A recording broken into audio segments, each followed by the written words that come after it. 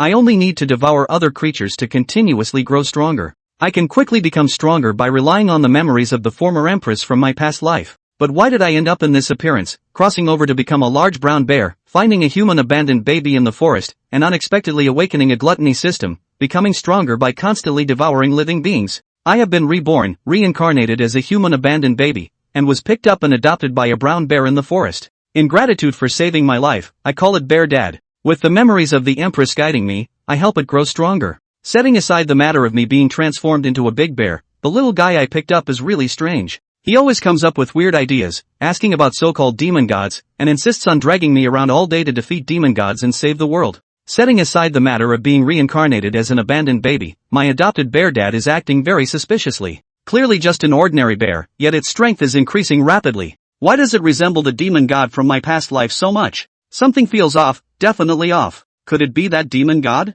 At this moment, my massive body is crouched in the cave, looking at the baby in front of me with a troubled expression. I found this baby in the forest today, and I couldn't bear to leave the little one to die in the woods, so I brought it back. But now what troubles me more is that the little one can't eat meat at all right now. Without milk, this little one will surely starve. At this moment, I am quickly thinking of a solution in my mind. For the past 2 years, I have transformed into a bear and lived alone in this forest. Despite having a human soul, I feel extremely lonely inside and long for a companion, even if it's just someone to talk to. Now, it seems like the heavens have heard my plea and sent me this little fellow. Naturally, I didn't want to just let it go so easily. I had to find some milk for this little one to drink. With this in mind, I decided to go and borrow some animal milk from the neighbors in the forest. As long as I could keep this little one alive, it would be fine. With this idea in mind, I quickly got up and walked towards the cave entrance, picking up a few pieces of wood and stones nearby to carefully conceal the opening. After all, I was just a baby. It would be easy for other wild beasts to snatch me away if I wasn't around. Where did this big silly bear go?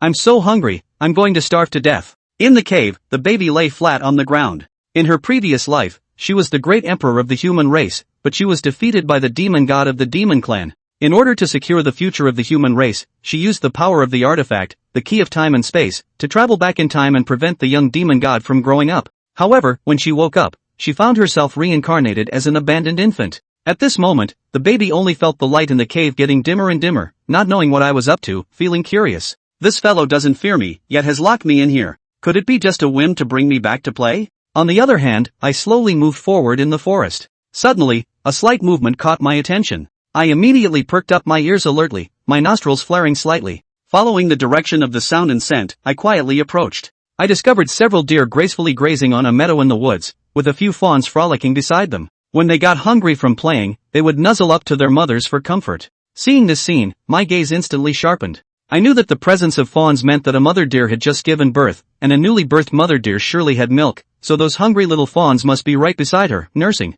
As I crouched down, I moved through the bushes like a ghost, trying my best not to make a sound. My eyes were fixed on one particular doe that seemed to be the most nourished, observing its every move, searching for the perfect moment to strike. The doe was robust and agile, making it no easy task to capture. As time passed by, I seized the moment when the mother deer slightly distanced herself from the other elks, and suddenly leaped out from the bushes. The mother deer instantly sensed the danger, widened her eyes in fear, and bolted away. I chased closely behind, my powerful limbs making heavy thuds on the ground, each step carrying a strong impact. The mother deer dashed desperately through the forest, weaving agilely between trees in an attempt to shake me off, but I had no intention of giving up. Relying on my familiarity with the forest and my exceptional endurance, I gradually closed the distance with the mother deer. As I turned a corner, I seized the opportunity and pounced. My sharp claws fiercely reached for the doe, causing her to let out a miserable cry, yet she continued to struggle. At this moment, I opened my bloodthirsty mouth and bit towards the hind legs of the doe, but I didn't intend to kill it directly because I needed it alive to provide milk for the baby.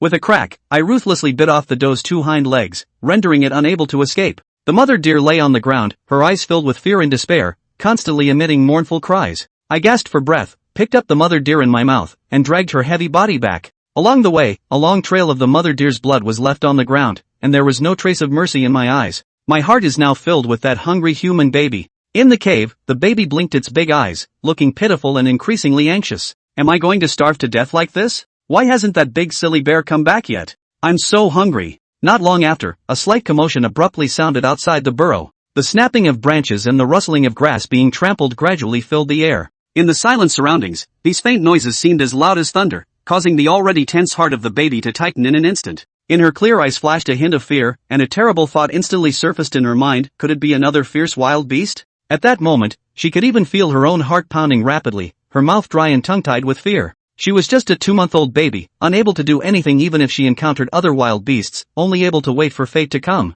Thankfully, that worry didn't last long. As the wood and stones of the cave entrance were peeled away, Jiang Che's familiar and strong figure quickly appeared in her line of sight. Although dragging the elk took a lot of energy, Jiang Che was content. At this moment, he was dragging a sizable elk slowly, and the elk's hooves made a few shallow traces on the ground. At this moment, the elk was no longer struggling. Its eyes were filled with despair and resignation, and its originally energetic limbs became weak and could only be dragged by Jiang Che. Only a few twitches now and then indicated that it was still alive and didn't want to accept its current fate. Little one, you have milk. After dragging the elk to the cave, Jiang Che inwardly sighed out. He looked towards the calm and noiseless little baby with joy and relief in his eyes. After all, that little baby was like a treasure given to him by the heavens, allowing him to find a trace of warmth and hope in this boring and lonely forest life. Afterward, Jiang Che carefully carried Jiang Ruoxue in his mouth to the elk's body. His movements were gentle and cautious, as if he was afraid of hurting this fragile little life. In order to prevent the elk from struggling and hurting the little one, Jiang Che braced his thick and powerful front limbs and protected Jiang Ruoxue in the center like a sturdy fortress. Seemingly sensing something, Jiang Ruoxue's tiny nose moved slightly, and soon smelled a hint of milk scent remaining on the doe's body, and that smell made her a little excited, and also brought her stomach to rumble anew. Is that a doe? Jiang Ruoxue's tiny brows were slightly furrowed, her eyes filled with doubt. A complex expression surfaced on her still childish face. Her mind was rapidly pondering, but she displayed the curiosity common to newborn babies, looking at Jiang Che with a burst of affection. Big dumb bear this is, trying to get me to drink deer milk? For a moment, it was as if she suddenly understood something, with a hint of disbelief in her eyes. Although, Jiang Ruoxue knew that some babies might be taken back and raised by wild beasts after being abandoned, but those were usually female beasts mostly and they would use their own milk to feed human babies. But the big stupid bear in front of her actually specifically captured an elk and came back, and also knew that she needed milk. Jiang Ruoxue reacted with a shock wave in her heart. It wasn't the doe dragged back in front of her that shocked her. It was the big brown bear's demeanor and the overwhelming intelligence. In her perception, the brown bear was nothing more than a ferocious beast and often a solitary creature. But the one in front of her shattered that inherent impression, that it would capture a doe in return for such a weak human baby as itself. Sniffing the milky scent in the air, Jiang Ruoxue was inwardly overwhelmed with emotion and wisdom, which gave her a whole new understanding of the brown bear. It seems, the beast isn't that scary, is it? Jiang Che looked at the little one frozen in place, and a trace of concern flashed in his eyes. He had taken great care to find food for this little guy, and now his careful appearance looked a bit clumsy. He slowly moved a bit, then gently moved the little guy's body, carefully adjusting the angle with his wide bare paws, so that Jiang Ruoxue's head came a little closer to the doe's abdomen again. The action was so gentle that it was as if he was treating the world's most precious treasure, fearing that he would hurt Jiang Ruoxue if he wasn't careful. Eat, eat, eat. This doe should ease your hunger. I hope you can take it. Seeing Jiang Ruoxue gazing at the doe in fascination, Jiang Che thought about it and then pushed the doe's abdomen with his broad bare paw. The look seemed to be saying something, but the little baby in front of him didn't seem to understand. In fact, Jiang Ruoxue had long been starving, and her little stomach was starting to rumble. Her small pink mouth trembled slightly and opened. Not caring about that much, the survival instinct drove her, not minding the dirt. She sucked directly towards the doe's abdomen. The sweet deer milk ran down her throat, making her feel fuller than she had felt in a long time. For a moment, a look of satisfaction appeared in Jiang Ruoxue's eyes and she accelerated the speed and strength of her sucking. Why didn't I think before that deer milk is also a delicacy on Earth? Alas, it must be that the emperor is too hungry. Seeing the little one eating happily, Jiang Che's heart was relieved. His muscles that had been tightly tensed slowly relaxed, and his entire body displayed a relaxed posture, and a look of relief appeared in his eyes. Finally, the little one's survival problem has been solved. This little being was just too vulnerable in the forest, and now, at least she won't be starving anymore. Doe, hold on a while longer, but don't die so soon. I'll let you live. The doe lying on the ground trembled violently, not knowing if it was because it sensed Jiang Che's inner thoughts or because of fear. A few moments later, Jiang Ruoxue was full. Her originally somewhat pale little face became rosy, and her eyes flashed with renewed light. Finally alive. She cheered in her mind. It felt so good to be full. Eating and drinking. Jiang Ruoxue's eyes looked at the brown bear in front of her. Her heart felt more and more affectionate, and her initial fear of the brown bear disappeared into thin air. Nowadays, this brown bear is like her dependence in this lonely world, her hope to live. Since you decided to raise this emperor, with this in mind, Ruoshue said secretly in her heart, then from now on, you'll be this emperor's bear father. Chapter 5, Devouring Beasts. Evolutionary Upgrade. In the bright and warm nest, Jiang Che's huge and furry body tightly protected Jiang Ruoshue. This little human baby, who was only 2 months old, was like a fragile blob in Jiang Che's warm embrace, and was sucking on the doe's milk with gusto. During this time, the fondness in Jiang Che's eyes never disappeared. However, after all this busy work, Jiang Che's stomach began to rumble, and that sound was exceptionally clear in the silent lair. He was already starving, and after all this, he was even more hungry at the moment, and his stomach was like an invisible hand stirring frantically, making it hard to bear. His eyes couldn't help but fall on the doe sprawled on the ground. The doe's fur glowed softly in the dim light, and the muscular lines of her body looked so tantalizing, as if each piece of meat spoke to him of the beauty of a full belly. For a moment, Jiang Che couldn't help but swallow his saliva, and the image of the delicious venison chewing between his teeth instantly surfaced in his mind, the tender and juicy texture seemingly close at hand. No, this doe can't be eaten. However, Jiang Che quickly said to himself in his mind, this doe is the little one's food source, the little one's hope for survival. If it is eaten, the little one is threatened with starvation, and this fragile little being may not survive in this world. He looked at Jiang Ruoshue's flushed face, the little one contentedly sucking on the deer's milk, completely unaware of the potential crisis around him. Gradually, Jiang Che's eyes became firm. He couldn't let Jiang Ruoshue fall into a desperate situation for the sake of a momentary full stomach. In the next few hours, Jiang Che proceeded to deal with Jiang Ruoshue's safety. He began by gently patting the ground around the den with his massive bare paws, checking the ground for any loose or hidden dangers. Then he moved his massive body and paced back and forth at the entrance to the lair, scrutinizing his surroundings. He pricked up his ears, not missing the slightest sound, and his keen sense of smell kept searching the air for possible threats. Soon, Jiang Che realized that one corner of the nest was a bit damp and worried that it would make Jiang Ruoshue catch a cold and get sick. So, he used his claws to dig out some dry leaves and branches nearby and carefully laid them on that damp area, creating a warm and cozy nest for Jiang Ruoshue. Then, he rubbed his body against the walls of the lair to make sure that there were no sharp stones or branches that would scratch Jiang Ruoshue's delicate skin. Even though nowadays, Jiang Ruoshue could only lie in her swaddling clothes, and it was impossible for her to move too far on her own. After checking his surroundings, Jiang Che uneasily looked at Jiang Ruoshue again. He gently rubbed his nose against Jiang Ruoshue's small face, and the soft touch made his heart melt. He knew that he had to find food soon or he wouldn't have the strength to protect the little guy. After Jiang Che reblocked the hole with wooden stones, he slowly left the place, turning back frequently. Though uneasy, hunger drove him to find food. After having a full meal, Jiang Che burped contentedly, then hurried towards the nest, his heart always thinking about Jiang Ruoshue. But just then, an abrupt voice rang out in his head, startling him. Ding! Congratulations to the host for gaining 5 evolution points. As this mechanical cold voice appeared, Jiang Che only felt a burst of light flashing before his eyes, and then a translucent system panel appeared, just hovering in front of him. Ooh, is Goldfinger fully activated? After reacting, he was overjoyed and hurriedly checked the various data on the system panel. Name, Jiang Che. Race, brown bear. Rank, sex, 60//0. Evolution points, 40. Well. It's true that you can get stronger just by devouring it, but so far it seems like it needs some more evolution points before it can start evolving. Being a social animal in his previous life, he quickly understood the various data and information on the system panel and grew more and more excited. However, once he thought that there was still a wailing little one in the nest, Jiang Che could only temporarily suppress his curiosity about the system. Next, Jiang Che traveled through the fringes of the forest. He searched among the grasses and shrubs, leaving no place untouched where there might be fresh, tender grass and leaves. Soon, Jiang Che discovered a few fresh and tender grasses, with crystal dewdrops still hanging on their blades, shimmering under the refraction of the sunlight. He carefully uprooted the tender grasses and set them aside on a pile of young leaves that had long since been piled up. Some of these young leaves are emerald green, some with a light yellow color. Each one is soft and full of life. Jiang Che carefully selected them, making sure that none of them were wilted or insect-infested. He knew that the food was vital to the doe's recovery, and the doe couldn't die now. She still had to provide milk for her young. That was the guarantee of their survival. The night was like a black satin that gently covered the entire forest. Inside the nest, the little one lay peacefully in a niche lined with soft leaves and did not cry like an unusual baby. Jiang Che lay on his side, his huge head slightly raised as he quietly looked at Jiang Ruoshue,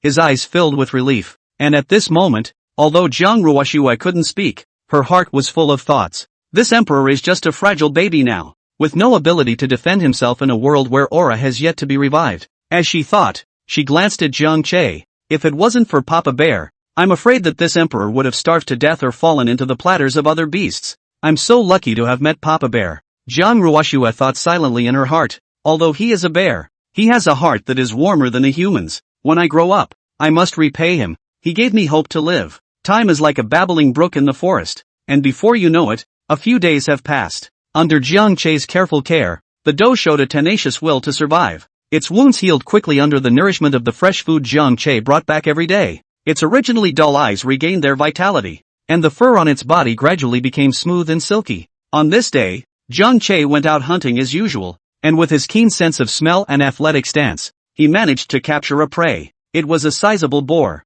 and after Jiang Che hunted it down with his sharp claws and sharp teeth, he began to devour it. Ding! Congratulations to the host for gaining 6 evolution points. Hearing the prompt, Jiang Che's mind moved, and the translucent system panel appeared in front of his eyes. Name, Jiang Che. Race, brown bear. Rank, sex, 60/0. Evolution points, 60. After all this time, he had finally gotten together what he needed to evolve. Looking at this data information, Jiang Che directly chose the evolution option without thinking. In the next instant, he could feel his body undergoing subtle changes, his strength increasing and his senses becoming sharper, as if the entire world had become clearer in his eyes. Chapter 6 Devouring Madness. Level 7. After the evolution ended, Jiang Che felt the changes in his body and excitedly paced back and forth in a clearing in the forest. He couldn't wait to test just how far his power had risen. The next moment, Jiang Che lifted his bare paw and swung it at a huge rock beside him, only to hear a boom sound. The rock was actually slapped with a deep crack, and the debris splashed. It surprised himself a little. After careful estimation, he realized that his power had fully doubled. Holy cow! It's unbelievable that it's been boosted so much all of a sudden. Seeing this scene, Jiang Che rejoiced inwardly and was now filled with hope for the future. Originally, as a brown bear that had been an adult for 2.5 years, Jiang Che was already considered one of the top hunters in this forest. His large and athletic body, strong and powerful limbs, and his incredibly sharp bare paws and fangs made many animals fear him and not dare to mess with him easily. Moreover, Jiang Che knew every corner of the forest, every stream, every place to hide and hunt. Neither the fox, the hare, nor the larger boar escaped him. And now, after doubling his physical qualities, Jiang Che felt as if he had been transformed. Every muscle was full of strength, and with every breath he could feel surging vitality surging through his body. Roar! With this in mind, Jiang Che confidently raised his voice to the sky, and that majestic roar echoed through the forest, startling a flock of flying birds.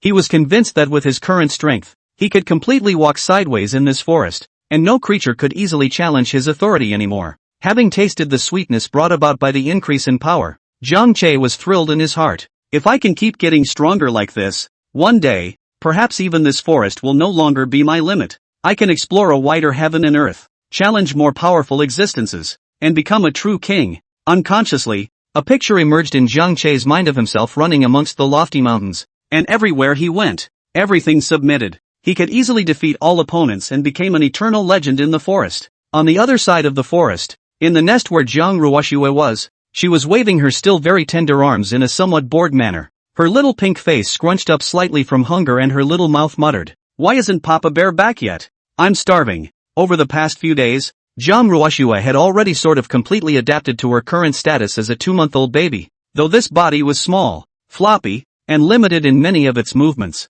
her soul had extraordinary powers. She realized that there didn't seem to be any aura in this world for her to cultivate, which made her a bit lost. Suddenly, Jiang Ruoxue's eyes lit up as if she had remembered something. That's right, the key of time and space. With some effort, she reached out her small hand and felt toward the silver pendant around her neck. This pendant was something she had been wearing since she was reborn, and she hadn't paid much attention to it before. And now, when she focused her attention on it, she was pleasantly surprised to find that it contained a large amount of spiritual energy. These spiritual energies were thick and pure, like a babbling brook, constantly emitting a mysterious aura. Great! Feeling the spiritual energy inside the key of time and space, Jiang Ruoxue rejoiced inwardly. In that case, won't I be able to cultivate? Her little face was aglow with excitement, and those bright eyes shone with a sparkle that stood out in the slightly dimly lit cavern. The technique that Jiang Ruoxue practiced was called the mixed breathing method. This Gong method was not simple. It was obtained by her from the cave of an ancient powerhouse by chance after the recovery of aura in her previous life. It was by virtue of the mixed breathing method that she was able to stand out in that world where there were so many powerful people, certifying as a half-step great emperor and becoming an existence that countless people looked up to. And in this life, Zhang Ruoxue had the opportunity to step back into cultivation so far in advance, and with the rich experience of her previous life. Unconsciously, Zhang Ruoxue secretly thought in her heart, "This must be an excellent opportunity given to me by the heavens. This time, I am confident that I will be able to break through the limits of my previous life and step into the great emperor realm that I have dreamed of but have not yet reached." Just thinking about this, Zhang Ruoxue's heart was filled with fighting spirit. Not only that, Zhang Ruoxue had a bigger goal in mind. In a previous life, the demon god brought great disaster. Countless living beings were in ruins. Cities were destroyed, cultivators were killed and injured, and even strong people like her paid a heavy price in the confrontation with the demon god. In this life, she was determined to stifle the demon god in the cradle ahead of time, not allowing the tragedy of her previous life to repeat itself again. After thinking for so long and setting her goal, Zhang Ruoxue no longer hesitated. She closed her eyes and began to run the spiritual energy in her body according to the techniques of the mixed breathing method. Her petite body trembled slightly, as if it had a marvelous resonance with the world around her. As time passed, faint spiritual lights began to surface around Zhang Ruoxue's body, which danced around her like elves. The spiritual energy flowed slowly along her meridians, leaving a trace of warmth behind with every acupoint she passed. As her cultivation deepened, she felt that her connection with the spiritual energy in the pendant grew stronger, and more spiritual energy was introduced into her body, constantly nourishing her body and soul. A few moments later, when Zhang Ruoxue was immersed in the marvelous state of cultivation, she suddenly sensed that Zhang Che had returned, so she stopped cultivating in a hurry, and the spiritual light that surrounded her gradually dissipated. At this moment, Zhang Ruoxue blinked her big eyes, a touch of puzzled look showing inside. How does it feel like Papa Bear's breath? Seems to have gotten a little stronger? She didn't know about Zhang Che's changes and understood that this world was barren of spiritual energy, so she was somewhat unable to figure out how Zhang Che did it. Shortly afterward, Zhang Che slowly plucked away the wood and rocks at the entrance of the cave, entered the cave and carried this little one underneath the dough. After feeling the tantalizing aroma of milk, the thoughts in Zhang Ruoxue's mind were immediately thrown away. She began to open her mouth and drink her milk without thinking about anything else. For the next period of time, Zhang Che traveled back and forth between the forest and the nest every day, and aside from bringing back enough grass for the dough, he was frantically hunting and devouring in the forest. As the weeks went by, Zhang Che didn't even know how many living beings he had hunted, but he needed to hunt farther away. On this day, before Zhang Che returned to his lair, his mind moved slightly, and the translucent system panel appeared in his line of sight. Name, Zhang Che. Race, brown bear. Rank, 770/0. Evolution points, 70. Seeing these data, Zhang Che directly chose the evolution option without thinking. In the next instant, an energy rushed straight into his body, causing his eyes to narrow slightly. Chapter 7. No. Are you guys drunk? How dare you rob Master Xion's prey? Somewhere in the forest, the surrounding air seemed to be agitated by the surge of energy within Zhang Che's body, and the leaves of the trees rustled as if they were applauding his upgrade. At this moment, Zhang Che's body was trembling slightly. Every inch of his muscles were being baptized with power, and his brown fur was flashing with a strange light under the sunlight, as if there was a layer of mysterious power flowing on its surface. He could feel that there was a force swimming rapidly within him and toughening the flesh and blood wherever it passed, as if his body was able to hold more power. As the upgraded energy gradually stabilized, Zhang Che slowly opened his eyes, excitement and confidence shining in his eyes. This feeling of power that fills the entire body is truly magical. I have to say, the upgrade process was quite comfortable, as if I had a sunbathing session. Although the upgrading process was quick and almost instantaneous under the system's effect, Zhang Che's perception of his body was extraordinarily sharp and knew what changes he had made. After feeling it properly, Zhang Che muttered, "This time, just how much has my power increased? Better figure it out before we accidentally hurt that little guy when we get back." In the middle of his thoughts, he raised his bare paw and casually grabbed it towards a large tree beside him. Snort! In the next instant, the bear's paw was easily embedded in the tree trunk. The hard bark was torn apart like fragile paper. A deep scratch appeared on the trunk, and wood shavings flew. The scratches were so deep that they went almost a third of the way through the trunk. Zhang Che looked at his masterpiece, his heart filled with surprise at his new power. Not bad, not bad. I haven't used my full power this time. I can actually do this kind of damage to this tree. He had purposely picked a huge tree big enough for 3 people to hug, and now it seemed that the system hadn't let him down. Immediately after that, Jiang Che swung his bare paw violently again, and a strong wind whistled past. The surrounding grass was pressed down low by the wind, and some small branches were even directly snapped off. Jiang Che was confident that with his current strength, he was definitely the overlord of this forest. Bar none. He walked through the forest with steady and powerful steps, each step falling like an earthquake, causing the ground to tremble slightly. Those beasts that had originally dared to be slightly provocative in front of him, now that they saw him from afar, they were scared less and fled in panic. Even the fiercest wolves in the forest, after hearing his roar, hid deeper into the cave with their tails between their legs, not daring to make a single sound. However, Jiang Che wasn't overwhelmed by this sudden power. He knew deep down that this was far from the limit. After all, it was only level 8 and he already possessed such amazing power. Unconsciously,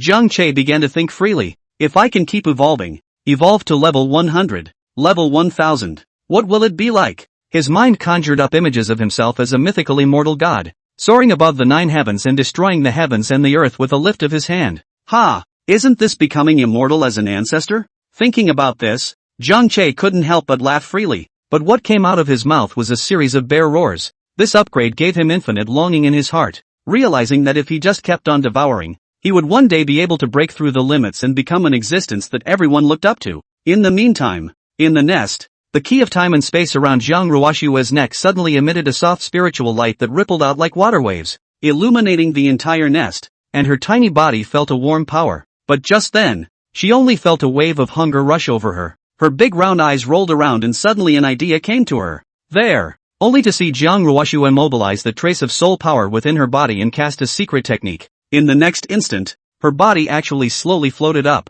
staggering towards the elk that was grazing not far away. It was a very comical look, like a little furry blob wobbling along in the air. Zhang Ruoshue's 2 small hands waved in the air as if she was trying to keep her balance. In mid-air, Zhang Ruoshue drifted forward for a while, and then backward for a distance, as if a large invisible hand was fiddling with it. She was also a little anxious about the delay in getting to the doe, her little face holding a reddish color. The doe, who was lying on the ground, suddenly felt movement above her head and looked up to see this amazing image, a 2-month-old human baby flying towards her. For a moment, the doe's beastly eyes seemed filled with surprise and disbelief. Finally, Zhang Ruoshue drifted underneath the doe, found the right position, and began to gulp down the milk. As she drank, Zhang Ruoshue suddenly sensed Jiang Che's aura. Papa Xiong is back. Her cute little face instantly showed a hint of panic. We can't let Papa Bear know about this, or we'll be screwed. Thus, Zhang Ruoshue hurriedly stopped drinking milk and once again performed her secret technique, staggering and floating towards the nest.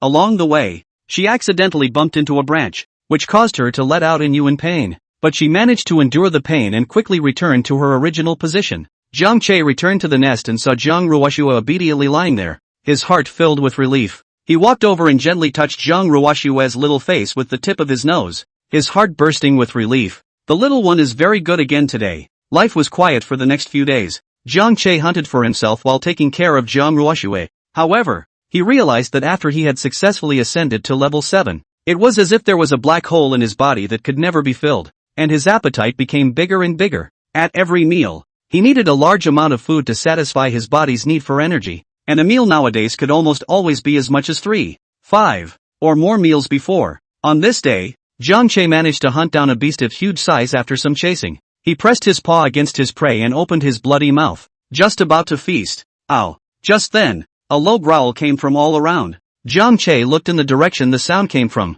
only to see a pack of wild wolves slowly emerging from the grass and woods. Their green eyes glinted greedily and menacingly in the shadows, locked on him and his prey. These wild wolves were obviously prepared. They surrounded in a fan shape, trying to fight with the many against the few, driving Jiang Che away from his prey, and then enjoying this delicacy that originally belonged to Jiang Che. Jiang Che was slightly stunned. He didn't expect this pack of wild wolves to dare to come and provoke in front of him. Isn't this a death wish? When he reacted, a hint of disdain flashed in Jiang Che's eyes, and a cold smile was also in his heart. Are you guys drunk? How dare you even rob Master Bear's prey? Chapter 8, The Big Bugs Are Coming. Come back quickly, Papa Bear. In the middle of their thoughts, several wild wolves surrounded them unknowingly, a greedy light flashing in their eyes as they growled lowly, revealing their sharp fangs as they pounced towards Jiang Che. Jiang Che, however, was fearless as he violently swung out a claw, the force of which was like a cannonball, directly smashing into the head of a wild wolf. Ow! Only a scream was heard as the coyote's head exploded like a fragile watermelon.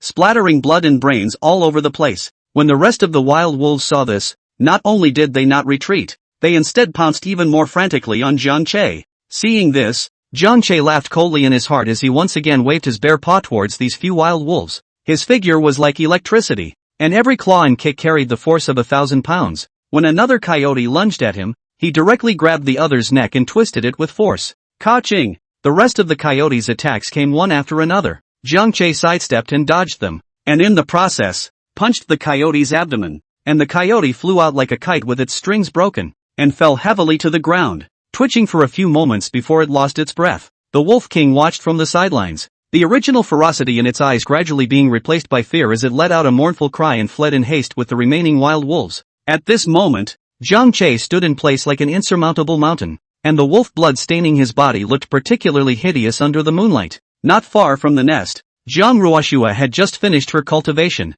Her little pink face was flushed slightly, and there were slight beads of sweat on her forehead. Feeling a little hungry after her training, she cast a secret technique to send herself to the doe for milk as she had done before. The doe lay still, and there seemed to be something in her eyes that missed her distant child, and she uttered a soft cry, which echoed through the nest. At this time, there was a hint of tenderness in its gaze as it looked at Jiang Ruoxue. Apparently, after this period of time, the doe had already treated Jiang Ruoxue, who came to drink milk every day, as her own child. Jiang Ruoxue drank her milk while gently stroking the doe's body with her small white hand, muttering in her heart, "When I'm able to eat meat, I'll let Papa Bear let you go. You're a good deer. Thanks for the milk." She already had a plan in mind, and when the time came, she could cast a secret technique to heal the doe's injured hind legs and allow her to return to the forest. Suddenly, Jiang Ruoxue looked like she sensed something. Her clear eyes flashed with a hint of alertness, wanting to see what was coming from outside the nest but failing to do so because of her tiny body. But she sensed an unfamiliar but unmistakably menacing aura, one that made her heart beat involuntarily faster. Just outside the nest, a large spotted tiger was attracted by the sound of deer. This tiger was huge, and the markings on its body were like a mysterious totem, exuding the majesty of a king. It hovered at the entrance of the cave, seemingly a little afraid of the aura that Jiang Che had left around earlier, and a hesitant light flickered in its eyes. In fact, in the middle of this forest, there were generally very few conflicts between big game hunters, for every conflict could leave them badly injured,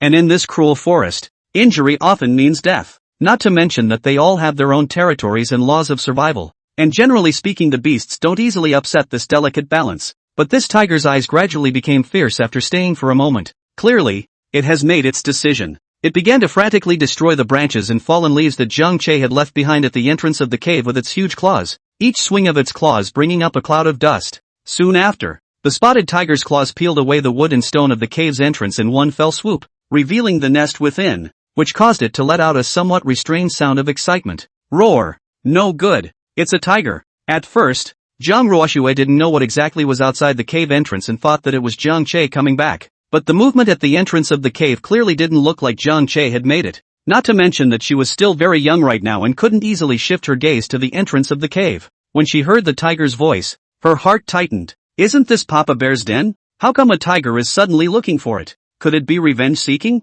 In just a few seconds, many thoughts flashed through Jiang Ruoxue's mind, and she even wanted to cast a secret technique to save herself. But the thought was deadened as soon as it burst forth. No! Casting a secret technique would be able to severely injure this tiger. But this emperor is bound to have his foundation damaged. What to do? Yoo-hoo! Beside her, the doe heard the sound of the tiger's whistling and let out an uneasy voice as well. The sound was like a signal for help, or a helpless cry of impending danger. The voice echoed through the lair, making the atmosphere more and more tense. The doe's legs that were broken by Jiang Che hadn't fully recovered yet. Not to mention that the tiger was blocking the entrance of the cave, so even if it wanted to escape, it had no place to do so. A man and a deer, tense in this lair, growing more and more fearful because of the tiger's destruction, don't know how to react. Whoa! At this point, the spotted tiger was still destroying the wood and rocks at the entrance of the cave, leaving deep claw marks with every movement. Although the protections left behind by Jiang Che were certainly sturdy and could not be easily destroyed even by an adult, they were still being destroyed little by little when facing a behemoth like a tiger. In the lair, Jiang Ruoxue moved her head slightly, and the tiger's huge head had appeared in her gaze, and immediately, her small face tightened, and she screamed inwardly, "Come back quickly, Papa Bear!" She knew that if the tiger broke through the guard set up by Papa Bear, both herself and the doe would be in a desperate situation. After dwelling on it for a while, The look in Jiang Ruoshue's eyes grew firm. No, we can't let this guy rush in. She bit her lips tightly, her tiny fists clenched tightly, and had already decided to use the power of the key of time and space to forcefully cast the secret art to drive the tiger away, even if, with her current ability, she is not enough to fully manage the secret art of driving away the tiger. This was a risky endeavor for Jiang Ruoshue, and he knew very well in his heart that if the secret art went out of control, it would likely bring about a huge backlash against him. However, in order to guard herself and the dough, Jiang Ruoshue had to forcefully cast it as well. Just as the key of time and space was about to levitate in the air,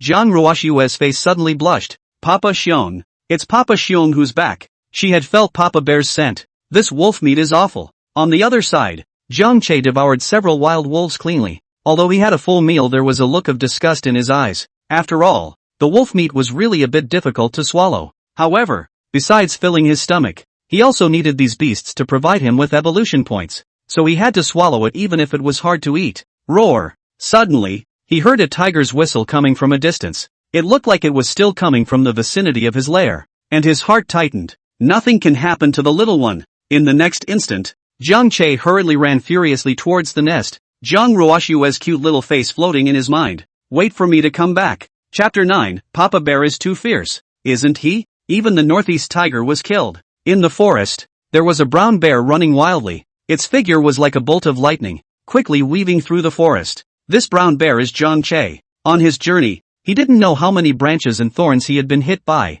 but he didn't even realize it, simply because there was only one thought in his mind: to get to the nest as soon as possible and ensure Jiang Ruoshue's safety. As he ran wildly, Jiang Che's breathing gradually became rapid, and each step carried a powerful force that stomped out a deep footprint on the land under his feet. The wind whistled past his ears as if it were also cheering him on, urging him to go faster, faster, for the danger heralded by the tiger's roar might be inching closer to his cherished little one. A few moments later, Jiang Che furiously ran outside the nest, and what met his eyes was a raging northeastern tiger. The northeastern tiger was attacking the protection of the lair again and again with its strong claws. Each impact caused the air around it to quake, and a large number of cracks had appeared on the protection, as well as a number of pieces of wood and stone that it had peeled aside to reveal the entrance to the cave. Roar! In an instant, Jiang Che let out a roar of extreme anger, and there was an endless majesty and fury that reverberated throughout the forest, and that roar seemed to be saying, "Dare to attack my nest? You really don't want to die." His heart burned with burning fury,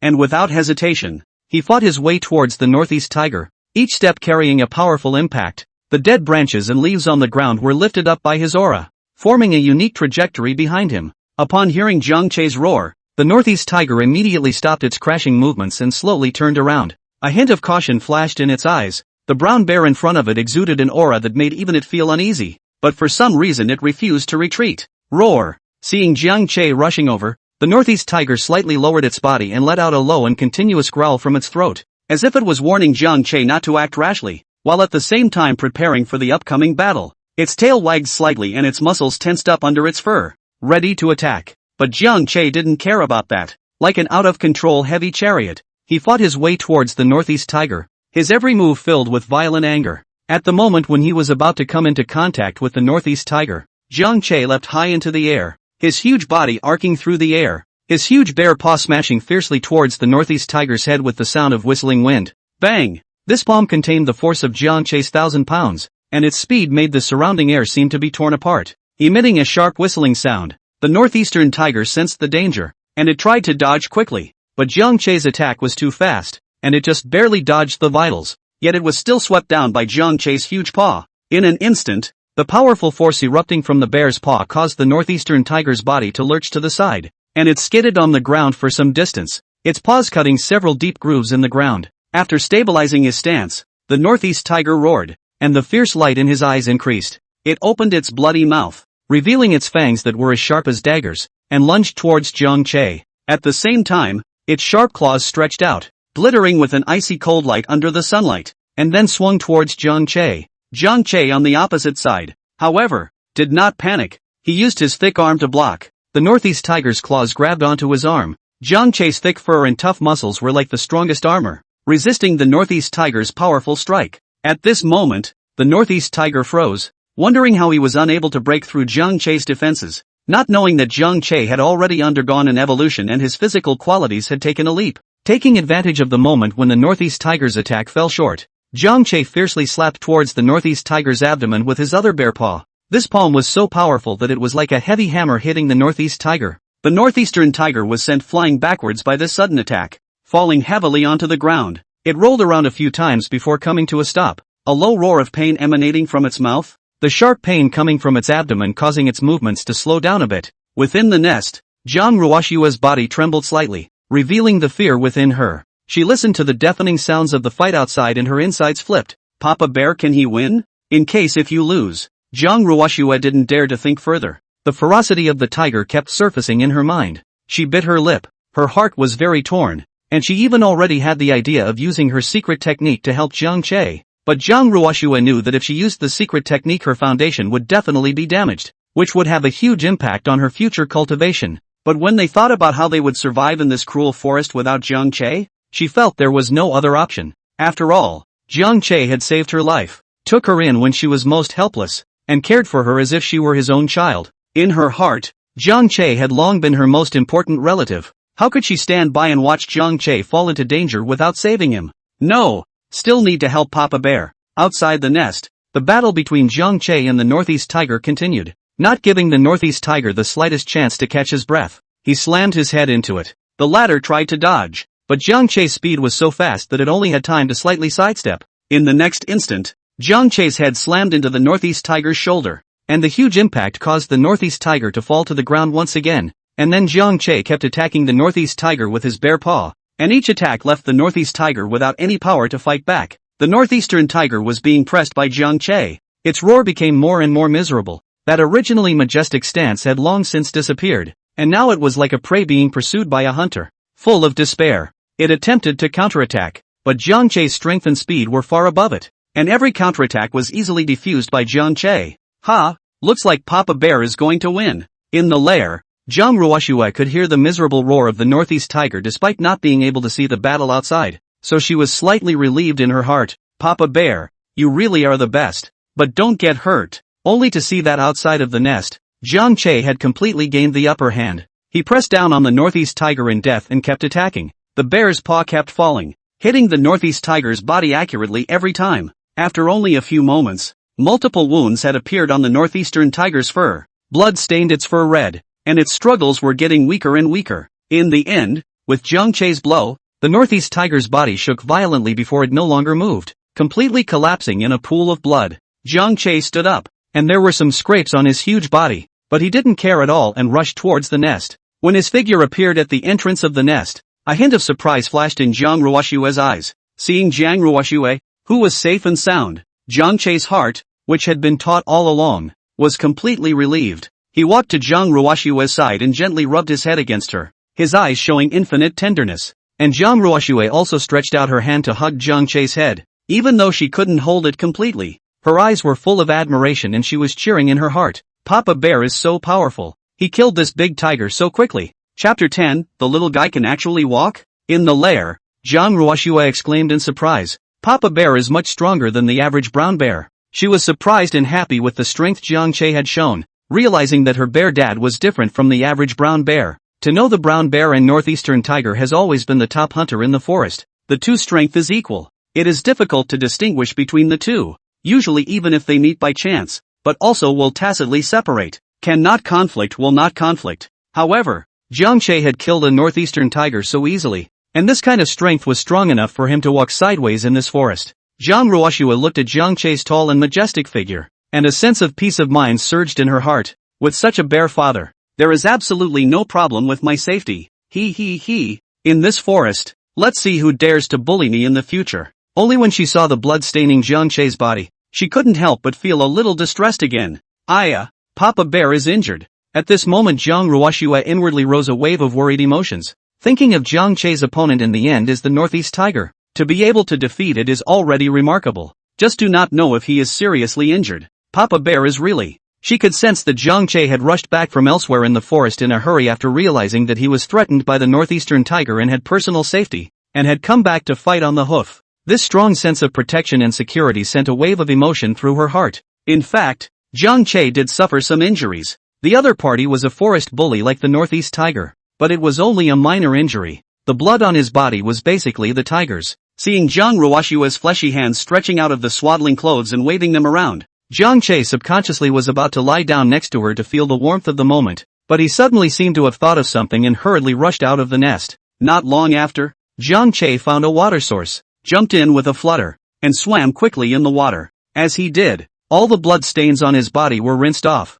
quickly coloring the water around him red, with a faint scent of blood filling the water. At this moment, Jiang Che slightly twisted his head and saw a slight claw mark at the location of his left calf, where the fur had been cut open, revealing a trace of scarlet flesh. That's the minor injuries the Northeast tiger inflicted on him. Seeing that the wound was not big, Jiang Che ran around in the water again beautifully, and in his heart, he was also contentedly thinking about something. Just now, the little guy looked at me with eyes that seemed to be full of worry, and it seems that he also knew that he was on the same side as me. Not to mention, feeling the gaze of the little one makes even the most tired become lighter in an instant. With this thought, Jiang Che carefully cleaned his body again and comfortably took a bath until there was not a single trace of blood and stains visible on his entire body. Only then did he come out of the water. To go near the little one with a strong smell of blood, how bad would that be? I can't have the little guy living in a stinky nest. After his bath, he headed back towards the lair while keeping an eye out for weeds along the road, ready to bring some back to the doe so she could produce more milk to feed her young.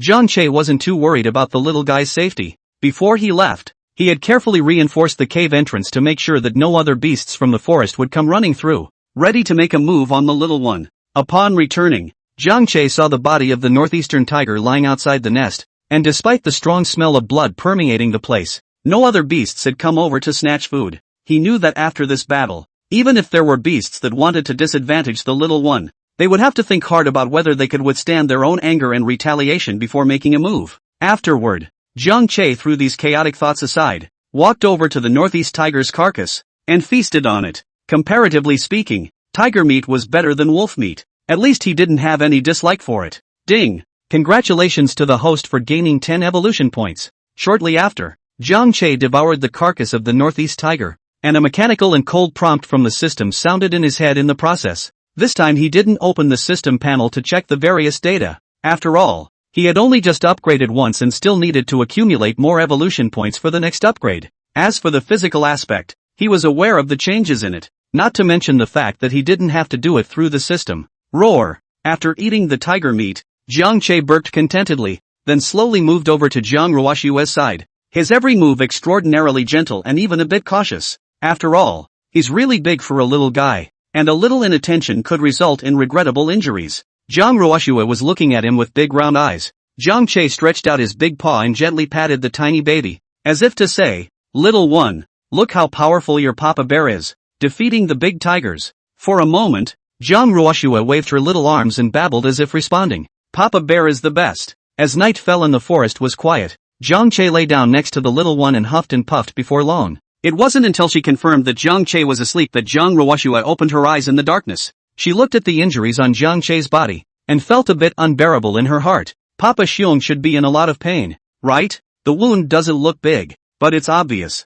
I don't even know how much blood has been spilled. This is the wound Papa Bear got to protect me. With this in mind, she gently urged the aura in her body, only to see a faint aura slowly drilling into Jiang Che's body, and a satisfied smile appeared on the little guy's face, which was adorable. The next day, Jiang Che woke up leisurely and suddenly realized that all the injuries on his body had healed, which surprised him. He scratched his head, pondering in his mind what was going on, but didn't think much of it, just assuming it was because his physique had gotten stronger and his self-healing ability had improved along with it. Well, that should be it. Time just went by, and another half a month passed. Early that morning, the sunlight poured through the gaps in the leaves, dappling them. Jiang Che was still huffing and puffing when he suddenly felt his nose itching a bit, so he opened his eyes in a daze and almost got a shock, only to see that the little one was standing in front of himself, stretching out his little fleshy hands to touch his face, and now and then squeezing it slightly harder, as if he was curious about everything. Seeing this, Jiang Che was so surprised that his pupils contracted violently.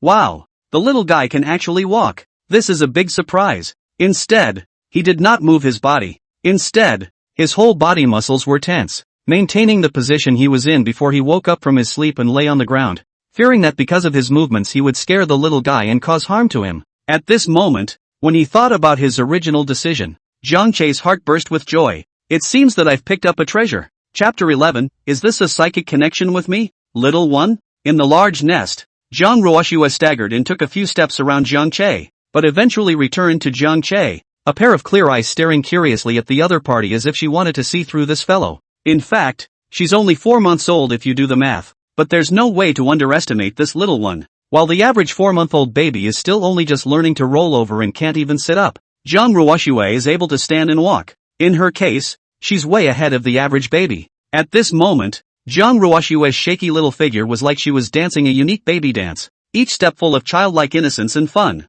This was naturally related to the fact that she had utilized the aura within the key of time and space to cultivate during this period of time. The key of time and space was like a mysterious treasure trove that hid endless treasures. The aura inside was pure and rich, and it constantly nourished Zhang Ruoxue, allowing her to grow at a speed that was beyond the imagination of ordinary people. Papa Bear looks so silly. Zhang Ruoxue's big black eyes flashed with a spiritual light as she looked at Jiang Che in front of her, quietly muttering in her heart, and with her playful expression, that cuteness couldn't be hidden. Kind of cute, she added mentally, before holding out her own small, fleshy hand. That little hand was like a small white and tender steamed bun, the chubby fingers slightly curved, reaching towards Jiang Che's bare face, touching and pinching it, as if groping for his beloved toy. At this moment, Jiang Che's huge body was lying on the ground like a small furry mountain as he quietly looked at the little guy, his eyes filled with favor. He let the little one's soft little hands touch his face, and lay down where he was without moving, afraid that the slightest movement of his own might frighten this lovely little baby.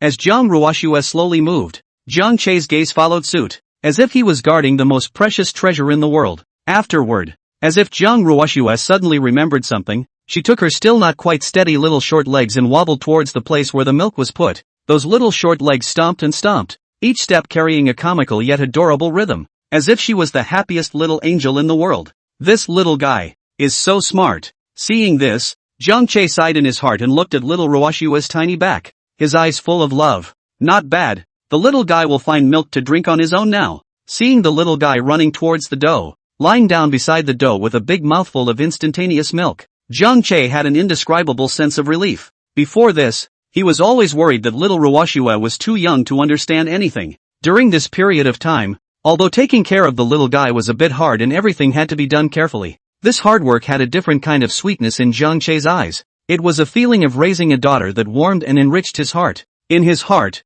he had long ago taken this cute little one as his own daughter. Seeing that the little guy was able to walk, Jiang Che's heart couldn't be happier. That joy was like sunlight piercing through the clouds and sprinkling his heart. Well, it's even happier than eating a meal of tiger meat. Well, the milk's a little short. After Zhang Ruoxue finished her milk, the corners of her mouth carried a circle of milk stains. The look was like a gluttonous kitten leaving conspicuous evidence. She smashed her little mouth, looking like she hadn't had enough to eat, her little brow slightly furrowed in cuteness. During this period of time, she had used up quite a bit of energy due to her cultivation, and just eating milk was no longer enough to satisfy her body's needs. At this moment, Zhang Ruoxue now felt like her little stomach was still empty, like a small black hole that could never be filled. She rubbed her not-so-round belly and mentally anticipated, if only I could eat meat. It's just that she doesn't want to eat raw meat. The fishy smell is too heavy, and she's still small and her intestines are weak. She can't digest all that raw meat. Zhang Ruoxue thought, the image of the meat floating in her mind, the fragrant roasted meat, nourishing and bubbling with oil, made her little mouth unconsciously secrete some saliva. How can I get Papa Bear to grill me some meat? Zhang Ruoxue cocked her little head and began to think about this dilemma. After all, she couldn't speak now. Even if she barely made a sound, Papa Bear wouldn't understand her.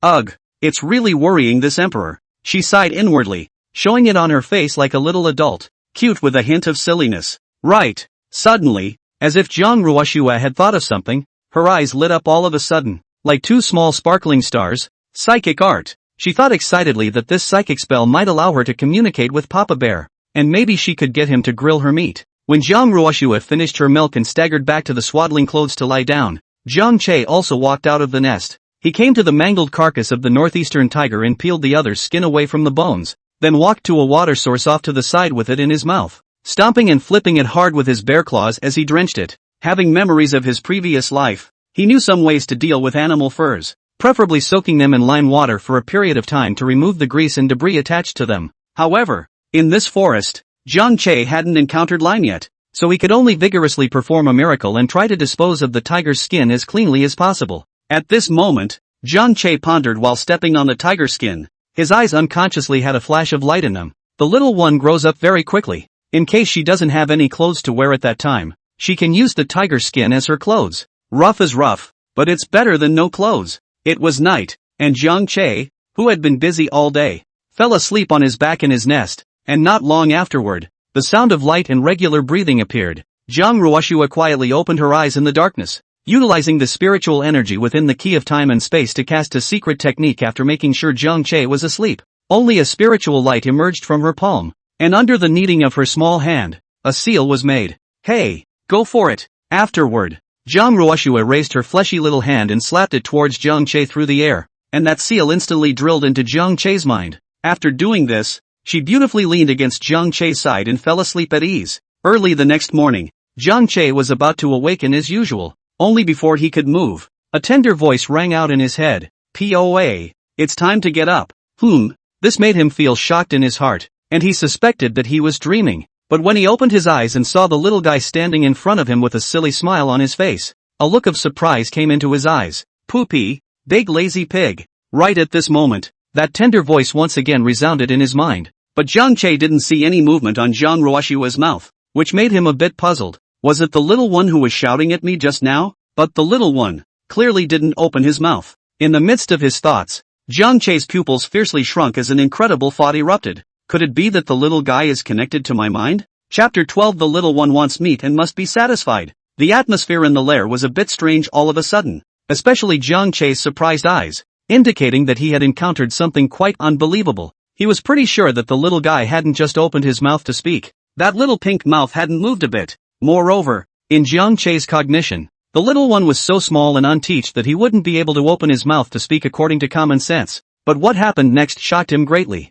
"Poopy, why are you ignoring me?" In an instant, that childish voice once again resounded in Jiang Che's mind. At this moment, Jiang Ruoshua's big round eyes seemed to have a hint of aggression in them, as if Jiang Che was ignoring her. In fact, this was entirely because she saw the doubt in Jiang Che's eyes and thought that Papa Xiong hadn't heard her, so she called out again. It was just that because she was so young, that expression looked a little aggravated. At this moment, Jiang Che's eyes widened and his heartbeat couldn't help but speed up, clearly knowing that no one else but the little guy could have made this sound. But what was in front of him was so strange that it was hard for him to believe it. With the help of psychic magic, Jiang Ruoshua was able to do this. Psionics, a magical technique that allows the inner voice to be expressed and also passed on to the target, as well as accessing the other person's heartbeat. But to access the other person's heartbeat, one just needs to cooperate. More crucially, this secret art was not restricted by race, whether it was a human, a beast, or a being of another race. As long as one mastered the psionic art,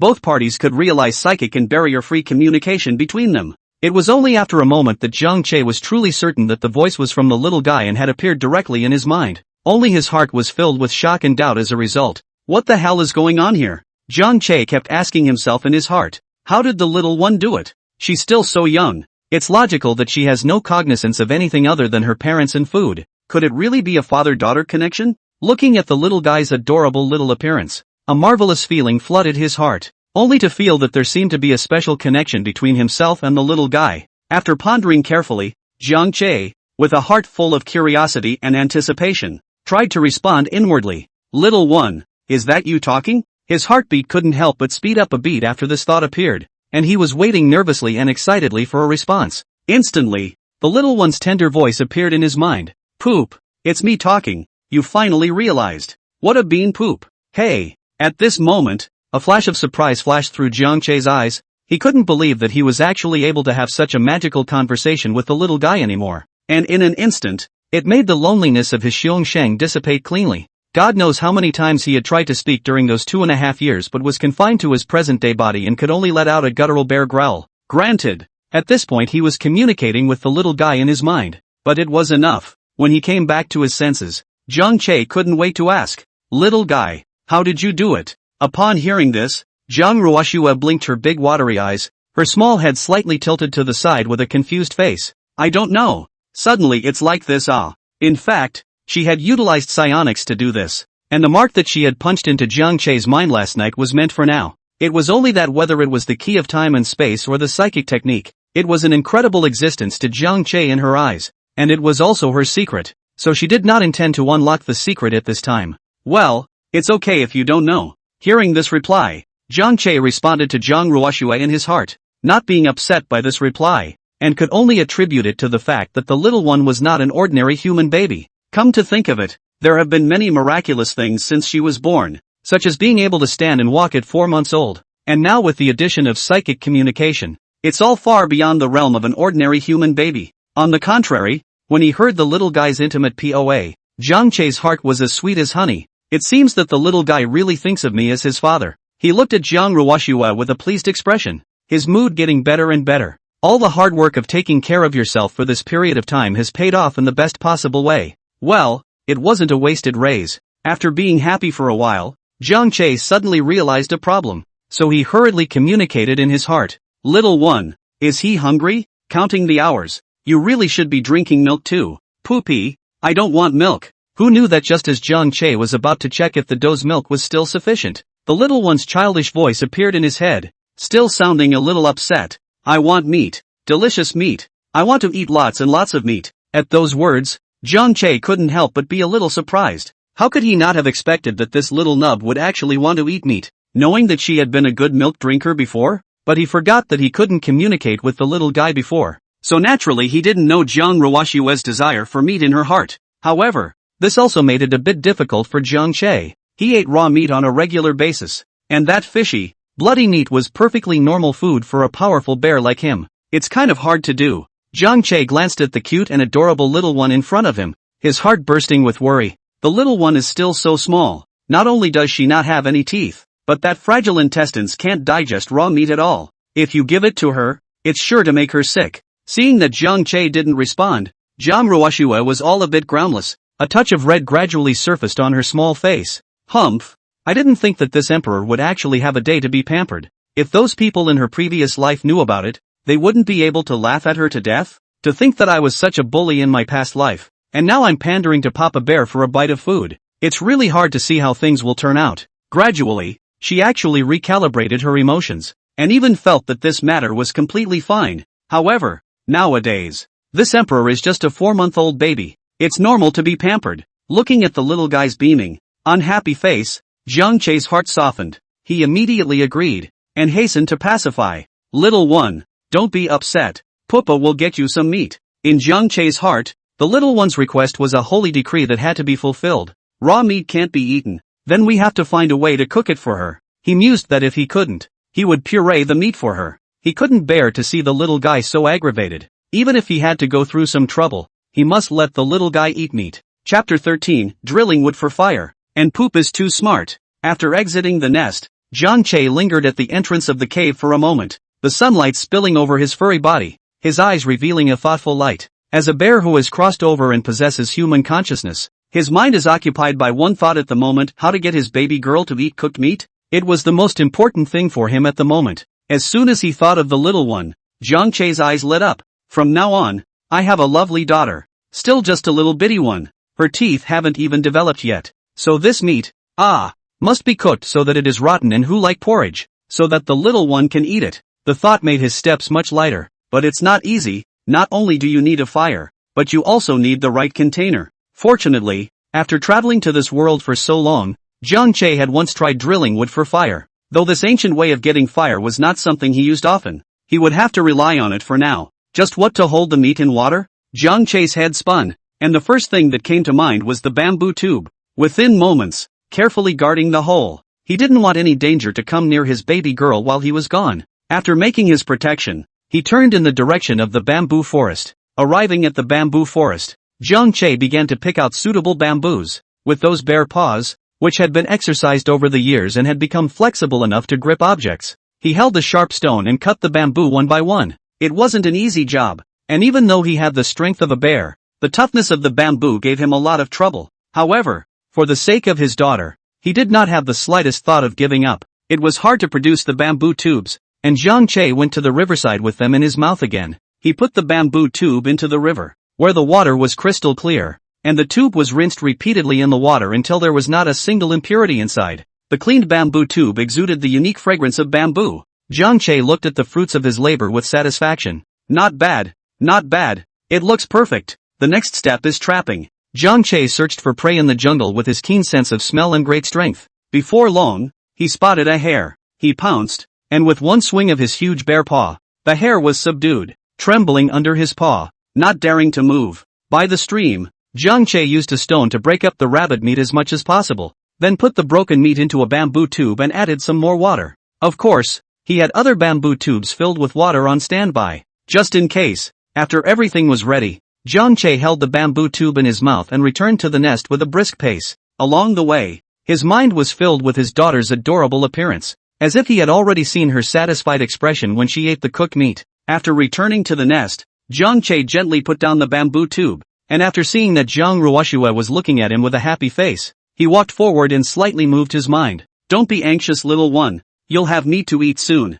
Wait a while. Oh, yeah, Papa Bear this is, bringing back bamboo tubes? That's too smart. Zhang Ruoxue's eyes were glowing, staring at the polished bamboo cylinder for a while, her eyes filled with an unexpected look. Look at the bamboo cylinder. It was carefully polished, there isn't even a single barb on it, and the mouth of the bamboo cylinder looks very rounded. Wow, so Papa Bear is very attentive too. Without realizing it, Zhang Ruoxue had been stunned by what she saw. When she came back to her senses, she waddled over to Jiang Che, stretched out her fleshy little hands to cup each other's noses, and communicated with Jiang Che using psychic magic. Papa, you're too good. In response, Jiang Che only responded with a look of delight, and then began to prepare the tools for drilling wood for fire. Taking advantage of this time, Zhang Ruoxue sat down next to the bamboo tube and poked her little head out to look around. When she saw what it contained, meat that had been cleaned and cut into small pieces, she was even more inwardly impressed. This feeling of being cared for,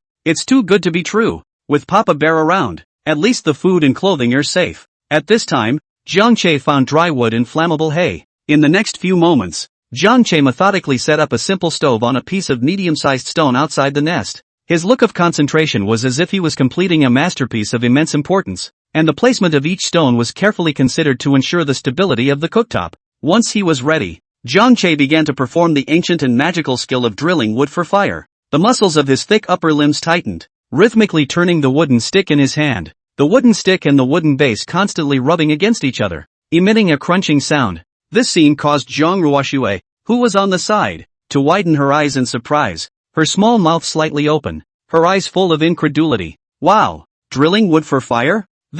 How could she not have expected that her seemingly ordinary Papa Bear would have such amazing skills? In her mind, Jiang Che had long been more than just a physical quality that was far stronger than that of an ordinary brown bear. His intelligence was far beyond that of an ordinary animal. Under Jiang Che's continuous efforts, a wisp of green smoke curled up from the friction, and immediately afterward, a tiny bit of fire appeared. He hurriedly stopped what he was doing and moved gently, adding fine, dry moss to the fire. That careful look, as if the fire was the most precious treasure in the world. The fire jumped merrily, fueled by the firewood, and grew hotter and hotter. Seeing that the fire was normal and wouldn't go out easily, Jiang Che picked up the bamboo tube containing rabbit meat and water and gently placed it on the already blazing fire. The water in the bamboo tube gradually warmed up under the heat of the flame and began to tumble. Before long, some of the water inside had evaporated, and Jiang Che unhurriedly picked up the spare bamboo tube next to him and added water to the one that was boiling. He eyed the bamboo tube, waiting patiently for the flame to keep working its magic.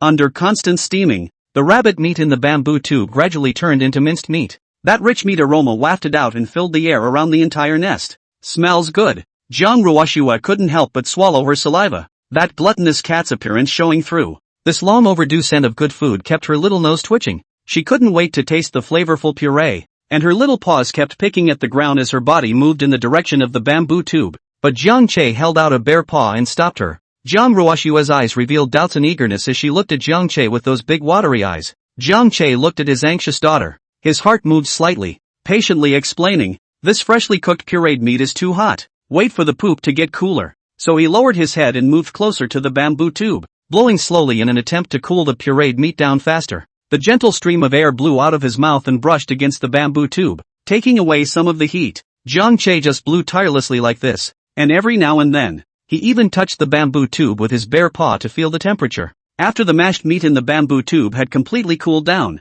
Jiang Che found the thin bamboo strips that he had washed when polishing the bamboo tube. He gently picked up a bit of mashed meat with a bamboo stick and passed it to Zhang Ruoxue's mouth. Zhang Ruoxue opened a tiny mouth and swallowed the mashed meat on the bamboo strip in one gulp. That satisfied expression instantly blossomed on her face like a small flower in full bloom. She happily clapped her little paws and made sounds from her mouth, as if she was telling Jiang Che that this was the most delicious thing she had ever eaten. Chapter 14. It's nice to know how to be thankful and not have to worry about raising a white wolf. Eat this much first. Looking at his daughter Jiang Ruoxue, who was eating happily, Jiang Che's heart was filled with compassion. This was the little guy's first time being weaned. Jiang Che didn't dare to be the slightest bit careless, cautiously feeding only a quarter of the minced meat puree in the bamboo tube before stopping his hands. He knew that the little one's intestines still needed a process of adaptation, and he couldn't eat too much at once. But Jiang Ruoxue wouldn't do it. Poopy, I want more. Jiang Ruoxue's big round eyes were full of longing. She was eating sweetly, but when she saw Jiang Che take the bamboo tube away,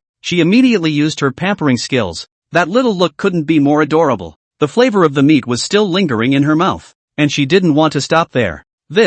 For a while, Jiang Che was a bit hesitant. Looking at his daughter's gluttonous appearance, he was a bit surprised in his heart. I didn't expect this little bitty one to actually be able to eat so much. It seems that the little one's appetite is better than what he expected. I'm hungry and I want more. Jiang Ruoxue continued to be pampered, and that soft and sticky voice kept echoing in Jiang Che's heart. She stretched out her little hand and tried to reach the bamboo tube, her eyes unblinking as she stared at Jiang Che, her eyes filled with supplication. Looking at his daughter's look of not having enough to eat, Jiang Che really couldn't bear to refuse. He thought about it and picked some more mashed meat with a bamboo stick and fed it to the little guy. After feeding the little one, the rest of the boiled water in the bamboo tube had cooled. He carefully dipped a bamboo strip into the water and handed it to Jiang Ruoxue's mouth. Watching her finish the water little by little, the water moisturized the little one's throat and added to the comfort of her well-fed little tummy. Looking at Jiang Ruoxue's satisfied look, Jiang Che's heart was filled with happiness. He felt that all the hard work was worth it for his daughter.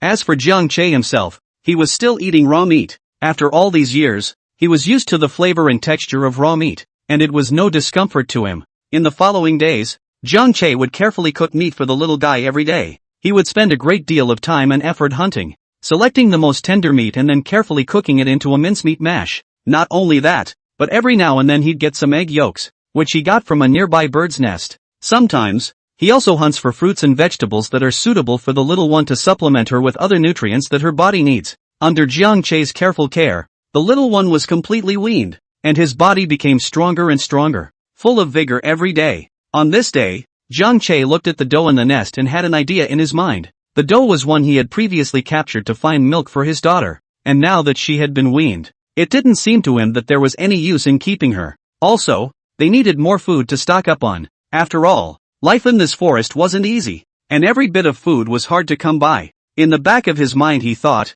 it's time to eat the doe. However, Jiang Ruoxue seemed to sense Jiang Che's intentions. Her tender voice resounded in Jiang Che's heart. Poop, are you going to eat it? Aha! Jiang Che responded. He didn't feel anything wrong. In his opinion, it was just a need for survival. But I don't want Poopy to eat it. Jiang Ruoxue's voice carried a hint of anxiety and reluctance. At once, Jiang Che understood that the little guy had special feelings for the mother deer because he had eaten her milk. He was moved in his heart. The grace of breastfeeding was something worth remembering for humans, and he didn't realize that his daughter, though small, knew this emotion. Instead of being angry, this filled him with joy. The little one will be thankful, and that is a more than good thing. It shows that she has a good heart, or at least won't become an ungrateful, white-eyed wolf in the future. Then let it raise some more time. Returning to his senses, Jiang Che's heart moved and promised the little guy. He knew that the doe's leg injury had not yet healed, and if he let her go now, she would have a hard time surviving in this cruel forest, and might fall into the food of other beasts. So, for the sake of his daughter, and for the sake of the doe, he decided to keep her on. Ding! Congratulations to the host for gaining 8 evolution points. On this day, after Jiang Che had eaten, the already familiar cold mechanical prompt sounded in his head, and with a slight movement of his mind, the translucent system panel unfolded before his eyes. Name, Jiang Che. Race, brown bear. Rank, 880//0. Evolution points, 84. Seeing these data, Jiang Che realized that he had already scraped together the evolution points needed to ascend to level 9, and immediately chose the evolution option without hesitation. Suddenly, a power so majestic that it was like a raging tsunami surged out of nowhere within him. This power was like the power of a star river rushing from the depths of the universe, and in an instant, every inch of Jiang Che's flesh and blood was filled with this power. They were like a herd of runaway wild horses, rampaging through his body, and wherever they went, shock after shock erupted from within his body, seemingly burning him up. As the power continued to pour in, Jiang Che's muscles began to tremble violently, and every muscle felt like it was undergoing a brutal baptism. The muscle fibers, nourished by the power, thickened and lengthened at a speed visible to the naked eye, intertwining more tightly with each other. They are like tough steel wires that contain endless explosive power. The skin on the surface of the muscles was also stretching, with a hidden luster flowing as if it was covered by a mysterious metal film, becoming tougher and able to withstand more powerful attacks. Not only that, Jiang Che's bones were also undergoing radical changes. The power was like a delicate carving knife, penetrating deep into the bone marrow and remodeling the bones. The bone marrow inside the bones looked like it had been set on fire, flickering with golden light, and this light spread out along the texture of the bones, making each and every one of them even more crystalline and indestructible. At the same time as this series of changes, Jiang Che's body began to gradually grow larger. His limbs became even thicker and more powerful. The bear's paws were like huge bushels, and each claw was like an incomparably sharp sword, flashing with a cold aura, and with just a slight wave, it could bring up a whistling wind sound, as if even the air could be easily torn apart. At this moment, his back was even wider and thicker, like a lofty mountain peak carrying his growing strength. Under the impetus of this majestic power, Jiang Che managed to break through to the 9th level, and his body underwent a huge change. After successfully rising to level 9, Jiang Che returned to the nest. In an instant, Zhang Ruoxue could see the changes in him, and after being surprised inwardly, she was overwhelmed with emotion. Poop seems to have gotten a little bigger and a lot stronger. How the hell did that happen? After all, it seemed to her consciousness that brown bears didn't seem to grow a lot after they reached adulthood, but Papa Bear was clearly surpassing unusual brown bears by too much right now. This is so weird. Chapter 15 Zhang Ruoxue, Papa Bear is injured. Humans are so annoying. In fact, Zhang Ruoxue wasn't the only one who felt strange. Sometimes Jiang Che would have the same doubts within his heart, doubts that puzzled him. At this moment, Jiang Che looked at the precious daughter he had picked up and pondered in his heart for a while. The development speed of this little one is a bit too fast. Not only is her head rubbing upwards, even her teeth have popped up several times as if they were spring bamboo shoots after the rain.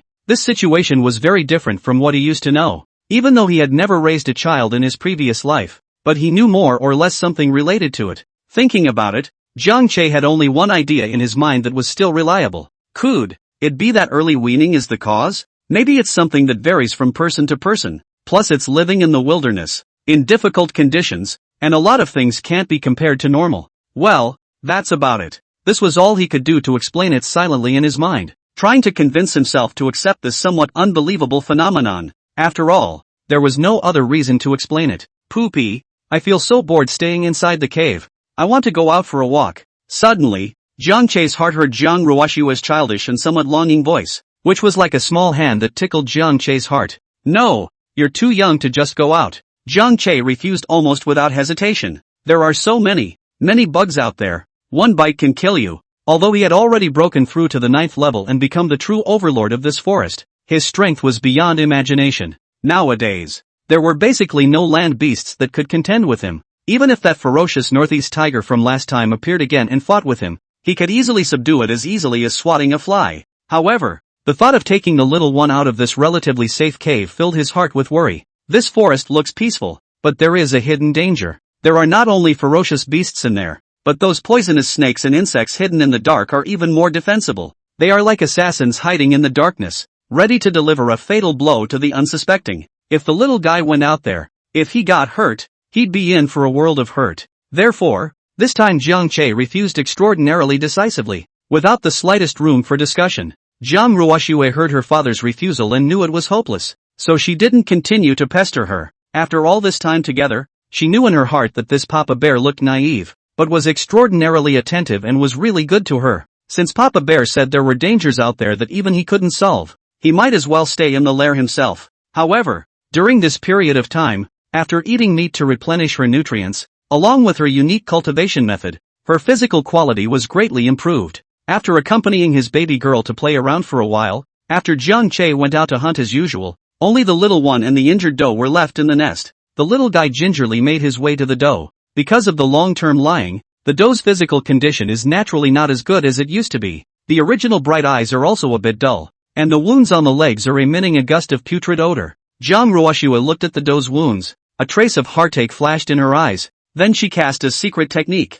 Little dear good boy. You won't be in pain soon. I'm not going to watch you weaken a little bit. Only a soft green luminescence slowly overflowed from her small hand, like a warm flame, wrapping around the doe's wound. Under the illumination of the green fluorescent light, the hideous wound seemed to be infused with the power of life and began to heal at a speed visible to the naked eye. Soon, the doe actually miraculously stood up. It first moved its injured leg with some disbelief, and then an excited light erupted in its eyes. The doe ran around the cave a few times, feeling the renewed health and letting out a joyful grunt. This drew a giggle from Zhang Ruoxue, who felt that it was worth her while to fix the doe's wounds. After scattering for a while, the doe rejoined Zhang Ruoxue and rubbed against her affectionately. It could clearly feel that it was this cute little guy who had exerted the magical power that allowed it to get back on its feet. Therefore, it looked at Zhang Ruoxue with deep love in its eyes, as if Zhang Ruoxue was its own child, and was extraordinarily fond of this little fellow. Zhang Ruoxue stretched out her fleshy little hand and gently touched the doe's cheek, her eyes full of joy. She had survived on this doe's milk, and after all this time together, a strange bond had developed between both of them. A bond that allowed them to get along so well that sometimes it only took a gesture to know what the other wanted. Sure enough, when Zhang Ruoxue patted the doe's stomach, the latter directly laid down. She then took her short legs and sat on her butt next to the doe, laying down with her head resting on the doe's stomach, her eyes full of smiles. It's so comfortable. When Poopy comes back, I'll make him let you go. Zhang Ruoxue was communicating with the doe with her psychic technique. She could feel the doe's desire for freedom, just like she was eager to get out of the cave to see the outside world. As expected, the doe first looked at Zhang Ruoxue when she heard the tender voice. Then Yo-Yo barked, her voice filled with excitement and anticipation. After spending some time with the doe, Zhang Ruoxue got up and walked to the side, and the little guy sat down with his legs crossed in style and began to cultivate. Time just passes without realizing it. After another while, Zhang Ruoxue, who was in the middle of cultivation, suddenly sensed a movement outside the nest, and she instantly woke up from her cultivation state. She perked up her ears alertly and listened carefully to the sounds outside. Then a bad feeling welled up in her heart. It's Papa Bear. No, Papa Bear, this is injured. At that moment, Zhang Ruoxue's heart was anxious as she hurriedly stood up and ran towards the cave entrance. The moment she saw Zhang Che, her eyes instantly turned red. Zhang Che's huge body was speckled with blood, which looked particularly harsh on his dark fur. Watching this scene, Zhang Ruoxue's heart ached so much that tears welled up in her eyes, and she hurriedly ran forward in concern, wanting to know how Papa Xiong's injuries really were. With just one glance, she recognized that the injury on Zhang Che's arm was a gunshot wound. The fur around that wound was charred, and blood continued to ooze out. As if to speak of the cruelty of human weaponry, some pieces of metal were still visible on the bloody arm. Instantly, a wave of anger surged in Zhang Ruoxue's heart, itching to immediately go and find trouble with those culprits. These humans are still really annoying. She then immediately called out with her psychic technique, fearing that Zhang Che would have an accident due to his injuries. POA. How are you doing? POA. Chapter 16. Zhang Che, the little guy can actually heal? Picked up a treasure. Although Zhang Ruoxue herself was a human being, her experiences in this life had allowed her to forge an incomparably deep bond with Zhang Che and the doe.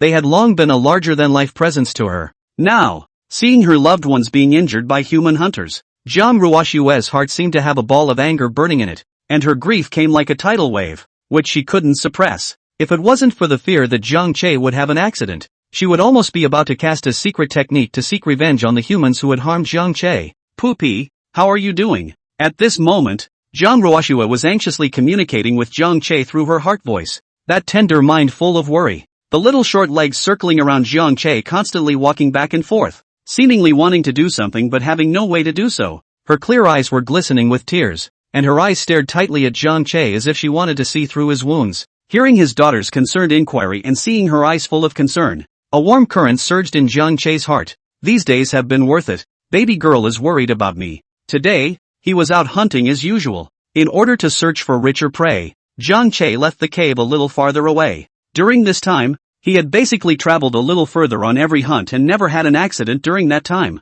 In fact, everything was going well during the hunt, but while feeding, his huge body was too conspicuous and was coincidentally encountered by a group of human hunters. The group of hunters yelled, one letting out a roar of excitement, then chased after him with their gear raised. Immediately after, a gunshot broke the tranquility of the forest. Zhang Che only felt a sharp pain in his arm, and he knew that he had been shot. Fortunately, it was only shrapnel, and the hunter was shooting from a long distance. Plus Zhang Che's physique was extremely strong after several evolutions, so it didn't affect him very much. Although he was shot, only one or two of the marbles were embedded in the flesh under the skin. and the wound was not deep enough to injure the bone. At that time, Jiang Che forced himself to endure the pain, and a flash of anger flashed through his heart. But instead of impulsively seeking revenge, he turned his head and ran away, quickly leaving the hunters behind. In order to avoid being found by the hunters along the trail, he also intentionally drove in circles in the forest, trying to conceal his movements as much as possible. He knew that if he acted rashly in this situation, the consequences would be unimaginable. For one thing, he wasn't absolutely sure that he would be able to retreat in one piece. The weapons in the hands of those human hunters were very dangerous. Once he impulsively rushed up to them, even if he succeeded in taking revenge in the end, he was afraid that he would end up with a serious injury. As evidenced by the fact that the shrapnel was able to hurt him, he was not able to harden himself against human weapons with his current strength. When that time came, Jiang Che would have no way to take care of Jiang Ruoxue, which was something he was absolutely unwilling to see. How can a baby only a few months old survive in the forest? Secondly, he was worried that after he took a shot at these hunters and something happened to them, more humans would come into the mountains to search for them. That would put the entire forest in an even greater crisis. In the past, even if Jiang Che didn't fight back immediately, he would still look for an opportunity to quietly touch up and take revenge, using his familiarity with the forest to solve the enemies that struck out at him one by one. But now that he had a baby daughter, once more hunters entered the mountains, his and Jiang Ruoxue's peaceful life would also cease to exist. In the middle of his thoughts, Jiang Che heard Jiang Ruoxue's anxious call in concern, and immediately came back to his senses, responding in his heart, "Papa is fine. It's just a small injury. Worried you?" He lowered his head and looked at Jiang Ruoxue tenderly, as if the injury on his arm had no effect on him. In fact, Jiang Che had already made plans. The injury was troublesome, but not unbearable, and if there was nothing else to be done, the bullet would have to be left in the body. After all, no one would come to operate on him in the middle of nowhere. It was just that his recovery time might be a little slower, which might affect the growth of his own baby girl. But it's still bleeding. Jiang Ruoxue stared at his injured arm, a pang of heartache. Her small face was wrinkled into a ball. The worry in her eyes grew stronger. Touch. She stretched out her little hand and gently touched Jiang Che's torso. The look was cute and heartbreaking, as if this would help Jiang Che feel better. "POA. It won't hurt anymore right away. I can do magic. Yo." Upon hearing this, Jiang Che could only gently lie down, trying to lower his massive body as much as possible so that Jiang Ruoxue could reach his arms. He knew that his daughter was concerned about herself, and thus whether or not the other party had the means to help him deal with his injuries, he was going to make sure that the little one's demands were met. Having such a daughter was enough for Jiang Che. There was no need to force anything else. Just moments ago, he could barely even feel the pain because of his baby girl's concern. That's why sometimes emotions are very powerful and can help you get through some tough times. Unbeknownst to her, Jiang Ruoxue couldn't be bothered to hide her special ability at the moment. Her tiny hand gently stroked Jiang Che's wounds and began to cast secret arts to heal him. As her movements unfolded, there was a flash of green aura that quickly disappeared into Jiang Che's wound. When Jiang Ruoxue's small hand touched the wound, Jiang Che was surprised to find that the original pain had gradually disappeared. Immediately afterward, a strange tickling sensation came from the wound, as if something was writhing inside. He fixed his eyes on the two bullets embedded in the flesh, and they were slowly being squeezed out of the flesh, like a pair of invisible hands were pushing them. Two small orbs snapped and fell to the floor. As the bullet was squeezed out, it was as if a magical force was repairing Jiang Che's wounds, and the broken muscles and skin began to regrow and heal at an astonishingly fast rate. It didn't take long for the wound to heal completely, leaving only a faint scar. He felt almost no pain during this time. Instead, he just felt soothed. Seeing this, Jiang Che's eyes widened in shock. How could he not expect that the little guy he picked up actually possessed such a miraculous healing ability? He looked at Jiang Ruoxue, his eyes full of surprise and relief, as if he had found a priceless treasure. No wonder, the doe's leg wound healed so fast today. So it was the little one's fault. "Baby, you're amazing." Jiang Che conveyed his admiration and gratitude to Jiang Ruoxue through his heart, and he rubbed his nose against Jiang Ruoxue, his eyes filled with love. Sensing his movements, Jiang Ruoxue wiped the beads of sweat on her forehead from performing the secret technique, and responded with a heart full of joy. "POA. As long as you're fine." Chapter 17. Since he is a fugitive, he has nothing to worry about. The first few times, every time Jiang Che went out, those big rocks at the exit blocked all the living space. Firstly, to avoid the other beasts in the forest from harming Jiang Ruoxue, and secondly to prevent the doe from taking advantage of the opportunity to leave. With Jiang Che's return, those boulders were moved away one by one, but the doe in the nest was still huddled in the corner, shivering, not daring to make the slightest move. "You go." Glancing at the doe, Jiang Che slightly waved his arm in a gesture. The wind brought up by that arm waving made a subtle sound in the air, yet the doe just stared with wide eyes, still not daring to move a single bit. In its eyes, this behemoth was simply too terrifying. At this moment, Jiang Che's figure was as magnificent as a mountain, and the majesty emanating from his body was like a substance that oppressed the surrounding air, making this timid doe not dare to act rashly. It wondered if it was really ready to leave. Puppy promised to let you go. Thanks for the milk. I like you a lot, but you really should leave. Jiang Ruoshua's tender face was filled with seriousness as she cast her psychic technique to communicate with the doe, signaling that the doe could really leave. Despite her heart's dismay, she realized that the forest was where the doe belonged, not in a constant captivity in the nest. Anyway, now that she's weaned, there's not much use for the doe to stay around. At this moment, the doe's large, watery eyes once again glanced at Jiang Che, and after hesitating for a moment, she finally gently walked towards the cave entrance, each step carrying caution, as if she was afraid of annoying this terrifying existence in front of her. After the injury, Lu Chuan himself is nothing, even if hungry and full can survive in the forest, but his own baby girl cannot, so he had to go out hunting again. However, the lingering worry lingered like a cloud. To continue making cooked food would undoubtedly be signaling precise coordinates to human hunters entering the forest. The rising smoke of the cooking fire was too conspicuous in the silence of the mountains, and would easily draw those humans to it. Meat can wait until this storm passes, and there's no shortage of other food in the forest. Let's get some jam for the little guy first. Thinking about it, Jiang Che frowned, worried that the human hunters would follow the trail, and in the end, he could only do so for the time being. After leaving the nest, Jiang Che was careful along the way, following the route he had taken back from his injuries, cleaning up his footprints and those residual bloodstains. At that time, his heart was full of Jiang Ruoshue, and he had only hastily covered it up, so if the other party looked carefully, they would definitely be able to find their own traces. He knew that those humans were greedy and dangerous beings, and that any slightest oversight could lead them to this place and spell doom for father and daughter. A few tens of minutes later, Jiang Che's footsteps suddenly came to a halt, as if he had been cast under a stasis spell. He held his head slightly high and stared dead at the smoke rising in the distance, which stood out against the clear blue sky. Are the humans really going into the mountains? In that case, there's a greater chance that the little one will be in danger. No, we can't let them find the little one. After thinking about it, Jiang Che lightened his footsteps and quietly approached in the direction of the thick smoke, each step extraordinarily light, not revealing his whereabouts at all. Shortly afterward he peered across a small dirt slope to observe the situation below. As it turned out, it was the human hunters who had entered the forest who were building a fire, and at that moment, they were talking around the fire that had just been lit for a short while fiddling with the dead branches. There were 4 people there,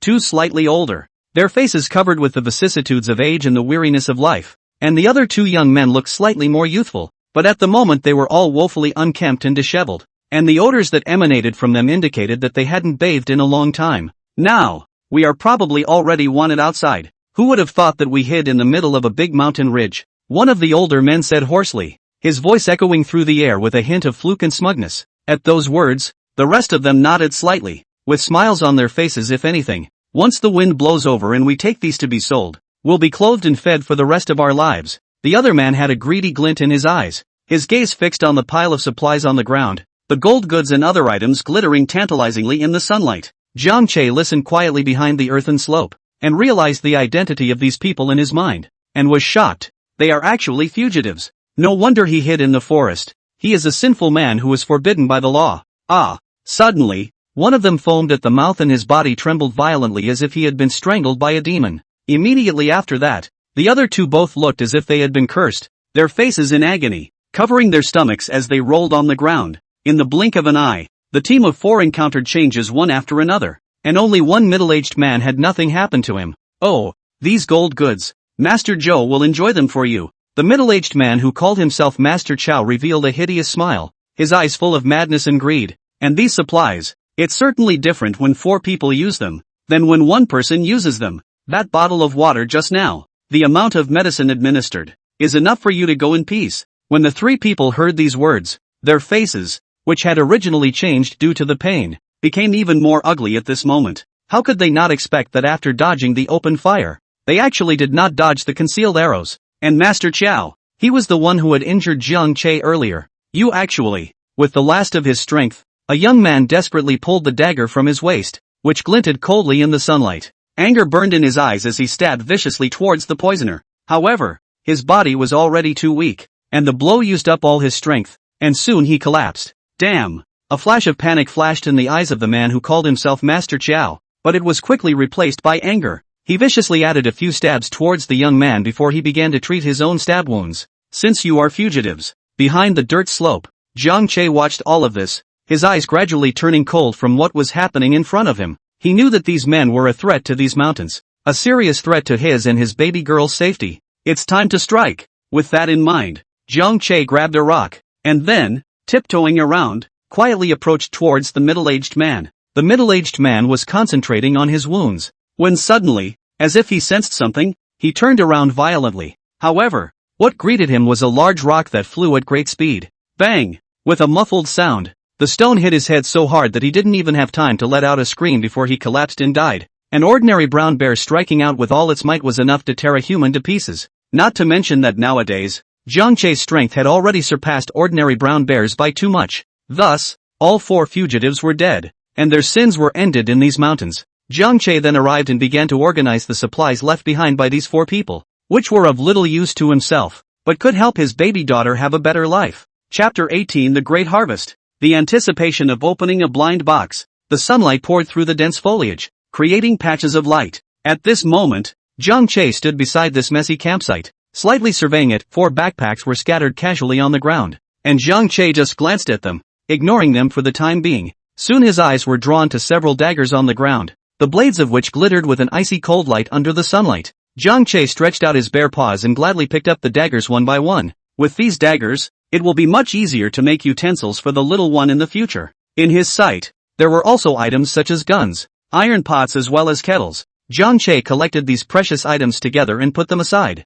preparing to bring them back to the lair together later. Only after doing so did Jiang Che turn around and walk towards those 4 backpacks. He set the collected items carefully aside, freed up 2 bare paws, and then steadily picked up the 4 packs one at a time. The backpack was somewhat heavy and filled with various items. After doing so, he began to quickly return towards the lair. Soon, Jiang Che arrived at the mouth of the nest. The lair was hidden behind some foliage and huge rocks, surrounded by a number of barriers that he had skillfully set up, which were interwoven with twigs, stones and vines to guard their home. He gently set down his backpack and skillfully began to move the obstructions out of the way, then entered the nest. Yikes! This is? Zhang Ruoshua's tender yet clear voice rang out in the nest. Her small, cute figure ran out from the depths of the nest, her large eyes round and full of surprise, watching Jiang Che carry 4 human backpacks back. Her small head was filled with doubt. In her simple perception, Papa Bear hadn't been out that long this time, but what he brought back was so strange. Did Papa Bear kill 4 gun-toting hunters in such a short period of time? Little baby, those 4 guys, they're robbers, wanted, fleeing to the big mountains. When Poop went to visit, they were nesting and one of them poisoned the other 3. Under the heart-to-heart exchange, Jiang Che's eyes held a hint of complexity. He didn't know if Zhang Ruoshue could understand the meaning of the words robbery and wanted, but he still hoped to give the little one some awareness of the dangers outside in this way. These words were also compiled from those conversations on his way back, and there was nothing to hide. Robbery, wanted? Upon hearing this, Zhang Ruoshue blinked those big eyes that were as bright as stars, as if she understood something. A trace of realization flashed through her eyes. So that's how it is. The deaths of these 4 humans will not attract the attention of others, and no more humans will be drawn to this mountain forest. With that, Jiang Che put his backpack down and began to scrutinize them one by one. He opened the first backpack first, and what was inside gave him a slight shock. The glittering gold jewelry instantly caught his eye. It seemed that these guys had robbed the gold store. Good guys, no wonder they're imploding. Whoever sees so much gold will be red in the eyes. Unfortunately, I'm a brown bear now, so I can't use all this gold, but I can keep it for my daughter. He. After lamenting for a while, Jiang Che continued to count the items and found that apart from the gold jewelry, there were also some compressed cookies, canned food, cigarettes, candies, and other living materials in his backpack. The remaining 3 backpacks had roughly the same contents, all of which held a lot of gold goods. In addition, the backpack includes a bundle of large ropes, shovels, searchlights, and sleeping bags, among other necessities. This one discovery was like opening a blind box, each opening bringing a hint of surprise. Zhang Ruoshue looked at these things, her face overflowing with excitement. In the middle of these deep mountains, being able to have these supplies was indeed something to be happy about. Her tiny hands kept groping around her backpack. joy shining in her eyes. Poop, there's an iron pot. In the future, Poopy won't have to go smoothing bamboo and making bamboo cones every day. Poopy, I want candy. Soon. Jiang Ruoxue looked at one of the sealed metal boxes. The candies contained in that metal box had a huge attraction to her, and her adorable look made Jiang Che couldn't help but smile. So, Jiang Che hurriedly used his dexterous bare paw to dislodge the metal box and took out a candy and handed it to the little one, while admonishing, "You have to eat less of this stuff, or else you'll spoil your teeth." His eyes were full of love and affection for the little one. Needless to say, the wilderness survival supplies left behind by these humans helped them a lot. In this wilderness, there were no such sharp knives, and in the past, making tools had taken Jiang Che a lot of time and effort. In the evening, night slowly enveloped the mountains. A thin layer of mist filled the mountains and forests, making everything dreamlike. Jiang Che was busy in the nest, carefully feeding the little one. He opened some of the cans, and the food inside emitted a tantalizing aroma that filled the nest, causing Jiang Ruoxue's little nose to keep shrugging. She couldn't wait to come over and start eating it with gusto. Watching the little one eat happily, Jiang Che also felt satisfied. After feeding the little one, Jiang Che began to make a new bed for the little one again. He laid the sleeping bag out on the soft hay, tidying up the edges so that the inside of the bag would be filled with warm air and hopefully the little one would sleep soundly. Jiang Ruoxue, on the other hand, was silently cultivating in a corner of the nest after eating her fill. Her tiny figure was filled with concentration, and the air around her seemed to have a subtle fluctuation with her cultivation. At this moment, Jiang Ruoxue closed her eyes and concentrated, feeling the flow of that mysterious power within her body, unconsciously immersing herself in cultivation. Days passed by, calm and fulfilling, and after another 10 days, Jiang Ruoxue clearly felt that she had become much stronger. She tried to move her small arms and legs in the lair, and was pleasantly surprised to find that she was now at least strong enough to move rocks. In order to verify this, she excitedly ran to a not-so-large and not-so-small stone, squatted down, clasped her hands around the stone, and then lifted it with such force that it was easily lifted by her. This filled Jiang Ruoxue's heart with a sense of accomplishment, and she knew that the long period of cultivation had finally borne fruit. Her lovely face was beaming with pride and a confident glint in her eye. Thus, Jiang Ruoxue ran in front of Jiang Che and once again made a request to Jiang Che. "Papa, I want to go outside and take a look around the forest." "Poop, I've gotten stronger. It's so boring here." Jiang Ruoxue hugged Jiang Che's arm, unable to shake it but swaying from side to side, her eyes full of anticipation and thirst. Her adorable appearance made Jiang Che a little shaken. He knew that the little one needed to grow up and get in touch with the outside world, but he was worried about the dangers outside. Chapter 19. The daughter who was picked up was born with God's power. To be honest, this recent triple request from the little guy that he wanted to step out of the nest and visit the outside world caused Jiang Che some headaches. At first, he refused very decisively. After all, the outside world was full of unknown dangers for this human baby who was still so weak, and he couldn't let his baby girl suffer a single harm. But as the little one raised it again and again, Jiang Che's refusal was not as resolute as it was at the beginning. Seeing Jiang Che hesitate, this adorable little guy instantly turned on pampering mode, only to see Jiang Ruoxue shaking her two little arms and muttering some slurred syllables. That look was like the sweetest honey in the forest, trying to soften Jiang Che's heart. "Baba, my favorite Baba, just promise me. I'm all grown up, and I've been at home for so long. It's time to get out and see the world. Is it good?" Her voice traveled into Jiang Che's heart, immediately inducing the latter to be a bit overwhelmed.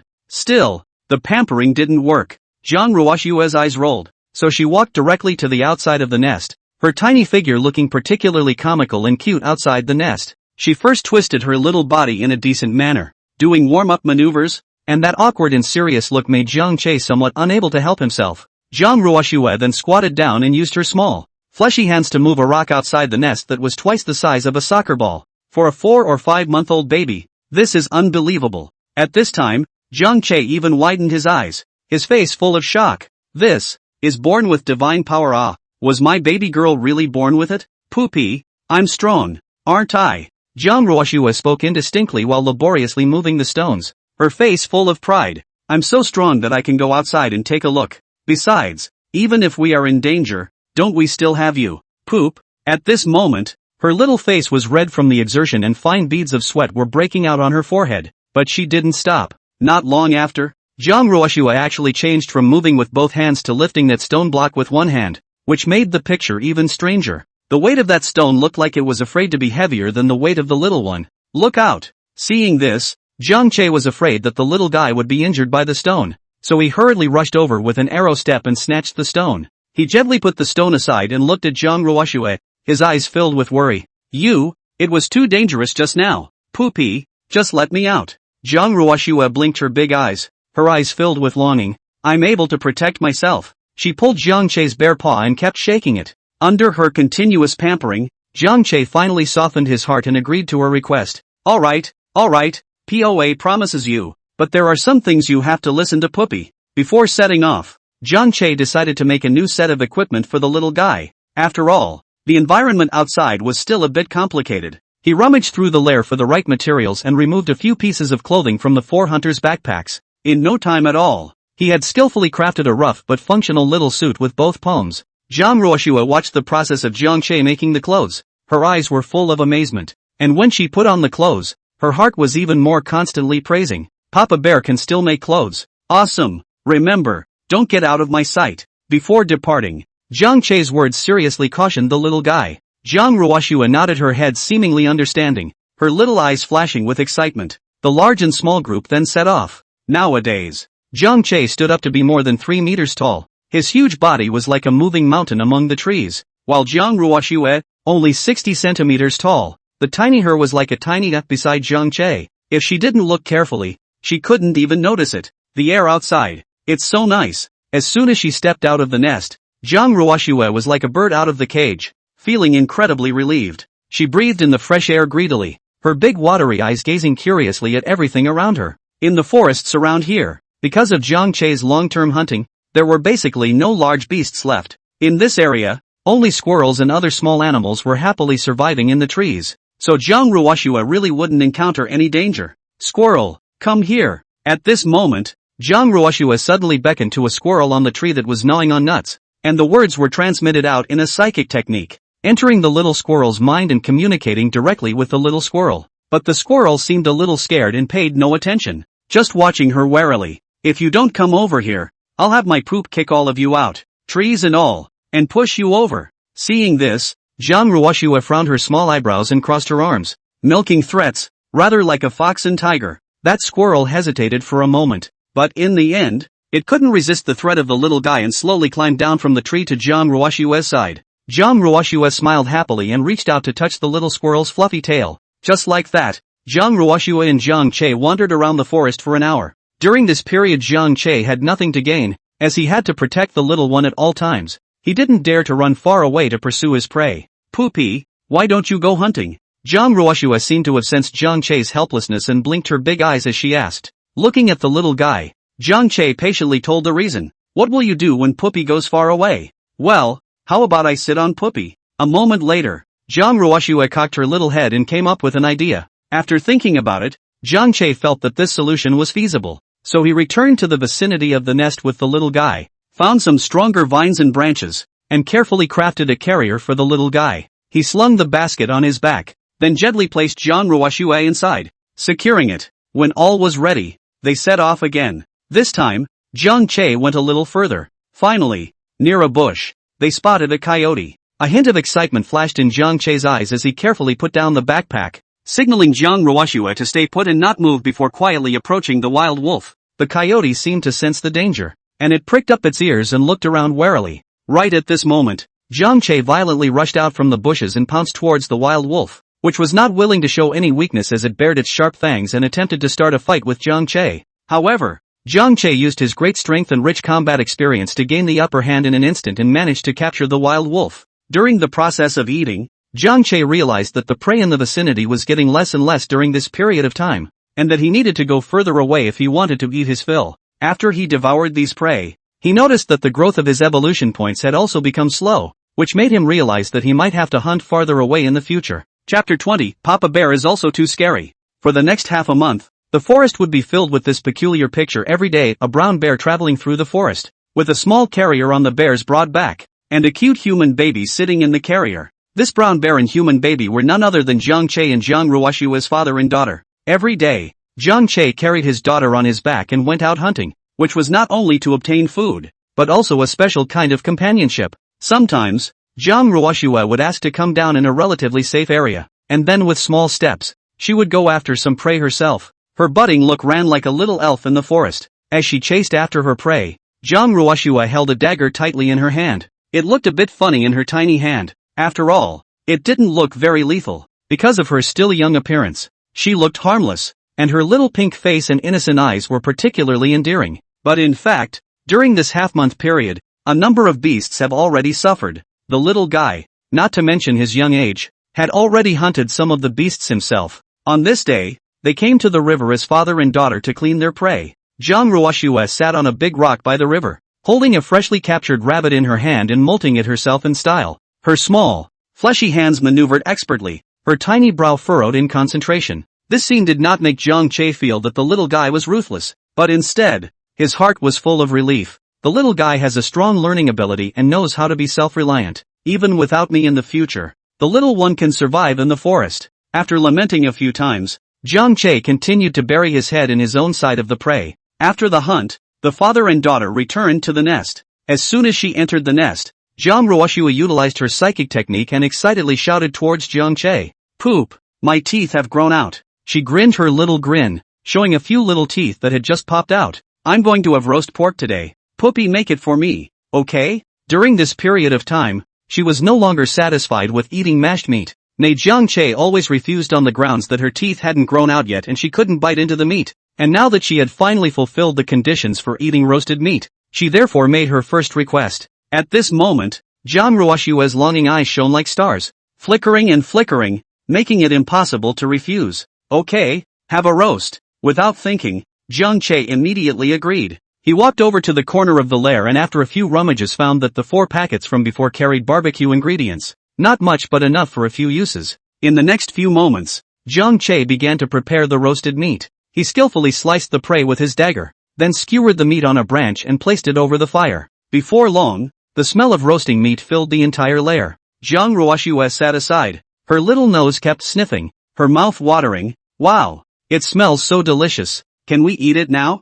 "Don't worry, you'll get it first thing when it's ready." At those words, Zhang Che's eyes were filled with a look of relief, and he couldn't help but speed up the roasting of the meat. When the roasted meat was done, he handed a piece of meat that was roasted golden and crispy to Zhang Ruoxue, and the little guy couldn't wait to take a bite. "It smells so good." The little one's appetite was very good. She took a big bite of the roasted meat. The satisfied look was like she had eaten the most delicious thing in the world. "Papa, I want to eat roasted meat every day from now on. Is that okay?" Because every day when she went out to exercise and cultivate her gongfu, her tiny body would consume a lot of stamina and needed more energy to replenish her body's loss. Zhang Che watched Zhang Ruoxue eat so favorably and smiled happily as well, following the little one with a cooked meal. After finishing the roasted meat, Zhang Che habitually checked the attribute panel. Name, Zhang Che. Race, brown bear. Rank, 9, 150//0. Evolution points, 153. Enough evolution points have been saved. Seeing these data, Zhang Che's heart rejoiced. It can evolve again. After thinking about it, he decided to wait until the little one was asleep at night to evolve, lest he get scared. He didn't want Zhang Ruoxue to be frightened by seeing some of the strange sights that might appear when he evolved. At night, the forest was silent, with only the sound of insects echoing softly in his ears. Zhang Ruoxue had already fallen into a deep sleep. Her little face still had a satisfied smile on it, her tiny body curled up in the pile of hay, just like a cute little angel. Zhang Che looked at her and gently tucked the kicked up hay for her, then walked to the woods outside the nest and started the evolution. In an instant, a familiar power surged into his body. The moment that power erupted, a faint layer of light glowed around his body, and his body began to tremble slightly, as his bones continued to strengthen and grow, and his muscles expanded rapidly. The energy of evolutionary upgrade surged incomparably, like surging waves after waves, constantly rushing through Zhang Che's body. Under the onslaught of this power, his veins rose and fell under his skin as if they were alive and growing rapidly. In fact, his size was growing. Soon after, Zhang Che's already huge body became even more imposing and majestic, and his strength increased by several times. But just at this moment, originally should be sleeping Zhang Ruoxue, but suddenly woke up, a pair of big eyes in the dark night exceptionally bright. She frowned slightly, a hint of doubt and caution flashing in her eyes as she sensed an unusual aura, a power fluctuation that was strange to her. This breath, is Papa Bear? Papa Bear seems to have gotten stronger again. What the hell is going on here? Obviously the aura recovery has not yet arrived. Zhang Ruoxue's heart was filled with curiosity, and her tiny head was filled with questions. This wasn't the first time she had felt Jiang Che suddenly become stronger. But this world's aura was barren and shouldn't be enough to support this kind of enhancement. As a result, Jiang Ruoshue's little head was a bit turned around. But soon, she was happy again. Papa Bear is so powerful. When the aura recovers, I'm sure he'll advance even faster. When the time comes, I will take Papa Bear and go in search of the demon god that is yet to grow up. The chances of winning are much greater. Thinking of this, Jiang Ruoshue gazed to the outside world. Her deep eyes seemed to be able to penetrate the nest and see farther away. Calculating the time, the aura recovery, it should be starting soon as well. It was just a few days, she reckoned, because before, she learned about the present time from what those 4 wanted criminals left behind. The items left behind by those 4 wanted criminals contained some clues about the changes in the world. And although Jiang Ruoshue was still young, she was a female empress in her previous life, and directly deduced the approximate time from those mere words and strange symbols. Chapter 21 Stocking up on winter food. The blood moon descends. There was no talk all night. Jiang Ruoshue continued to cultivate in one corner of the cave, and there was a faint flickering of light around her tiny body. But Jiang Che didn't notice any of these abnormalities as he curled up on the other side of the cave, guarding the little one. Such days were not bad for him, and now instead of being with the little one he could rest and sleep without worry. By the following morning, sunlight poured in through the cracks in the cave entrance, creating a patchwork of light on the ground. As usual, Jiang Che got up and shook the thick fur on his body before starting to prepare breakfast for the little one. He walked over to the corner of the cave and began rummaging through some of the stored food, such as wild fruits, nuts, and the like, and then, after arranging the food, he kept an eye out for the little one's reaction. Because of last night's upgrade, his body has undergone some changes, but it's not clear if this little guy can find out. Let's hope. It's better not to find out. The little guy is smart, and I don't know how to explain this in case I find out. At this moment, Jiang Ruoshue opened her big black glowing eyes. Her eyes had a depth in them that didn't fit her age. But this light faded away in an instant, and she quickly turned back into a cute wide-eyed child. She looked at the food Jiang Che had prepared and didn't say anything, just sat quietly. Jiang Che saw that the little one didn't react and thought that she didn't notice anything wrong. He looked down at his body. He had gotten a bit bigger in the meantime, but it didn't seem to be noticeable. At least the little guy didn't show surprise. Little one, you're growing so fast too. It looks like you'll have to remake your clothes again. While the little one was eating her breakfast, Jiang Che glanced at the small clothes she was wearing, which were previously made from soft animal skins as well as fabrics obtained from the backpacks of the 4 wanted criminals, and were now obviously a bit tight. It could be clearly seen that Jiang Ruoshue's small arms and legs were strangled with some shallow marks. Thus Jiang Che was a bit distressed. Guess what? Winter is coming soon, so we have to prepare in advance. By then the snow will be so heavy that you won't be able to see food in the whiteout. All of these things need to start getting ready up. It's going to be a busy time ahead. Thinking of this, Jiang Che glanced at Jiang Ruoshue and was filled with joy. But for the sake of the little one, it's all worth it. Food, cold supplies, all of these were vital. After all, it wasn't like the little guy could rely on his thick fur to withstand the cold in the wintertime like Jiang Che did. He couldn't spend the long winter like a bear hibernating. If we don't get these supplies ready, the little one will probably not survive the winter. Thinking about it, Jiang Che thought that he could only make dried meat in advance. The winter is very long.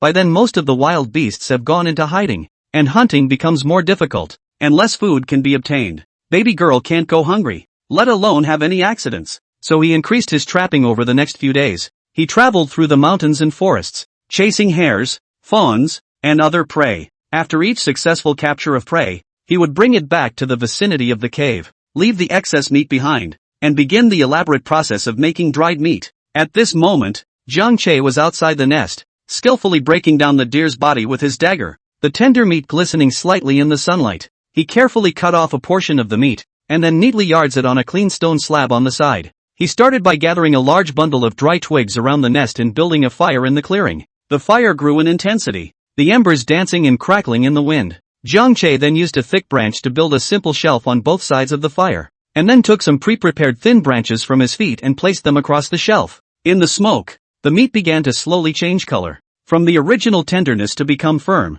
and the grease oozing from the surface dripped down into the fire, emitting a nuisance sound and giving off a rich meat aroma. As the hours passed and the dry meat was drawing to a close, the sun had climbed overhead and was shining straight down, warming the surroundings. Jiang Che stood up and moved his somewhat stiff body, then checked the condition of the dried meat, most of which had become dry and hard, taking on an attractive dark brown color. With a satisfied nod, he began to remove the dried meat from the racks and put it into one of the cleaned backpacks. tying the pockets tightly and placing it in the nest to hang. At this moment, Jiang Che looked at the bulging backpack and a look of relief appeared in his eyes. With these jerky, the little one shouldn't have to worry in the winter. But there's still a need to prepare some more. This size and thickness of jerky is suitable for little ones, and can even be eaten as a snack. It's just a shame they don't have much salt in them. They shouldn't taste particularly good. Is this Papa Bear? More winter food for me? On the side, Jiang Ruoshua saw Jiang Che's busy figure and thought secretly in her heart with some curiosity and warmth. At this moment, she wanted to tell Jiang Che that there was actually no need to store this,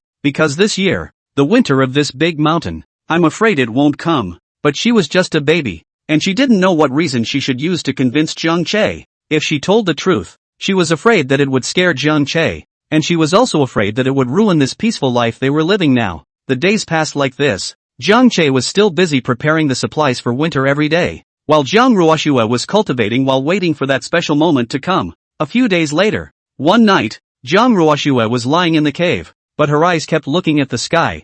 Jiang Che was snoozing next to her. He didn't understand why the little one wasn't sleeping, he just thought that she was playful. Jiang Ruoshua's eyes were filled with anticipation. Soon, it should be tonight. Sure enough, not long after the original bright moon in the sky began to redden, and that red color was like blood, gradually spreading out, and finally turned into a rare round of blood moon. The light of the blood moon spilled over the earth, and the entire mountain forest was shrouded in an eerie red color. It is? Soon, Jiang Che was awakened by the strange sight as he stood up. His huge body blocking some of the moonlight. His mind was on guard, those brownish eyes filled with caution. After all, this sight he had never seen before made him instinctively feel uneasy. So he wanted to take Jiang Ruoshua back to the nest, which in his opinion was the safest place. Poop. Nice moon. Jiang Ruoshua stretched out her small hand and pointed at the blood moon in the sky, her eyes flashing with excitement. How could she go back to the nest? She'd been waiting for this moment for a long time. Under her pampering, Jiang Che helplessly stopped at the entrance of the nest,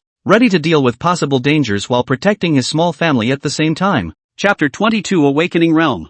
Berserking. In the sky, the blood moon crossed the sky like a huge and bizarre one eye, quietly gazing at the earth. It no longer glowed a soft silvery white, but a red as thick as blood, enveloping the entire world in an ominous halo. This blood moon seemed to have a life of its own, getting weirder and weirder as time went on. In the middle of the forest, the many beasts that normally traveled through the darkness stopped their steps and looked curiously into the sky. The wolves gathered on the hillock, the red light of the blood moon reflected in their green eyes, and they howled low, as if questioning the unknown sky. No longer grazing quietly, the deer paced restlessly, ears pricked alert to changes around them. In the human world, this sudden blood moon also triggered a furor, with speculation spreading like a tidal wave in all corners. In the streets and alleys of the city, people gathered together, looking up at the sky, their eyes full of shock and fear. Is this the end of the world? Oh my god, a red moon. In the observatory, some astronomy enthusiasts, as if they had seen a rare treasure, hurriedly fiddled with their instruments, observing every detail of the blood moon with rapt attention, trying to decipher the mysteries of the universe from that mysterious red color. For some of the populace, they are more curious and disturbed, but in some areas, the situation is even more bizarre. It was obviously still daytime, but there was a red moon in the sky.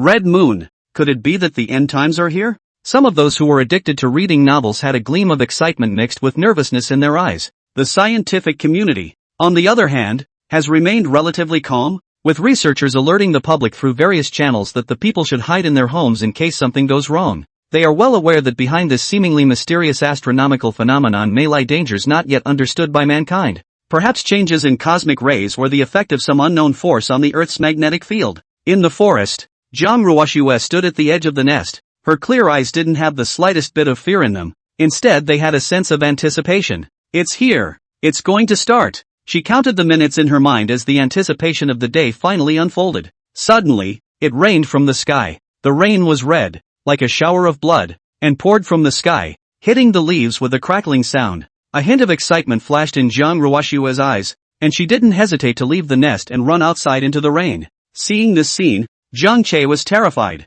and he rushed out like a gust of wind, trying to pull Jiang Ruoshua back to the nest. In his opinion, the red rainwater was too weird. In case there was something wrong with it, wouldn't it hurt the little one? Poopy, it's okay, this rain shower is good for something. As if she could see his concern, Jiang Ruoshua spoke straight, her voice clearly audible in the rain, vaguely tinged with excitement. And in the next moment, Jiang Che realized that the rain was not cold. It was warm. And he kept receiving system beeps in his mind. Ding! Congratulations to the host for absorbing the blood rain and adding 0.1 evolution points. Congratulations to the host. The series of prompts caused Jiang Che's heart to burst with surprise, followed by ecstasy. You can actually gain evolution points just by getting wet? So if I get wet more often, won't I just keep upgrading without having to do anything? Actually, that amount is fine. Looking at the evolution point data floating on the system panel in front of him, Jiang Che secretly nodded his head. Even though it is only 0.1 evolution points, which may seem like an insignificant increase, it carries great significance. Unusually, he would have to eat more than a pound of meat to be able to grow so many evolution points, which was an experience he had learned after countless times of hunting and eating. Right now, Jiang Che was at level 10, and breaking through level 10 and upgrading to the next level would require 300 evolution points, which was originally an unreachable goal for him. If he were to follow the unusual pace, he would only average 5 evolution points a day, and it would take a full 2 months to do so. But now, everything is different. He could clearly feel that under the rain of blood, the evolution points were growing at an astonishing rate. At this rate, I'm guessing an hour will do it. I was the one who worried too much before. Looks like this weird rain. No harm done. Jiang Che secretly pondered in his heart, his eyes glittering with excitement. Instead of taking the little one back to the lair, he decided to stay out of the rain. An hour later, Jiang Che's evolution points came to over 300, so he chose to upgrade without hesitation. After that familiar power surged into his body, he squinted his eyes slightly, enjoying the power's baptism and enhancement of his entire body. Ding! Congratulations to the host, breaking through the mortal level and becoming awakened level 1. Ding! Congratulations to the host, awakening talent. Berserking! The system's beeps kept echoing in his mind. Jiang Che was a bit confused. He had never thought that his evolution this time wasn't the same as before and that he had awakened his talent. What's the situation? He hastily checked the attribute panel. Name, Jiang Che. Race, brown bear. Level, awakening realm level 1, 600//0. Talent, berserking, doubles all abilities for a short period of time. Evolution points, 40. Looking at the data on the attribute panel, Jiang Che was excited. He tried to feel the power of berserking, only to feel a powerful force gush out from deep within his body. His muscles instantly bulging, his already huge body looking even more imposing. His speed, strength, and perception had all doubled, a feeling that made him feel as if he could conquer the entire forest. What is this, Papa Bear? Breaking through the awakening realm? Zhang Ruoxue sensed the change in Jiang Che's aura and felt a surge of surprise in her heart. To be able to arrive at the awakening realm at the beginning of this aura recovery? It seems like Papa Xiong is exceptionally talented. A hint of envy flashed in her eyes, and at the same time, her fighting spirit was ignited. I'm going to try harder too. Thus, Zhang Ruoxue opened her arms and wanted to get wet more often. After all, this blood rain was a rare opportunity that she didn't want to miss. By the time the blood rain had all disappeared, another hour had passed. At this moment, Jiang Che's evolution points had accumulated to nearly 400, but he was still far from breaking through to the second level of awakening. He noticed the little guy. The little guy's body had obviously gotten taller after getting wet. It was almost 90 centimeters now, and there also seemed to be a mysterious aura flowing through his body. I don't know. This rain, whether it's minor or major. Between thoughts, Jiang Che secretly thought in his heart. He knew that the rain was a great change for the creatures of the forest. This rain brought a great impact on the animals, and those who got wet became stronger. The original ecological balance of the forest would be completely disrupted. And when that happened, it would only be a forest chaos. Chapter 23, The World Changes. Humanity panics. When I wait until I reach the awakening realm, there will only be more secret arts I can perform. At this moment, Zhang Ruoxue murmured in her heart, her small heart filled with anticipation and a hint of anxiety. After a few months of cultivation, coupled with this sudden rain of blood, Zhang Ruoxue had already arrived at the 9th level of the mortal realm. That seemingly weak body was like a treasure trove of infinite power, and now her strength and speed were already several times stronger than that of an adult among ordinary humans. However, this strength that could be considered terrifying in the eyes of ordinary people was still small compared to the awakening realm's Papa Bear. This was the reason why Zhang Ruoxue was anxious. After all, she had her own pride and was not willing to keep growing up under Jiang Che's protection. More often than not, she wanted to return Jiang Che's care and love for herself. It stopped raining. Hurry up and dry off. Go change your clothes. Just as Zhang Ruoxue's thoughts were racing, Jiang Che's voice sounded in her mind, carrying a strong sense of concern. Upon hearing this, Zhang Ruoxue obediently returned to the nest, She picked up a soft piece of beast skin with her fleshy little hand and gently wiped herself down, her little face filled with seriousness. In the latter part of the night, the forest was shrouded in darkness, and there was a constant roar of all kinds of beasts that rose and fell for a long time. Some of the roars were low and majestic, as if the earth was trembling for them, while others were sharp and ear-piercing, cutting through the silent night sky in an instant. It seems that many wild beasts have been stimulated by this rain of blood to be exuberant and abnormal, and their eyes are flashing with a bloodthirsty light, and their originally docile nature has been completely buried. Listening to the roars of these beasts, Jiang Che knew that this blood rain must have some kind of mysterious power that made some of the other beasts stronger. After thinking about it, he mused in his mind, in the future, when we go out hunting, we must be more careful. After all, there's no telling what became of all the other beasts in the forest after the blood rain. Poopy, let's go trapping. Early the next morning, Jiang Ruoshua's childish voice resounded in Jiang Che's mind, her bright, large eyes shining with excitement and anticipation, full of curiosity and desire to explore the outside world. For safety reasons, Jiang Che also felt that it would be better to bring the little guy with him. He didn't want the little guy to face the unknown dangers in the forest alone. Even just leaving for a few moments could cause him to fall into endless worry. Hostile. Shortly afterward, a sharp eagle cry came from the sky, instantly cutting through the early morning quiet. Upon hearing the sound, Jiang Che slightly raised his head, and he saw a huge-sized eagle appear, its wings spreading out like two huge dark clouds, covering the sky and the sun. He kept a close eye on the eagle, a wary look in his eyes. Soon, Jiang Che was surprised to find that this eagle's target was actually Jiang Ruoshue, who was sitting in his own backpack. Are you afraid of losing your mind? Seeing the eagle swoop down, Jiang Che's eyes were filled with a murderous aura. He predicted the opponent's landing point the moment the eagle's attack arrived. Then his right arm suddenly built up its strength. The taut muscles were as hard as steel, bringing the fur on his body to shake in bursts. At this moment, Jiang Che's power surged within his body, eventually converging on top of his right arm,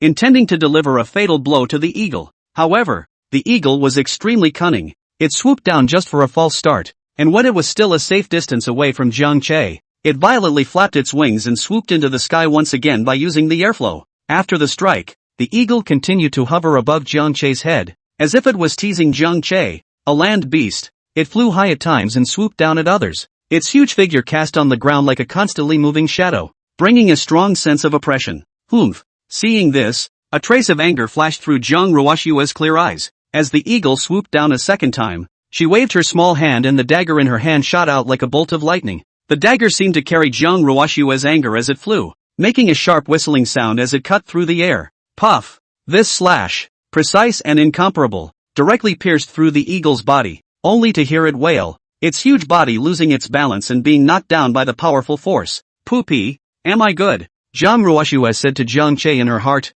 her tone filled with pride. Her little face was beaming from excitement, and there was a confident gleam in her eyes, like a little warrior returning from a victory. Awesome! That's some strong flying knife skills. Jiang Che praised him repeatedly and gently patted Jiang Ruoshua's small head, his eyes filled with relief. Next, Jiang Che walked forward and picked up the eagle's corpse, carrying it over his shoulder. The eagle's corpse was still trembling slightly, and blood flowed down its wounds, dripping onto the ground and staining a small patch of grass. Father and daughter continued to hunt in the mountains, their silhouettes weaving in and out of the mountains and forests. Jiang Ruoshua sitting in her backpack, looking around curiously. A rain of blood had made many beasts ferocious. Even some squirrels and foxes, which were originally docile and cute, became extremely aggressive at this time. Squirrels' big, fluffy tails are no longer a symbol of cuteness, their tiny paws have become razor-sharp, and there's a fierce gleam in their eyes as they leap from branch to branch. They will suddenly rush down from the trees and attack at passing prey, their sharp teeth glinting like daggers.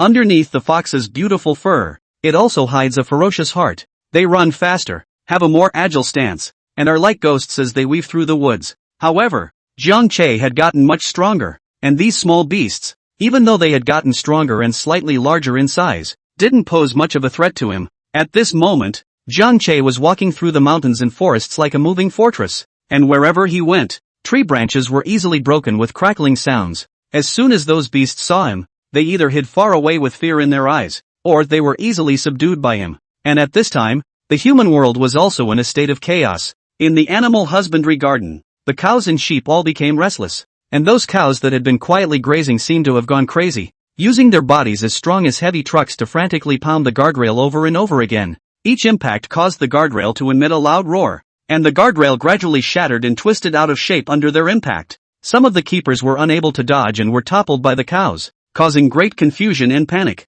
And in some rural places, there are even cases of wild animals rushing into villages and injuring people. The quiet of the village was broken by the roar of wild beasts before dawn, and the villagers were awakened from their sleep as a result. They were horrified to find wolves, wild boars and other beasts rampaging through the village, the green eyes of the wolves flashing eerily in the darkness, their sharp claws cutting a deep trail on the stone path. The boar's massive body was like an out-of-control armored car, knocking over debris next to the house and even the front door of the house. For a while, cries and pleas for help were intertwined, and the village in the early morning turned into a hell on earth. Early in the morning, the police hotline was flooded with calls, the operators were busy, and the human world was filled with panic as a result. Chapter 24, Who Gave You the Courage? In the forest, Jiang Che and Jiang Ruoxue, the father-daughter pair, had ended a slightly exhausting but fulfilling day of hunting, and as the sun gradually sank in the west, the afterglow sprinkled on them like a golden veil, outlining a cozy yet marvelous picture. They had already gathered 7 or 8 prey around them.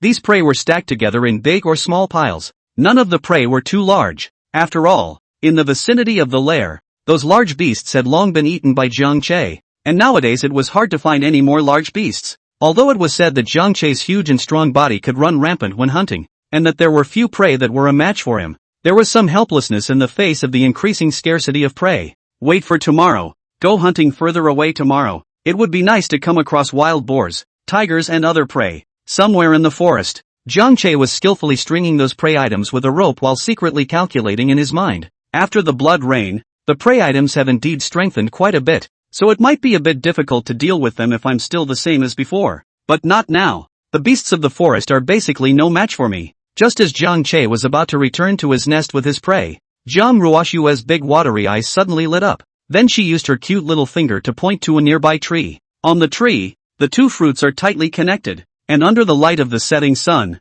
they emit a charming luster, as if they were 2 brilliant gems. Lucky, I came across 2 first-grade spirit fruits on the first day. Looking at the 2 fruits, Jiang Ruoxue secretly pondered inwardly with an uncontrollable excitement. Spirit fruit, a magical product of the revitalization of aura. Ever since the blood rain swept through all the places, the world had changed drastically, and all sorts of strange changes came into being, and the spirit fruit was one of them. This tiny fruit contained an unimaginably huge amount of energy, and once a creature took it, it was like opening a door to the path of evolution, accelerating its own evolution and making itself stronger. Poop! I want to eat that fruit. At this moment, Jiang Ruoxue's voice filled with longing resounded in Jiang Che's mind, her words carrying a hint of anticipation, as if it was some kind of unavailable delicacy. Okay, Poopy will pick it for you. Jiang Che responded without hesitation as he looked towards the tree. The trunk wasn't very thick, and for a man of his massive size, trying to climb up it would be almost impossible. But it wouldn't be hard for Jiang Che. He only saw that he used his bare paws to directly grab the trunk of the tree, then slightly crouched down. The strength of his whole body gathered into his arms, and violently yanked downward. With a crunching sound, the tree trunk was overburdened and directly broke. He carefully held the 2 fruits and walked over to Jiang Ruoxue, his eyes filled with smiles. Eat, eat, eat. Small children do need balanced nutrition. Poopy, you have one too. Jiang Ruoxue climbed out of the back basket, and with tiny steps, she came to Jiang Che's shoulder and handed a fruit to Jiang Che. Her innocent eyes were filled with love and concern for Jiang Che, just like a sweet little cotton coat, making Jiang Che's heart melt. For a moment, Jiang Che joyfully took the fruit and swallowed it in one gulp. Ding! Devouring a first-grade spirit fruit increases 100 evolution points. The system beat that suddenly appeared surprised Jiang Che, and his already large eyes widened even more. His eyes filled with incredulity. One had to know that before the aura revival, Jiang Che had needed to put in a tremendous amount of effort in order to obtain evolution points. Once, he had eaten a whole tiger's meat, which was a fierce battle that had consumed a great deal of his energy. But even so, he probably couldn't even grow 10 evolution points. And now this one tiny fruit could actually bring in evolution points equivalent to the meat of 10 tigers. At this moment, Jiang Che felt like his world had been turned upside down, as if the fog that had been clouding his eyes all along had been instantly lifted, and he realized that the direction of his future endeavors might all have to be changed. With the existence of such a miraculous spirit fruit, it seems that it's a bit of a lost cause to go to all the trouble of chasing down prey and eating so much meat like before. Baby, next, we're going to look for more of this fruit. Returning to his senses, Jiang Che said excitedly, his voice traveling into Jiang Ruoshue's heart with an uncontrollable excitement. Poop. This spirit fruit can be found, most of the time, just right by the nearby wild beasts found to eat. Upon hearing this, Jiang Ruoshue secretly said in her heart that she knew the preciousness and rarity of spirit fruits. However, she didn't dampen Jiang Che's interest because she knew that for them, every opportunity to potentially become stronger couldn't be easily let go. Moreover, after eating this spirit fruit and refining it a little, she estimated that she would be able to break through to the awakening realm tomorrow, and at that time, the chances of their father and daughter having an unimpeded passage through this forest would greatly increase again. Soon the father and daughter returned to the nest with their prey and full of anticipation. Jiang Che skillfully began to build a fire. He used 2 stones to hit each other. The sparks that splashed out fell onto the hay that had already been prepared, and in a short while, the fire leapt up. As the fire grew stronger, Jiang Che began to roast the meat, and the sound of nuisance oil bubbling up filled the air, giving off a tantalizing aroma. The aroma of roasting meat wafted through the forest like invisible threads. What they didn't expect, however, was that the cooking smoke and the smell of roasting meat was like a beacon in the darkness, attracting a pack of hungry and ferocious wolves at the back of the den. This group of wolves already had a keen sense of smell in the forest, and after the revival of the aura, their perception became even more powerful. They follow the tantalizing scent and come running wild like an arrow out of a string. When Jiang Che and Jiang Ruoshue were about to enjoy their meal, Jiang Ruoshue's sharp perception detected movement in the surroundings. Ouch! A rising and falling wail came, the sound filled with wildness and greed. Then, 5 wolves appeared in their field of vision. These wolves were much larger than ordinary wolves. Their gray fur glistened with an eerie luster, and their eyes flickered with an eerie green light, as if they were 2 burning ghost fires. The coyote's teeth were incredibly sharp, with the blood of its previous prey still lingering on them, giving off a bloody odor. At this moment, the group of wolves surrounded them in a fan shape, trapping Jiang Che and Jiang Ruoshuet in the center without the slightest fear in their eyes. Hey, what a reverse Big Dipper! Seeing this, Jiang Che was infuriated and laughed. Who gave you guys the courage? He when this forest's overlord has been accustomed to. On weekdays, only these beasts see him far away from the part. Today but 3 times 2 times was provoked, which makes him intolerable. In an instant, he stood up, his massive body leaning forward slightly, ready to fight, the fire of anger burning in his eyes. Roar! Jiang Che roared angrily, and that voice exploded in the forest like thunder, a powerful aura spreading out in all directions. This time, however, his roar didn't scare off the pack of wolves as it usually did. Perhaps it was the revival of the aura that gave them more power and confidence, making them no longer as fearful of Jiang Che as they were before. Chapter 25, Poop, I'm not your drag. Seeking first order and recommendations. Baby, go ahead and hide inside. Outside the nest, Jiang Che slowly communicated with his mind, not wanting the little one to face these 5 wild wolves. His huge body was blocking the entrance of the nest like a small mountain, and a pair of gleaming eyes stared ahead, always following their every move. As soon as the pack of wild wolves dared to take a step further, he would tear them apart without hesitation. Although with his strength, he wasn't afraid of these guys, but Jiang Ruoshue was the apple of his eye. He would never allow the little one to be harmed in the slightest. So, he planned to let the little one hide in the nest while he himself guarded the entrance to the nest. Poop, don't worry, I'm not a drag. Beside him, Jiang Ruoshue responded in a milky voice, her little head shaking like a rattle drum, her chubby little face full of stubbornness. At this moment, one of her small hands was holding the dagger tightly. This munchkin, who was less than 90 centimeters tall, making such a pose to fight, looked really funny and cute, but the firmness she showed the courage and confidence inside. In Jiang Che's eyes, normally it would be just fine for the little one to deal with those squirrels, rabbits, and other small prey, and he would still be able to believe that she had the power to defend herself. But now, they were facing mutated wild wolves, each of which was several times stronger than ordinary wild wolves, with sharp fangs and sharp claws that emphasized their ferocity. Nonsense! For a moment, Jiang Che shouted in his heart, his attitude extraordinarily resolute, his voice even carrying a hint of unquestioning. He would not relax in the matter of the little one's safety. But just as he cried out in his heart, the little guy had already taken the initiative to attack towards a wild wolf like a small whirlwind. Her tiny figure's pace was so fast that she incredibly dodged the coyote's harsh pounce. Afterwards, the dagger in her hand drew a silver arc in the air, quickly slashing towards the coyote's abdomen. The dagger sliced through the air with a whoosh sound, followed by a snort sound. A long gash instantly appeared on the wolf's abdomen, and blood gushed out. Roar! The coyote let out a snarl in pain. Jiang Che knew that it was too late to say anything at this moment. The most important thing at the moment was to solve these wolves as soon as possible and protect the little one. he no longer hesitated and directly opened the berserking talent. In an instant, his size skyrocketed another round on top of his already massive size. Originally, his body was 4 or 5 times the size of these wild wolves, and after going berserk, it was almost 8 times the size of a wild wolf. The bear's palm swung as if a small mountain smashed down, carrying a mountainous momentum, directly snapping the vertebrae of a wild wolf, which instantly collapsed to the ground without a sound. Immediately after that, he lunged towards the second coyote. At this moment, these wild wolves also realized that they had provoked an object that they shouldn't have provoked, and they began to want to retreat. But unexpectedly, Zhang Ruoxue had already stabbed the dagger into the neck of a wild wolf. After blood splashed out like a fountain, the coyote let out a mournful wail and struggled in pain on the ground. None of you! Jiang Che roared angrily in his heart and completely went on a rampage. His attacks fell like a raging storm, and every time he swung his bare paw down, it seemed to carry the power to destroy everything. In no time, the remaining coyotes were taken care of by him, and the surrounding area was a mess. His massive body gradually returned to normal after resolving the battle. So what Papa Bear has awakened is the rare berserking talent. After witnessing this scene, Zhang Ruoxue's heart was filled with surprise, and even her eyes that were looking at Jiang Che were flickering with excitement.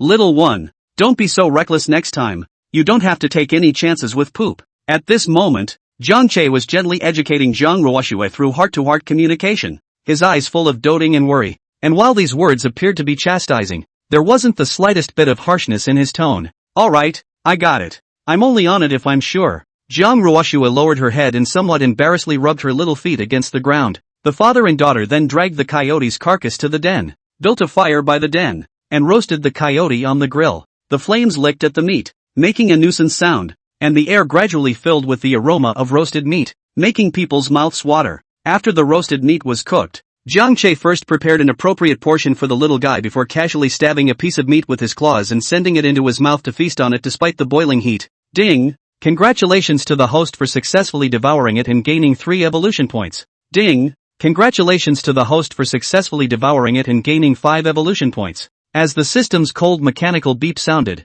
Jiang Che realized that the evolution points provided by ordinary beasts had changed since that blood rain. After he had his fill, he was pleasantly surprised to find that he had gained a full 60 plus evolution points. Looking at the remaining 3 wild wolves, he calculated in his mind, gradually revealing a look of satisfaction. If he eats all of these, plus the 560 or so points he has saved so far, he'll be able to upgrade. This idea made Jiang Che's heart flutter with excitement. After all, upgrading meant more power, and then he would be able to better protect Zhang Ruoxue. After the meal, Zhang Ruoxue sat on the side, her small hand resting on her chin, in deep thought. Her tiny frown and cute appearance made Jiang Che unable to help but look at her a few more times. It was a pity that he didn't see the maturity that didn't match her age revealed in the little one's eyes. In fact, Zhang Ruoxue already knew where she was. Since the revival of the aura, this world has had many magical opportunities present themselves, with both danger and opportunity. If one could obtain those chances hidden in the mountains,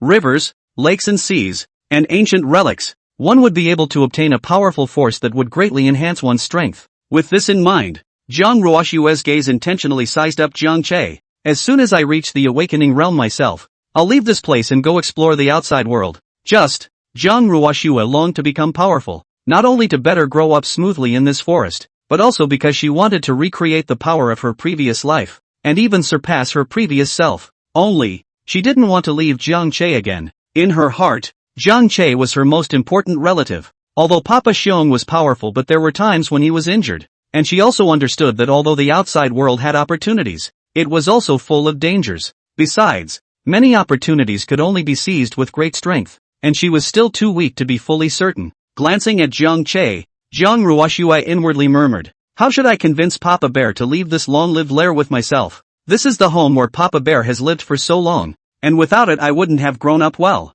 and probably would have starved to death in the forest. Although this place is safe, it has limited resources, so if you want to continue getting stronger, you have to go out." Chapter 26 Awakening 2nd. Vidra Transformation. This night, Jiang Che had no sleep. The darkness in the forest seemed to be getting deeper and deeper these days, and the silence around them was terrifyingly quiet, yet secretly raging. The roars of the beasts that resounded from time to time were like dull thunder, coming in waves from the depths of the forest, more and more massive than last night, shaking the air to a slight tremble. It seems like all the beasts have fallen into an inexplicable exuberance. and the roars that rise and fall seemed to be announcing some unknown change to the world. At this moment, Jiang Che was quietly lying on his back in the nest, and his huge bare paw kept slowly shaking, clearing an empty space on the ground in no time. His body looked huge in the dull moonlight. Only at the moment, his eyes were filled with confusion about the future. The mutation was coming on strong, and he couldn't foresee what it would ultimately do.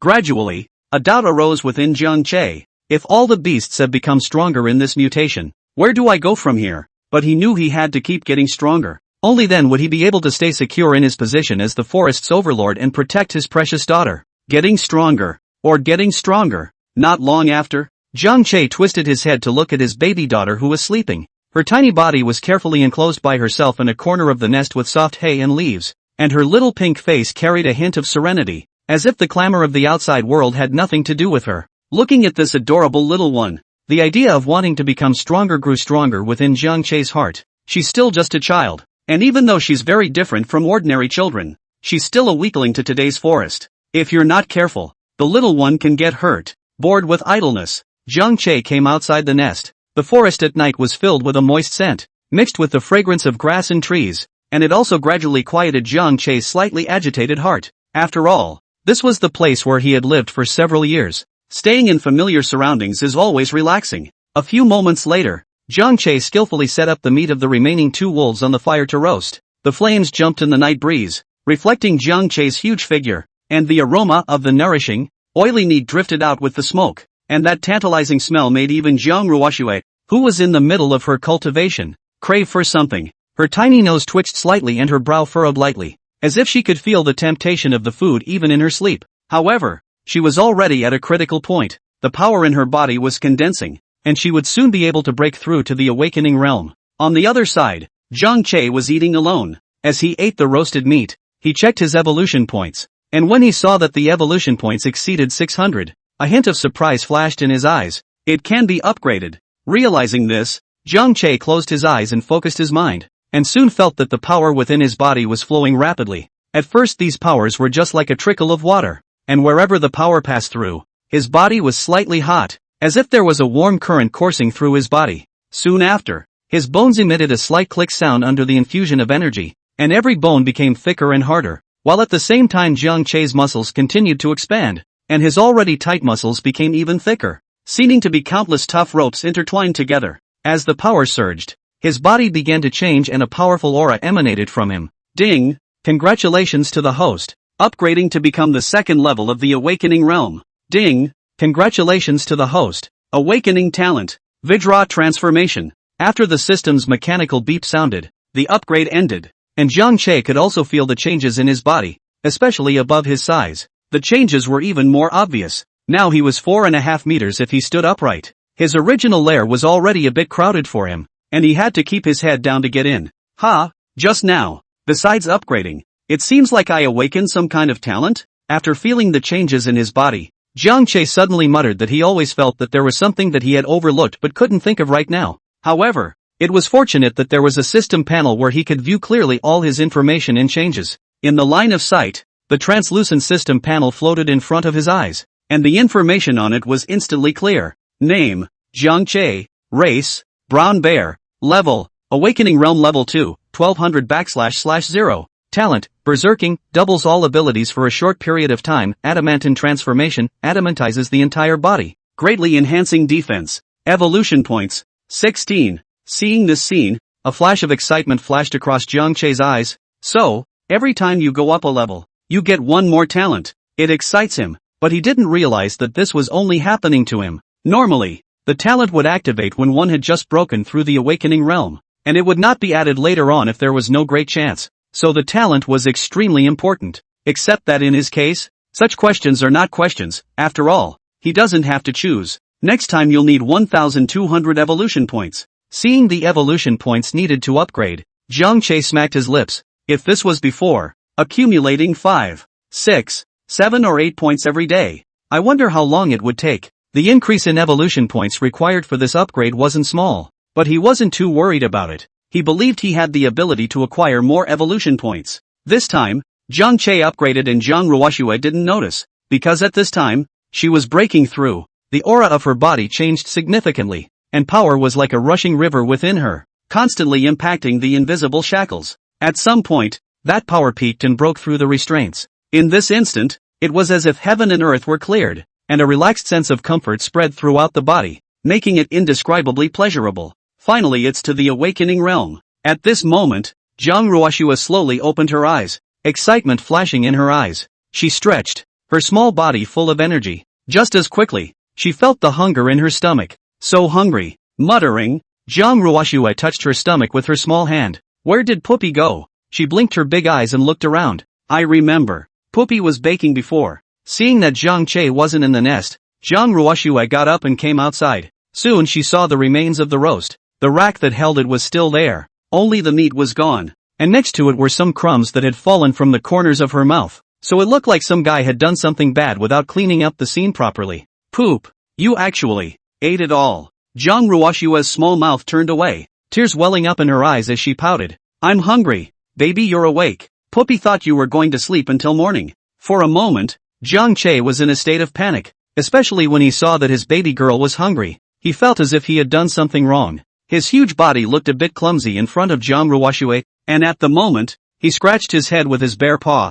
his face full of guilt. After all, he didn't expect his daughter to wake up in the middle of the night, and originally he was going to go ahead and prepare breakfast for her. Chapter 27, Puppy, where are we going? Puppy's going to get you some food. After coming back to his senses, Zhang Che immediately responded in his heart, his eyes filled with doting on the little one. In fact, he didn't mean to eat the meat alone. He just didn't expect Jiang Ruoxue to wake up and there was no more meat in the nest. Puppy, let's go together. At this moment, Jiang Ruoxue responded in a milky voice, her little hand reaching out to Zhang Che with great effort, wanting to pull Papa Bear's security-filled body along with her. Looking at his daughter's adorable and expectant appearance, Zhang Che's heart warmed, and then he gently rubbed his daughter's body with his broad body, his eyes full of smiles. Good. Then let's set off together. Looking up, the sky was still a little dim, the pre-dawn darkness enveloping the forest, and the silence around them was a little surprising, with only the soft footsteps of father and daughter.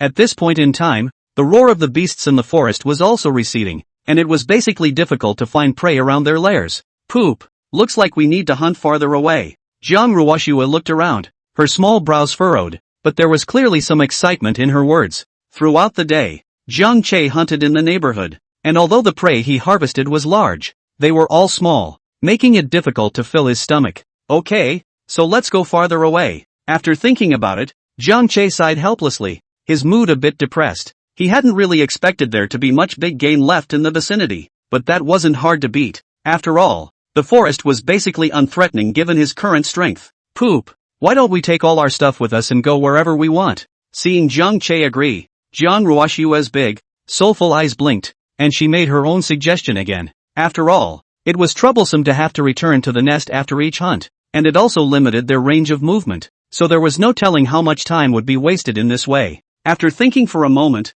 Zhang Che felt that his daughter's words made sense, so he agreed. Currently, because of its massive size, this lair was inaccessible even to him, and there really was no need to keep guarding it, so he began to organize his bag. Zhang Che carried up a large bag containing pots, kettles, knives, lighters, and other supplies, all of which he had gotten from the backpacks of those 4 wanted criminals, and he had to thank them for that, to say the least. On top of that, there are some fabrics, furs, and if he encounters damage to his clothes, he can still replace them in time for his baby girl. Jiang Ruoxue, on the other hand, sat on the side, carefully watching Papa Bear busy, and from time to time, her little mouth muttered, Poop, this one should be brought, and that one can't be forgot. No. With everything ready, father and daughter set off on their journey. Puppy, where are we going? A moment later, Jiang Ruoxue tilted her small face inquiringly, her eyes filled with anticipation. She had long thought of exploring further afield, but naturally Zhang Che had never had much of an idea in this regard,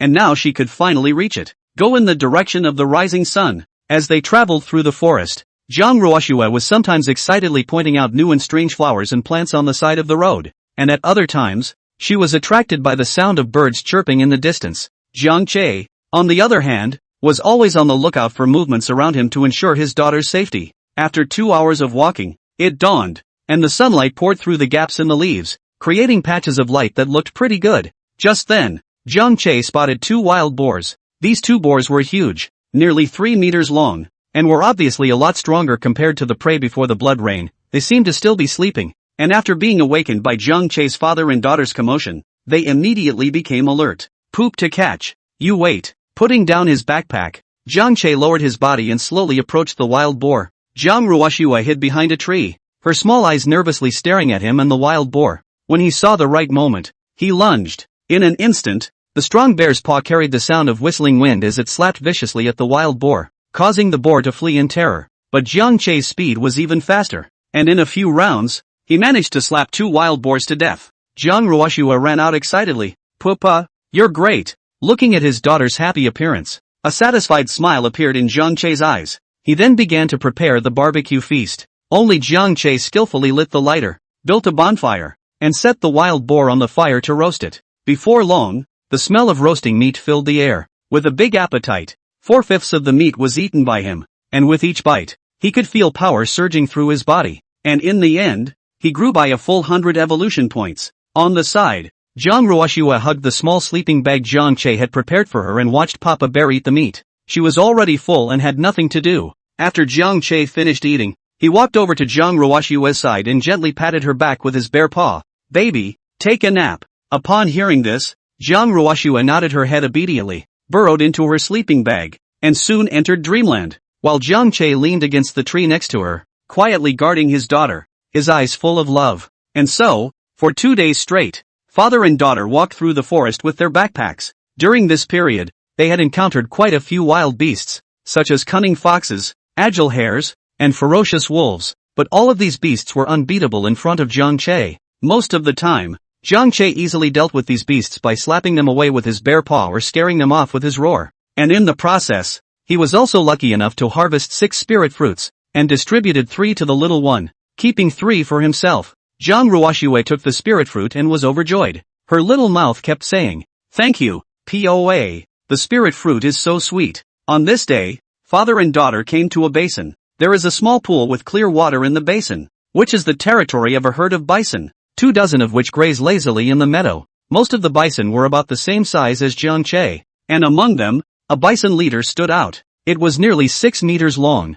and its tonnage was even more fierce than Jiang Che's. Jiang Che had planned to go to the small pool to clean and dispose of the prey, as the little one didn't like the fishy smell. But when he approached, the group of originally docile grass-eating bison suddenly had red eyes and assumed an attacking stance. And the leader of the bison was even more aggressive, spitting out white spit from his mouth. It's unbelievable. The bison actually knows this kind of cold ice spitting? Seeing this, Jiang Che was startled and immediately kept a safe distance. But before he could react more, the most massive leader of the bison herd let out an earth-shattering roar, and the sound waves reverberated in the basin like waves. Immediately afterward, a stream of white spit erupted from its mouth like an icy arrow, shooting straight at Jiang Che.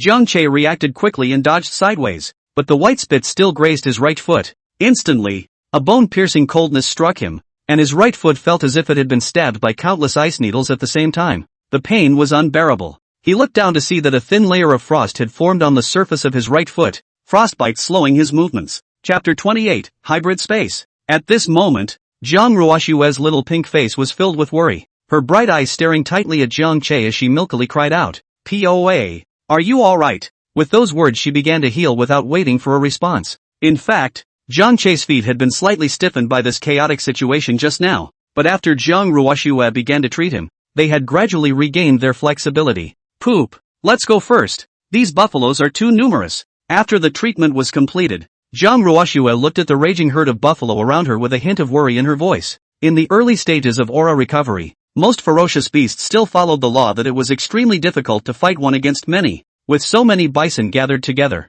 the force of that impact, even if it was only the mortal realm, it would be difficult to fight back, not to mention the fact that there was also an additional awakening realm Isox leader. "It's okay." Shaking his head, Jiang Che yelled, telling the little one to find a safe place to hide first. "Let's see how Papa educates them." Jiang Ruoshua's small stature didn't seem to be much of a threat in the eyes of those bison, so they really didn't care about this tiny human baby either. Taking a deep breath, the power within Jiang Che's body began to surge. After turning on berserking, in an instant, his muscles began to expand, his already huge body became even more burly, and a sense of power radiated out as if it were substance. Immediately after that, he turned on the Vajra transformation, and the hair and skin of his entire body glowed with a dazzling layer of golden light, as if he was clad in a layer of impenetrable armor. So Poop is dual gifted. Zhang Ruoshua hid behind a boulder on the side and saw the change in Zhang Che's heart, secretly marveling. In her tiny head, she had a new understanding of Zhang Che. The bison herd,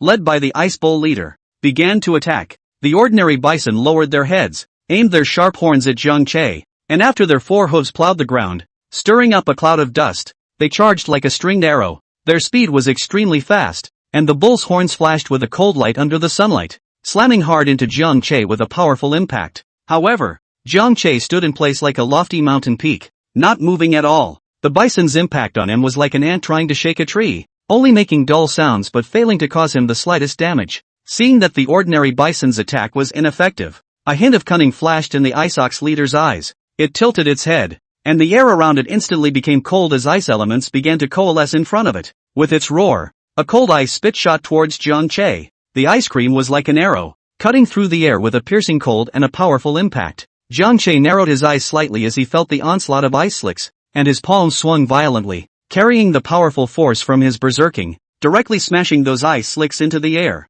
The moment the ice ling shattered, it turned into countless ice ballasts and scattered all over the ground, only leaving some shallow white traces on Zhang Che's fur, bringing only some small effects. After all, Zhang Che, who had turned on berserking, was already comparable to an awakened third or even fourth level powerhouse at this point in time, whereas this Ice Bull chief was only an awakened first level, and the gap between the two was clear at a glance. Zhang Che then let out a heaven-shaking roar, causing the bison herd's charge to stall. With heavy yet extremely swift steps, he rushed towards the Ice Ox leader, and with every step he took, the ground seemed to tremble for him. When the Ice Bull chief saw Zhang Che charging towards him, he didn't retreat. Instead, he once again condensed the ice element as a layer of dense light rose from its body. The temperature around it dropped drastically, and a thin layer of ice began to form on the ground. At this moment, Zhang Che rushed in front of the Ice Ox leader, and his huge bare paw was raised high, carrying a whistling wind sound as it ruthlessly smashed towards the Ice Ox leader. The Ice Ox leader sidestepped and dodged while stabbing towards Zhang Che's abdomen with his bull horn.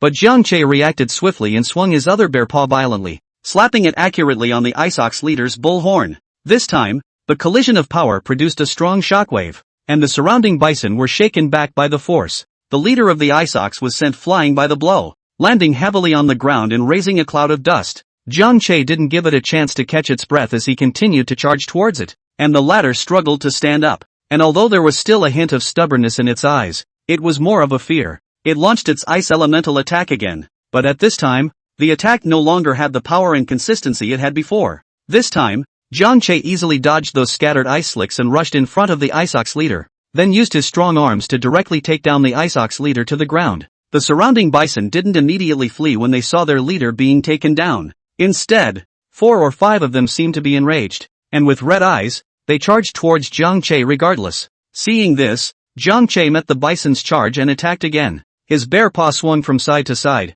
striking the bison's vitals with precision with each fall. The bison's attacks only left insignificant marks on him, while his attacks caused them to fall to the ground. Within moments, the 4 or 5 bison were lying on the ground, out of breath. Seeing this scene, the remaining bison finally realized the power and terror of the brown bear in front of them, and they began to scatter in all directions, instantly disappearing from the area. Poop is awesome. Zhang Ruoshua ran out from behind the boulder, clapping excitedly, her little face filled with joy. The father and daughter then went to a small pond and began grilling the fresh beef. However, as they looked at such a large amount of meat, they were saddened in their hearts. In this wilderness, there was no proper method of preservation, and making dried meat was also impossible due to the conditions, and they simply could not preserve this beef for a long time. And soon enough, these beef carcasses will stink, which is a great waste. Go! After having a full meal, Zhang Che sighed helplessly as he planned to leave this place. After another day, Zhang Che relied on devouring the bison's flesh and blood obtained from the previous battle,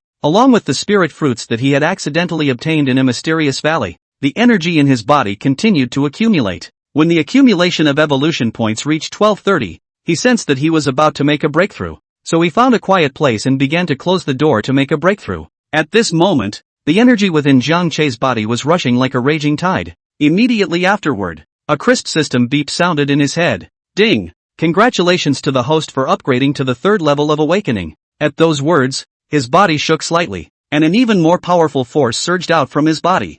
Before he had time to feel the change in this power, another beep came immediately afterward. Ding! Congratulations to the host for awakening the talent, mixed space. For a moment, Jiang Che's heart was astonished beyond measure. He could feel a strange sensation at the center of his eyebrows, as if there was a mysterious world hidden there. After thinking, Jiang Che's mind gathered, and when his consciousness probed into his brow, he found that it was a huge space that appeared before his eyes. The space was surrounded by gray, as if it could hold everything. He roughly estimated that the capacity of this space was almost as big as a gymnasium. Such magical greatness made Jiang Che ecstatic. With this talent, life and battles will be much easier in the future. Whether it's storing items or using something by surprise in a fight, it will be possible. And, most importantly, I was able to store food in it without worrying about wasting it because it was as if time stood still inside. Poop is stronger again. How did this happen? Just as Jiang Che was pleasantly surprised by this, Zhang Ruoxue sensed the change in Jiang Che's aura. Papa Bear's growth rate is already so fast that it's able to rival some of the beast kings I've heard of before.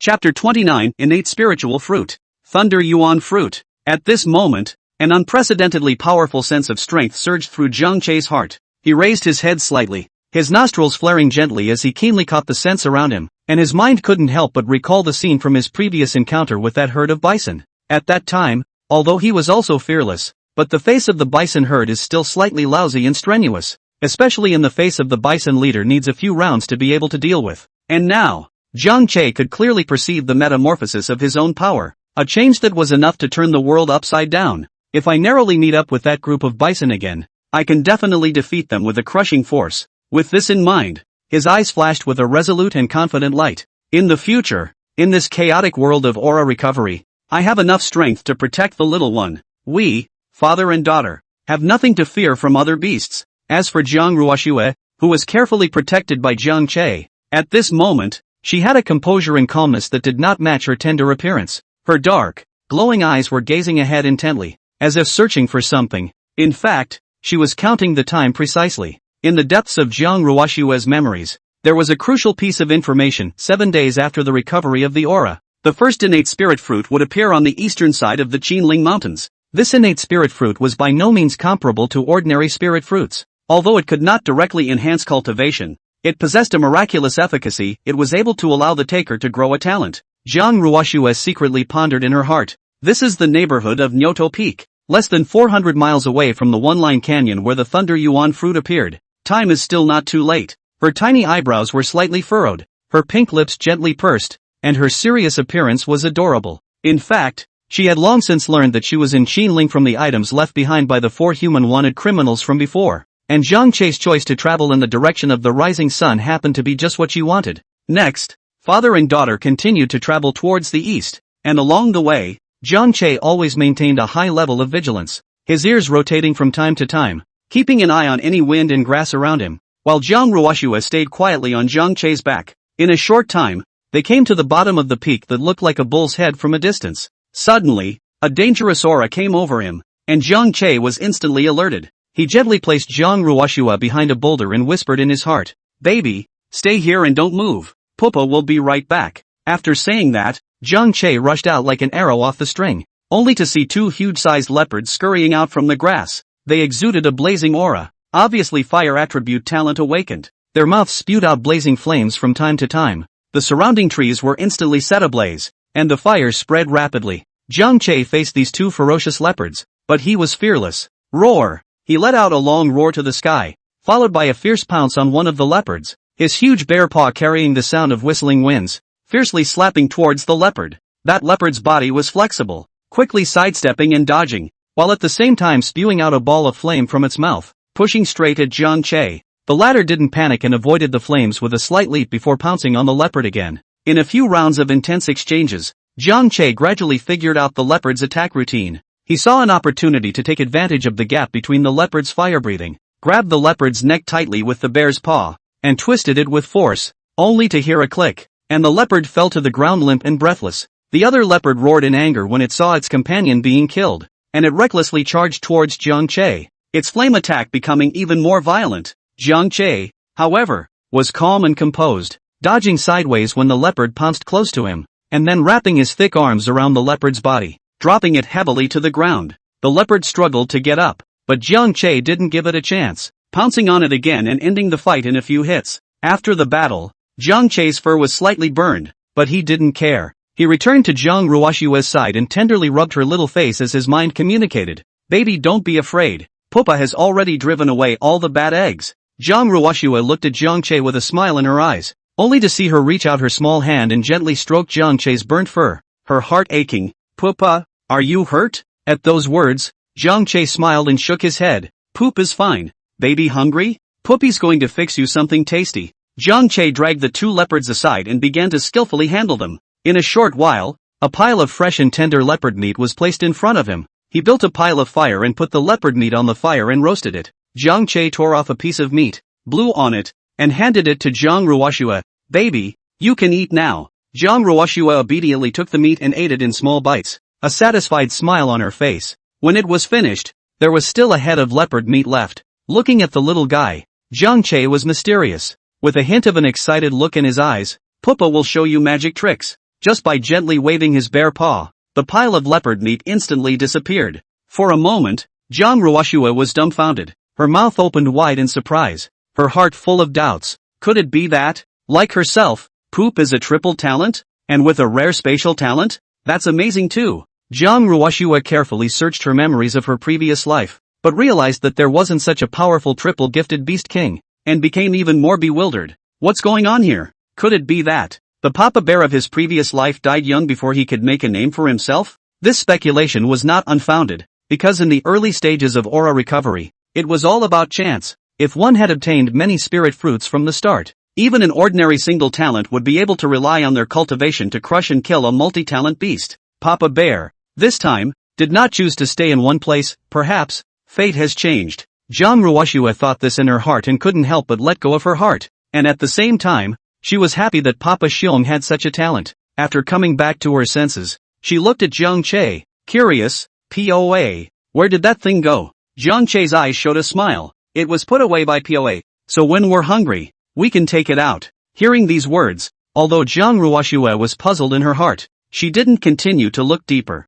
The father and daughter continued on their journey, heading in the direction of the Qinling Mountains. Along the way, Jiang Che was still carefully protecting Jiang Ruoshua, while Jiang Ruoshua was observing her surroundings from time to time. She could feel that as she got closer and closer to the first line canyon, the spiritual qi in the air was getting more and more dense. As they walked, across the distance Jiang Ruoshua saw two vertical peaks with a narrow canyon exposed in the center, a line in the sand. Seeing this, Jiang Ruoshua's gaze revealed anticipation, and at this moment, the air seemed to be filled with an extremely special fragrance that was like a magnet, attracting the surrounding ferocious beasts. Chapter 30 Poopy, you're not the only one who can do magic. I can too. The scent, it's so strong. At this moment, Jiang Che's nose instantly captured the aroma, and at the same time, he also noticed the foolish movements of the surrounding beasts, and a trace of curiosity couldn't help but rise in his heart. They're also here for this strange fragrance? Poop, there must be something good over there. Let's go join in the fun.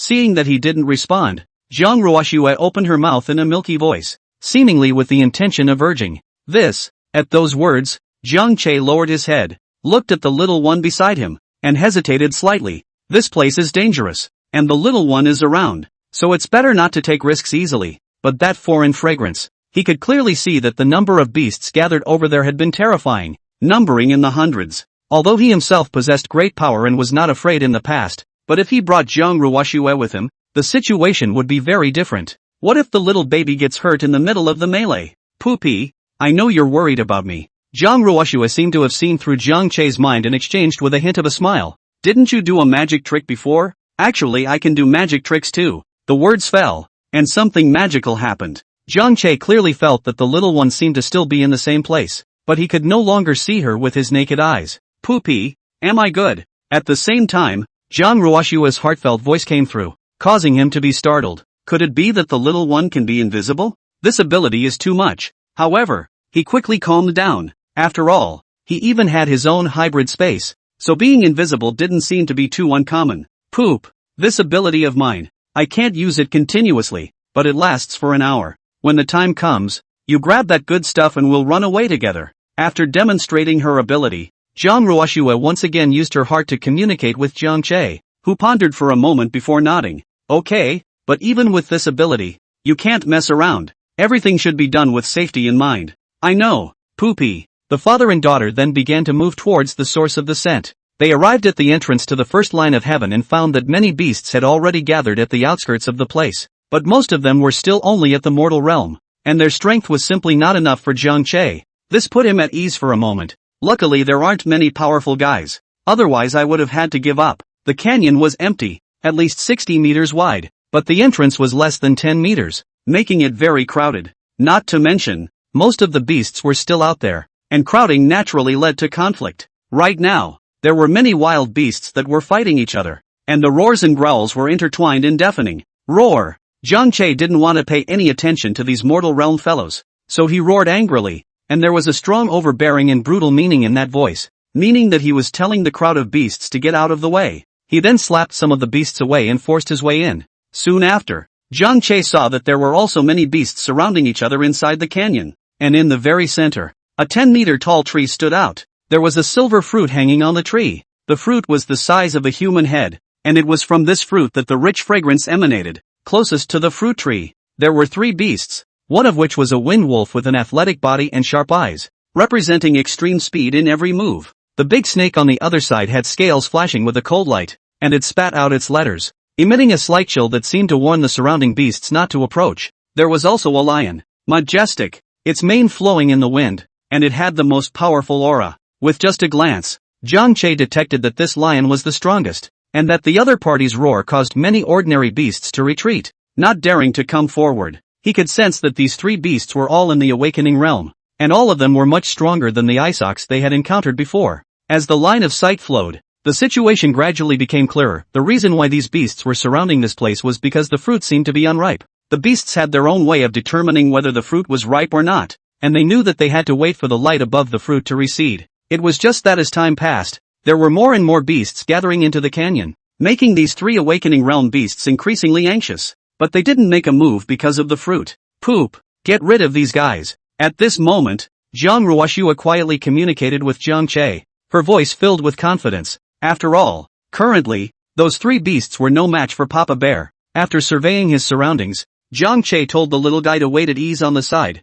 and then walked towards those 3 beasts. The wind wolf was the first to notice Jiang Che's approach, and it let out a low growl as it pounced towards Jiang Che with a figure like electricity. The latter did not panic, and with a swing of his huge bare paw, wrapped in the force of 10,000 pounds, he directly slapped the wind wolf out. In his opinion, any speed technique is useless, just vigorously make a miracle. Not far away, the great serpent saw that the wind wolf had suffered a loss and snaked its body, opening its bloody mouth and spewing out a stream of poisonous mist, trying to trap Jiang Che. Jiang Che, however, was not the least bit afraid. Seeing that he held his breath, he rushed into the poisonous mist, grabbed the 7 inches of the big snake, and threw it with a force, and the body of the big snake smashed heavily on the ground. Seeing that 2 beasts of similar strength had ended up like this, a hint of scorn appeared in the lion's eyes, but as the strongest in this area, it naturally wouldn't back down easily. It plowed the ground with all 4 hooves, stirring up a cloud of dust, then lunged towards Jiang Che.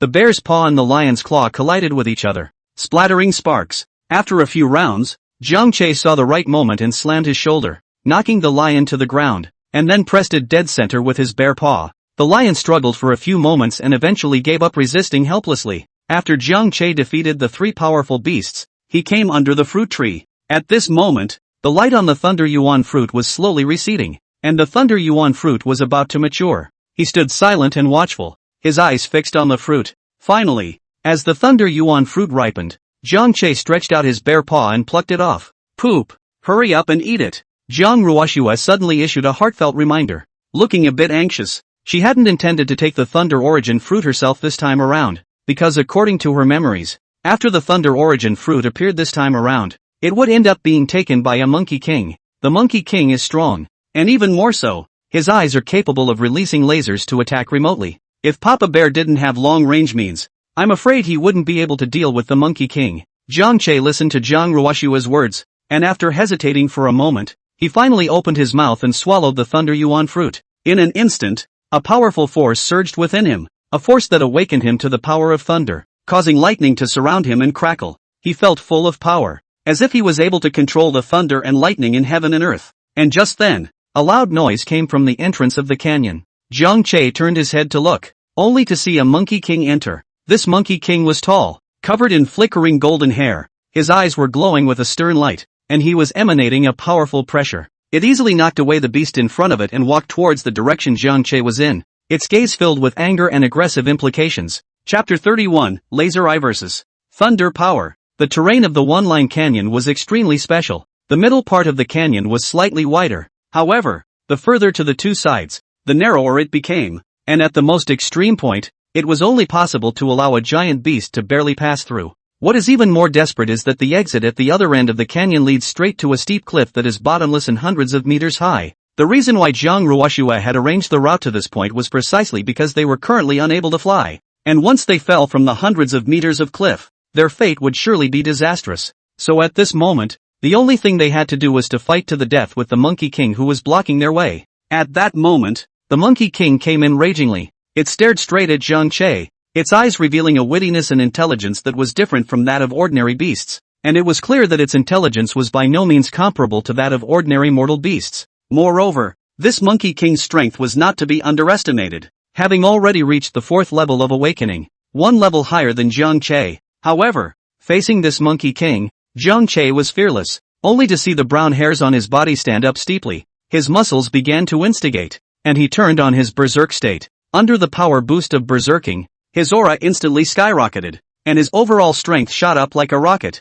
pushing him straight into the awakening 5th realm. Roar! Jiang Che let out an earth-shaking roar, the sound waves echoing in the canyon as if he was declaring his might to the Monkey King. Immediately after that, he rushed towards the Monkey King like a brown lightning, the heavy bear paw wrapped with the sound of whistling wind, carrying the force of 1,000 pounds towards the Monkey King's head and slapped it fiercely. The Monkey King was unable to dodge and was slapped solidly by this sudden strike. His huge body flew out horizontally like a kite with broken strings. His head buzzed and almost fainted directly. Poop is awesome. On the side, Zhang Ruoxue looked at this scene, her heart filled with joy and pride, and she couldn't help but applaud loudly. Papa Xiong's talent for strengthening his body at least allows him to fight over 2 levels in the awakening realm without losing. At this stage, this ability is terrifying. The Monkey King suffered a heavy blow, and the anger in his heart was instantly ignited. It stabilized its stance, and its eyes, which were already flashing with a ferocious light, were even more radiant at this moment. Rumble! Suddenly, 2 dazzling lasers shot out from its eyes. The laser was like a substantial ray of light, and wherever it went, hard stones were instantly penetrated, and the ground was torn out of a deep gully, the power of which was staggering. Jiang Che was well aware of the power of this laser. Although his strong body's defense had increased greatly after his berserking, if he were to be shot head-on by this laser, even with the Diamond Transformation's enchantment, I'm afraid it would be difficult for him to retreat in one piece. So, with his agility and instinctive sense of danger, he quickly dodged to one side. However, the speed of the laser was too fast, and although Jiang Che avoided the vital parts, he was still grazed by the laser. Instantly, a deep gash appeared on his body as if it was cut by a sharp blade, and blood gurgled out, staining his brown fur red. Poop! When Zhang Ruoxue saw this, her worry was overwhelming. Be careful. This Monkey King is not something that can be dealt with easily. After he was injured, blue arcs of electricity began to flash around Jiang Che's body, and as his aura soared, the arcs gathered more and more, gradually forming a ball of thunder. He then raised the thunder ball high in the air before violently hurling it towards the Monkey King. Crackle! The monkey was fully focused on Jiang Che, preparing to launch the next round of attacks, not in the least bit wary that Jiang Che would still know this kind of tactic. After all, in its perception, a bear being able to have the ability to strengthen its body in melee combat was already amazing enough, never expecting that there would be a third ability. In a flash, the thunderball instantly exploded without the Monkey King's defense, and the powerful electric current instantly enveloped the Monkey King. After being blasted by the thunderball, the Monkey King's fur instantly stood up, smoking black, and his body became scorched black. After all, the lightning attribute was considered the most powerful attack among the several major elemental attributes, and this strike caused the Monkey King to suffer a considerable amount of damage. Seeing that the Monkey King was injured, Jiang Che naturally wouldn't let go of this perfect opportunity. Ignoring the sharp pain coming from the wounds on his body, he once again roared angrily and charged at the Monkey King. At this moment, although the Monkey King was injured, it was still unwilling to be defeated, and it waved its arms in an attempt to fend off Jiang Che's attack. Jiang Che, however, didn't give it any chance to catch its breath as he charged directly towards the Monkey King, slapping his left palm horizontally and slashing his right palm straight, each palm carrying a mountainous force. The Monkey King gradually couldn't hold back under Jiang Che's stormy attacks, and his body was hit by bear paws one after another. New wounds continued to appear, dripping with blood. At this moment, Jiang Che saw the right moment and finally exerted his full strength, raising both palms high in the air, and after drawing an arc in the air, he heavily slapped towards the Monkey King's heavenly aperture. This strike gathered the power of his entire body. If it hit, the Monkey King would definitely lose his life. Roar! However, Jiang Che only let out a roar at this moment, which contained his majesty and anger. As if there was an invisible force that was shouting at his enemies to get lost. That Monkey King seemed to feel the threat of death, and was shocked by Jiang Che's roar. Not daring to continue the battle,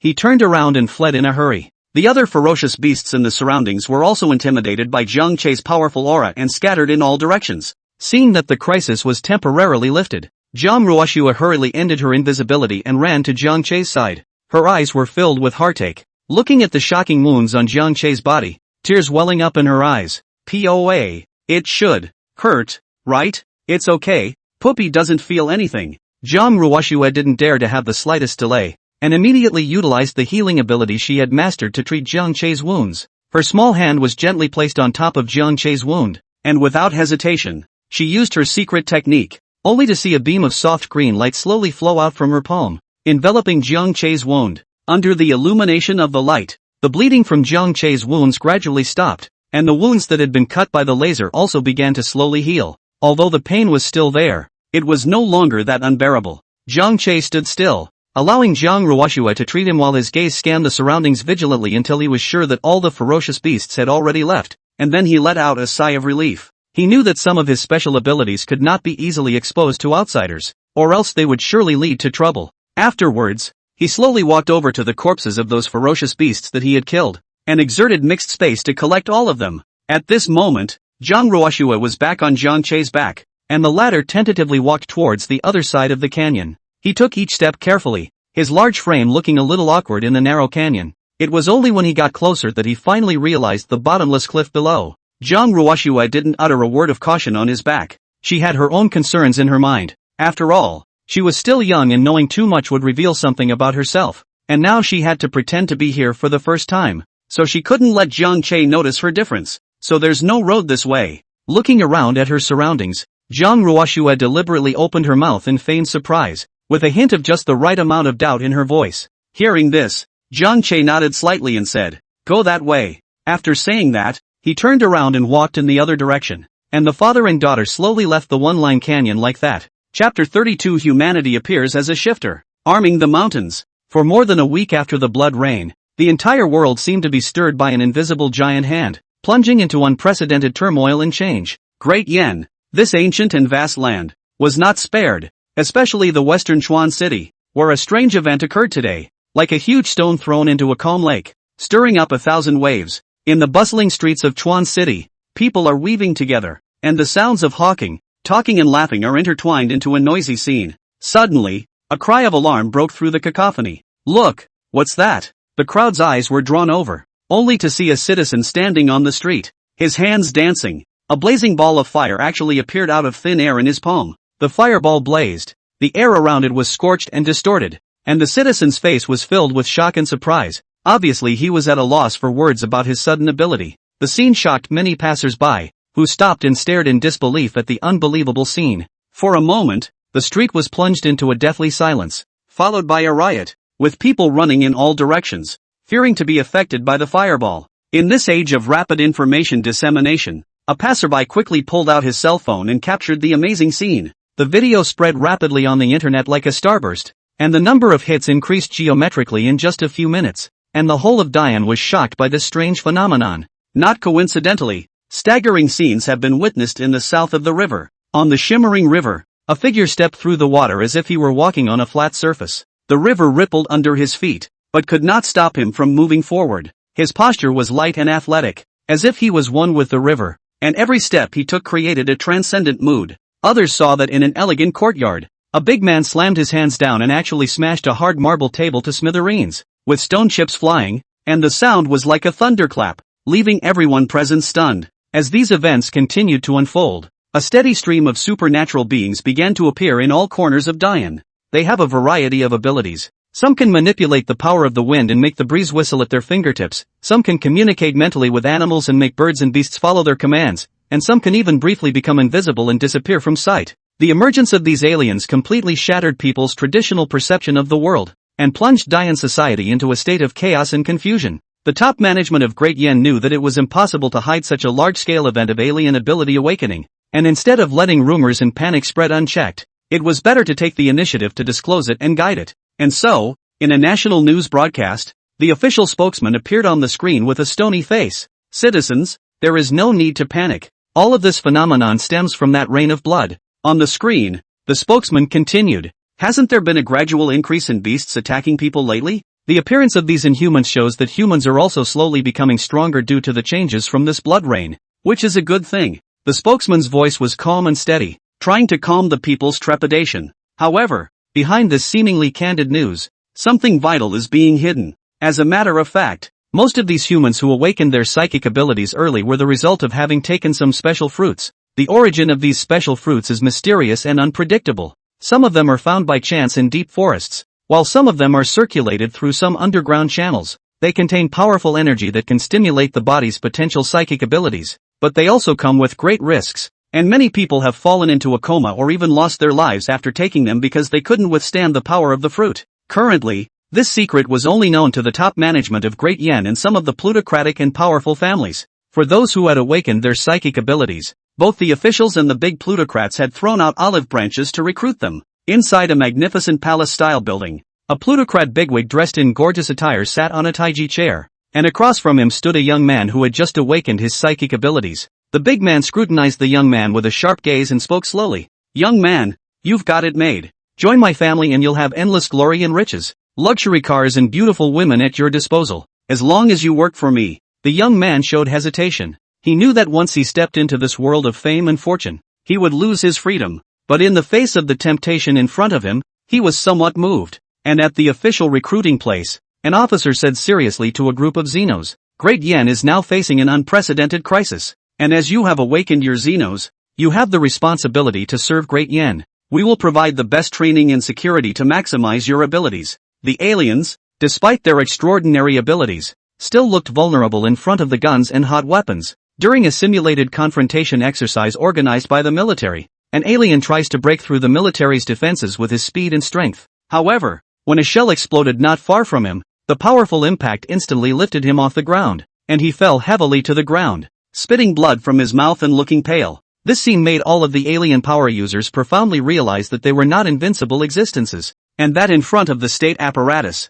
they had to abide by the rules and didn't dare to easily overstep them. As a result, many people with extraordinary abilities still strictly abide by the law, even though they have all kinds of thoughts and desires in their hearts. They understand that only by acting within the framework of the law can they ensure their own safety and the stability of society. At the same time, too many wild animals have recently come out of the mountains has become another major problem for the Oyasi society. At the foot of the rolling hills, a village is thrown into panic. At night, the roar of wild animals echoed through the valley, and the villagers spent a sleepless night with their doors and windows closed and their farming tools in hand. Many livestock were dragged away by wild animals and farmland was trampled to the ground. Looks like it's time for the army to move out. Upon learning of this situation, a military general stood in front of the map in the combat command room and whispered with a serious expression. With an order, those soldiers from the major military regions who trained hard on weekdays quickly assembled, dressed in camouflage uniforms and holding advanced weapons and equipment, and rushed to the mountains. Deep in the mountains and forests, the soldiers carefully searched for signs of the beasts. They set up a temporary camp, set traps, and set up a cordon to prevent the ferocious beasts inside the mountain from coming out and hurting people. A young soldier, lying on his back in the grass, his eyes fixed ahead, whispered to his comrade beside him, "Why have these beasts suddenly become so fierce? It feels a lot harder to deal with than it used to." With a slight frown, Warrior replied, "Who knows, maybe the blood rain changed them. No matter what, we must protect the people." And in the course of dealing with the domestic crisis, the senior management of Dayan gradually realized that such a phenomenon was not unique to Dayan. Through intelligence networks and international exchanges, they have learned that similar signs are appearing in countries all over the world, especially in some sparsely populated countries where the situation is more serious. However, the local officials are simply incapable of exercising control, causing the people to live in dire straits. Chapter 33 Awakening Talent, Tiger Devourer. The human army explored the mountain. The ups and downs of the human world couldn't have much of an impact on the world of the beasts. Just like after Jiang Che defeated the Monkey King, he brought Jiang Ruoshua around to hunt in the forest or to walk around without being affected by the outside world's situation in the slightest. Along the way, they were quite relaxed, like they were traveling to the mountains. The place where the father and daughter were now located was already the eastern fringe area of the Qinling Mountains, surrounded by ancient trees and twisted vines. The quietness contains a few points of primitive wildness. During this period of time, Jiang Che brought his baby daughter with him, traveling through the mountains and forests to hunt, and unknowingly accumulated enough evolution points. After checking the data on the information panel, Jiang Che brought his daughter to a peaceful, safe place, and after his precious daughter fell asleep, he directly chose evolution. In an instant, a majestic power rushed, converged, and exploded within him, causing his body to jolt. At the same time, Jiang Che's brown hair around his body seemed to have electric currents running through it, and his roots stood upright, and a powerful pressure spread out from his body, and the air around him seemed to condense. This kind of thing, which he had experienced several times, caused Jiang Che to not have any pull and rise within him, but he was even more excited about the changes after the upgrade. As the familiar power traveled all over his body and enhanced his physical qualities, he unknowingly raised his realm. Ding! Congratulations to the host for upgrading to the 4th level of the Awakening Realm. Congratulations to the host for awakening the talent Tiger Disappointment. The system prompts continued one after another, and the appearance of the new talent Tiger Devourer caused a strange emotion to well up in Jiang Che's heart. In particular, the role of the Tiger Disappointment made Jiang Che feel a sense of novelty. After killing a creature, it enslaves its soul, and the enslaved soul can become stronger in battle. Looking at the introduction of this one talent, Jiang Che inhaled deeply, to actually awaken such a heaven-defying talent. And this talent is growth-oriented. The number of devils that can be enslaved in the future will increase with strength. It's unbelievable that poop can get stronger faster than me. As he pondered within himself, Jiang Ruoshua sighed for a while, once again feeling that his own tiger father was definitely a special kind of existence, and she just pretended to be asleep. She knew that in the early stage of aura recovery, it was as if there was an invisible rift between the mortal realm and the awakening realm, and that the beasts had a head start due to their natural keen sense of aura and their strong physique. Humans are initially weak, like seedlings fluttering in the gale. Only by breaking through the realm of awakening, and by virtue of their wisdom and unique cultivation methods, will they be able to catch up with the speed of growth, and even surpass the beasts in terms of skills and collaboration. Jiang Ruoshua itself is extraordinary. But the growth path of the early thorns and thistles, if it is not Jiang Che the father of the bear meticulous protection, she is afraid that has long been in the crisis-ridden mountains and forests folded and sunk. Looking at Jiang Che's magnificent figure, she was filled with certainty. Papa Xiong's talent is outstanding. Even if those prestigious and dominating top beast kings of his previous life were in front of him, they are nothing more than that. All that's missing is the chance that fate will favor him, and those chances, I already knew all of them by heart in my previous life. With me here, Papa Bear doesn't lack any chance at all. With this in mind, Jiang Ruoshua quietly glanced at Jiang Che and secretly thought in her heart, Papa Xiong, in the future, if we have your help, when we run into that demon god, we'll definitely be able to directly gain an advantage. She quietly waved her tiny fists, seemingly cheering Jiang Che on, her eyes glittering with anticipation. At the same time, at the foot of the mountain at the extreme eastern edge of the Qinling Mountains, a helicopter suddenly descended, its propellers rotating at high speeds, rolling up dust and leaves in the sky, emitting a deafening roar, just like a steel beast roaring. Helicopter hatch opened. A team of about 40 human team came out in a row. They were dressed in uniform camouflage uniforms. Posture, cold look, shoulder carrying a shiny gun, waist full of magazines, footsteps forceful, every step out of the soldier's perseverance and boldness. Our mission is to collect spirit fruits, and to kill and bring back some ferocious beasts with special abilities,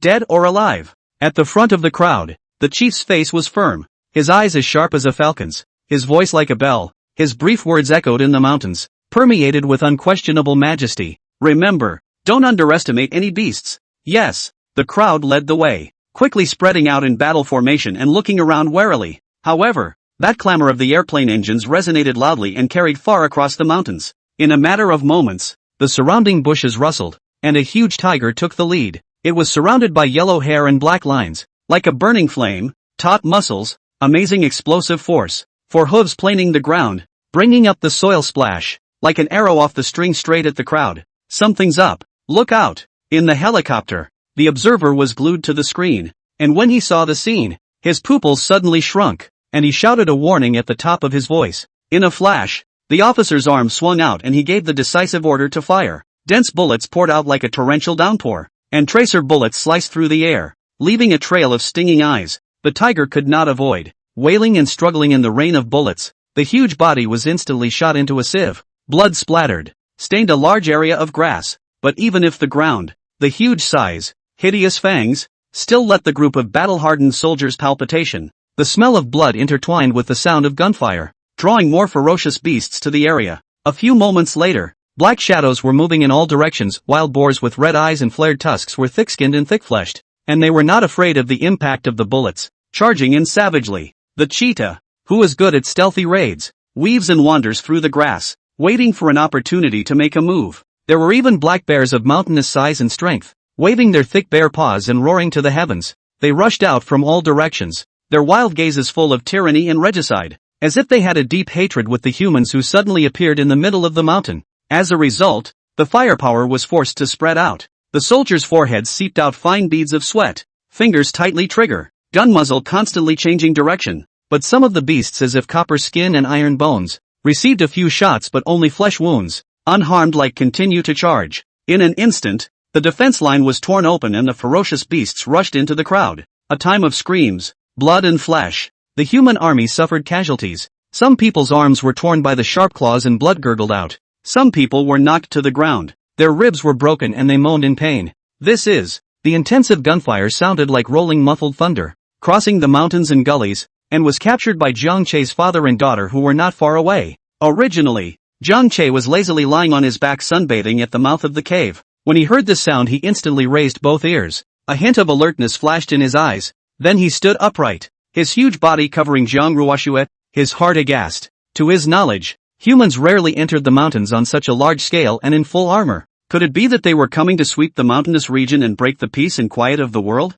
Chapter 34, Human Defeat. The First Devourer. Poop, we'd better go. Listening to the sound of artillery fire coming from the distance, Jiang Ruoxue twisted her tiny body slightly uneasily, her voice soft but full of worry. She knew that the direction from which the burst of clamor had come was, in all probability, a human party exploring the mountain. Now this pre-aura recovery, like Pandora's box, was quietly opened. The world of strange things are endless. Human beings perceive the strange and unusual changes produced by beasts nourished by aura, and try to uncover the truth hidden behind the veil of mystery by studying and dissecting the corpses of beasts. For this reason, a large number of heavily armed soldiers were ordered into the mountains to carry out this seemingly ordinary but secretly turbulent mission. No, the intentions of this group of humans, Poop has to find out. Jiang Che's gaze was firm, and then he gently placed Jiang Ruoxue in a hay-covered, soft and cozy corner within the cave. He rubbed his nose against the little one's cheek, as if to convey strength and reassurance, and whispered, "You wait here for Puppy."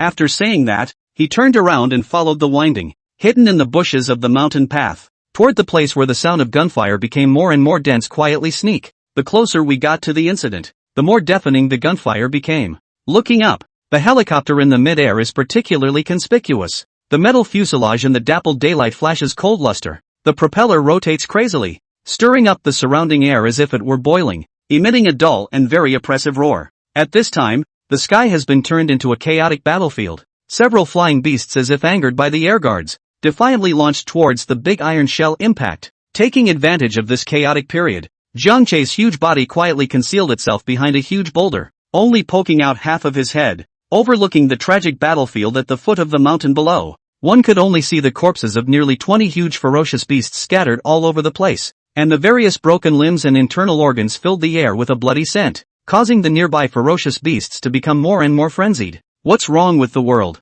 Looking at the scene in front of him, Jiang Che was inwardly shocked and muttered, but the sound was obliterated by the gunshots and no one could hear it. On the battlefield, the soldiers fighting were full of panic, their sweat soaked through their clothes, sliding down their cheeks and necks, mixing with the spattered blood, drawing a horrible blood scar on their faces. The guns in their hands kept spitting out tongues of fire, but every time the beasts broke through the fire network and attacked close to them, their sharp claws and fangs instantly harvested lives. Once the beast pounced on the body, the fragile human body is like paper mache, almost no resistance, can only send out desperate screams. Unconsciously, the numbers plummeted by half, and the officer shouted hoarsely, "Hang in there, in half an hour the reinforcements will be here. Let's hang in there." His voice was already hoarse with exhaustion and determination, but he still tried to use his will to force a last breath for the shaky defense. Hostile. Just as the crowd was struggling to hold on and their spirits were strained to the extreme, a sharp chirp came steeply from the distant sky. Immediately after that, a huge eagle with wings spreading 7 or 8 meters seemed to be swooping down from the clouds. Its feathers flashed with a metallic cold and hard luster around its body, and every feather seemed to be a sharp blade, and between the swings of the wings, it brought up a gust of wind, as if it could tear the sky apart. As the surrounding clouds were instantly blown away, revealing its imposing figure, Jiang Che gazed incensed, and his heart was horrified. Good man, the strength of this giant eagle has even reached the awakened fourth realm, comparable to my realm today. This kind of powerful existence involved in the battle. The situation is instantly like a wild horse out of control, more and more out of control, toward the unknown abyss wildly. Watching the battle in the arena, Jiang Che held his breath and tensed his body, deciding to continue observing in stealth. He had ventured here to find out more about the humans, to see what kind of power the heat weapon had, and to find out what the humans were really doing in the mountains. After all, in this world of churning auras and undercurrents, a little more understanding is a little more leverage for survival. The giant eagle was like a black lightning,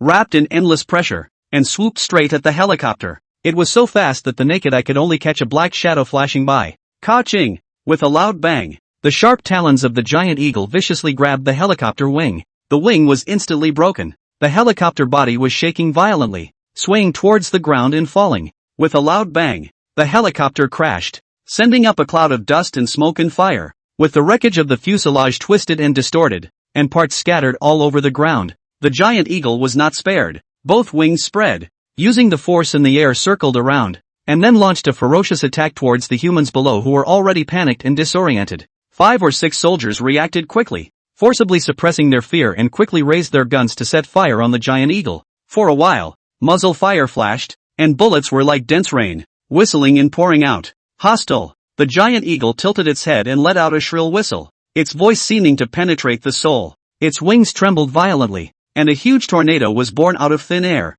wrapped in sand and withered branches, like a roaring earth dragon, whistling and swooping down. Although this action slightly interfered with the direction of the bullets, the dense rain of bullets continued to shoot at it relentlessly. Giant eagle, huge size, eye-catching target, although trying to avoid, but also difficult to completely avoid the rain of bullets. These bullets instantly pierced countless bullet holes in its body, and blood sprayed out from the wounds like a gushing fountain, spilling into the air like a rain of blood. It endured severe pain, eyes red, locking the crowd below, swooped down, steel hook-like claws precisely grabbed 2 people, once again lifted its wings and flew away. The 2 people desperately struggling, shouting, but to no avail. The giant eagle flew into mid-air, then loosened its claws and watched as the 2 men screamed miserably and fell, smashing heavily on the ground and raising a cloud of dust, not moving, their lives and deaths unknown. This time, the human defense camp was instantly in chaos. The crowd exclaimed and ran away. The original barely maintained formation was completely broken up, as if it was a plate of scattered sand. But the soldiers did not completely give up their resistance, and under the vociferous command of their officers, they reorganized their fire and went through several more rounds of melee. The giant eagle's injuries became heavier and heavier. Its wings were tattered and torn, and its feathers were soaked with blood and stuck together, and its flight became more and more strenuous, and every time it lifted its wings, it seemed to use up its entire body, and it staggered. Finally, under another wave of intensive fire attack, it was hit in the vitals and could no longer support itself, falling from the sky and landing heavily on the ground. Dying, the light in its eyes faded to a mere remnant. The human side also suffered heavy casualties. The remaining 10 people saw that the situation was not good. Fearing that there would be another ferocious beast attacking, they hurriedly retreated, covered each other, and withdrew towards the outside of the mountain forest in an orderly manner. Only after their silhouettes disappeared into the depths of the mountains and forests for a long time did Jiang Che slowly come down from the mountain. He walked to the side of the dying giant eagle, only to see that its body is full of holes, bullet holes densely spread all over the body. I do not know how many bullets remain in the body. Blood will be soaked into the surrounding grass into a dark red, converging into a pool of blood. Since you won't live, I'll grant you another life. Seeing this, a trace of compassion welled up in Jiang Che's heart. Then he stretched out his thick bare paw, ending its suffering. In a flash, an illusory body floated out of the giant eagle's corpse, like a cloud of misty green smoke, trembling slightly in the air. That is the soul of the giant eagle. Chapter 35, Jiang Ruoshuet Poop. We seem to be followed by dirty things. The previously gifted tiger devourer has been changed to an undead servant, and those that are taken in are called servants. At this moment, in mid-air, the giant eagle spirit body stretched its broad feathered wings, surrounded by, if anything, a ghostly light, which was the embodiment of the cohesion of soul power. Its huge body trembled slightly in mid-air, and with awe and reverence, it bowed its head towards Jiang Che. A heartfelt voice was like invisible ripples, swinging lazily in Jiang Che's heart. Great King, Jiang Che is clear. This was his own hands to kill the giant eagle. After his death, his soul is already loyal to himself, and can be directly in the depths of the soul of the conversation. Beyond the ordinary meaning of verbal exchanges, seems to be too hidden in the shadows of the spirit, in the mysterious dimension of the voice of each other. The soul body, to the weak and small beings, is like an indistinct phantom that transcends earthly cognition, and is a mysterious existence that is absolutely invisible. These spirits are transformed by the dead, and although they have strange and unpredictable abilities, they also have natural limitations. They are only capable of launching an attack on the soul, and cannot cause an attack in the physical sense. However, Jiang Che, who was the controller, had the magical ability to recall the spirits to his heart, and when he needed them, he could instantly summon them to his body with just a thought, and drive them to the battlefield or carry out the instructions again. But at this moment, Jiang Che looked at the giant eagle undead soaring in the sky and resolved to externalize it between heaven and earth for a long time. Just because this giant eagle was born with the ability to fly proudly, wings spread, will be able to cut through the sky, the wind like a fast shuttle between the clouds. The speed is so fast that people staggering. Now as a spirit body, it is even more tireless, like a perpetual motion machine, can move infinitely under the endless dome of the sky, is an excellent scout, can be for their own detailed investigation of the surrounding wind and grass, closely patrolling. It's time to leave. Little baby is waiting for me. At this moment, Jiang Che let out a low chant, and with a wave of his hand, a shimmering light flashed by, and the corpse of the giant eagle slowly shrunk as if it was pulled by an invisible force, and eventually disappeared into his hybrid space. On top of the mountain peak, Zhang Ruoxue saw Jiang Che steadily returning from the foot of the mountain from afar, and her small face instantly blossomed into a bright smile, and then she couldn't wait to greet her. But just as she was filled with joy, she inadvertently raised her eyes to the sky. In an instant, a flash of shock flashed through those clear eyes. Soul body?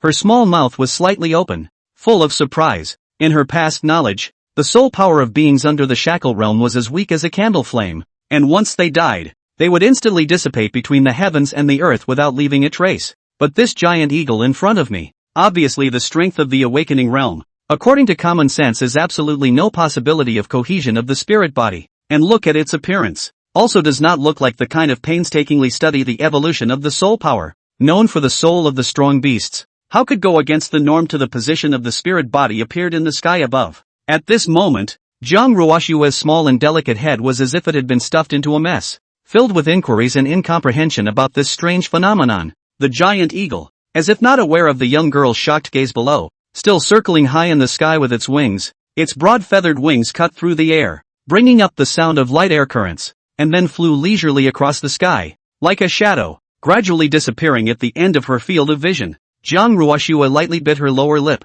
hesitated for a moment, and finally pressed down on her misgivings for the time being, pretending that she had not seen this bizarre scene. With a bounce, she ran towards Jiang Che and soon rejoined Papa Bear without incident. Looking at the lovely baby girl in front of him, Jiang Che doted on her with a smile, and narrated the various matters of the human army being driven out of the mountain by the ferocious beasts before. Normally, those conventional human weapons can't hurt poop anymore, unless they throw in the towel and send out those mass destruction shells. After saying that, Jiang Che narrowed his eyes slightly, dissecting the degree of his own strength against the external threats, revealing confidence in every move he made. He knew that his baby girl had been worried about him, so he said these words to explain, or to comfort. Well, know your enemy and know yourself. Zhang Ruoxue blinked her big eyes and nodded her head obediently, her pink cheeks flushed with a blush from running. In fact, in the bottom of her heart, she had an incomparable certainty about the strength of the Bear Father's cognition. Jiang Che's strength has long since transcended the deterrent category of ordinary guns and cannons,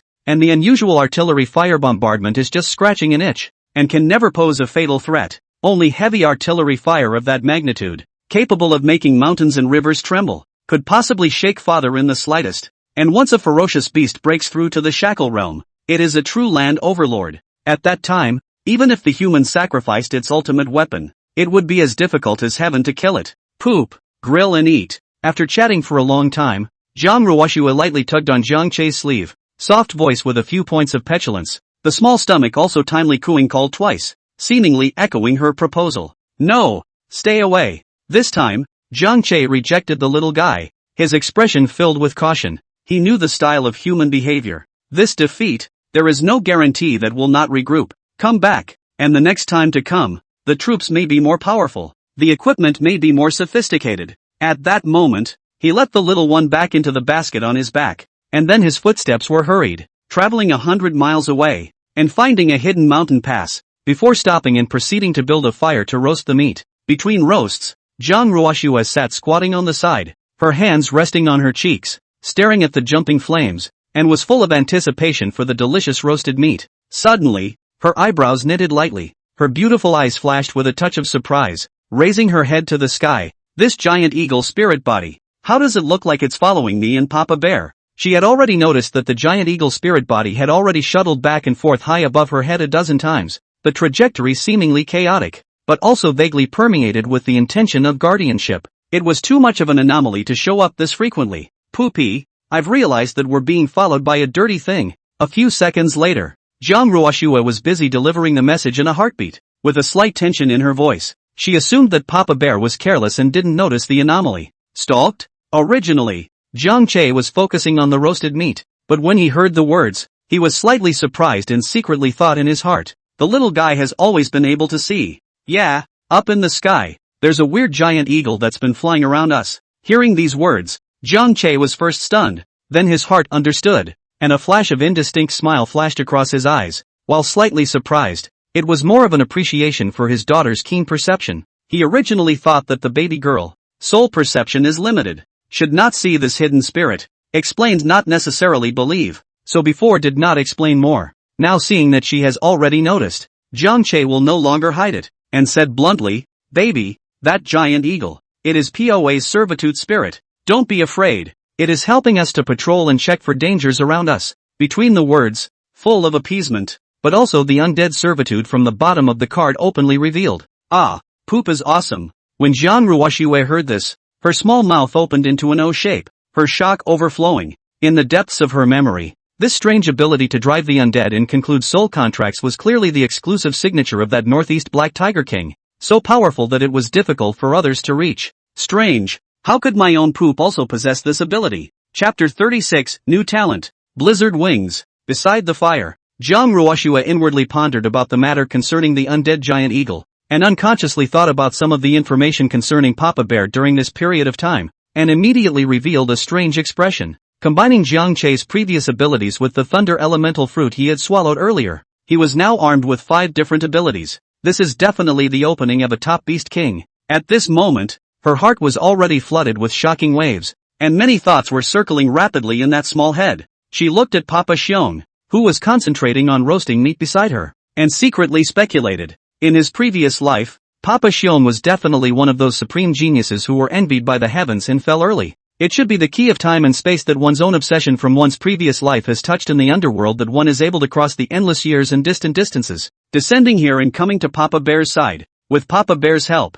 I'll definitely be able to take down that demon god of extinction when the time comes. Thinking of this, Zhang Ruoxue's pink face flushed with a touch of excitement, and at this moment, she was secretly waving her small fists, seemingly cheering for the upcoming challenge. After some eating, the father and daughter found a quiet and safe place to take a short break. Zhang Ruoxue had just closed her eyes and immersed herself in a state of cultivation, preparing to cultivate with the help of the abundant aura in the key of time and space. But she didn't know that she would suddenly be woken up by Jiang Che eagerly. Baby, Poopy found something good. Come with me. Jiang Che's voice was low and full of anticipation. With a hint of excitement that was hard to hide, he bent down his huge body and tenderly carried Zhang Ruoxue on his back, his thick and powerful limbs rapidly alternating on the ground as he ran towards the distance like an arrow off the string. It turned out that the giant eagle spirit body patrolling in the air, with its broad vision and keen perception from a high-altitude view, spotted 2 spirit fruits emitting a strange light and a rich fragrance filling the surrounding area a few miles away. The spirit fruit is like 2 bright stars,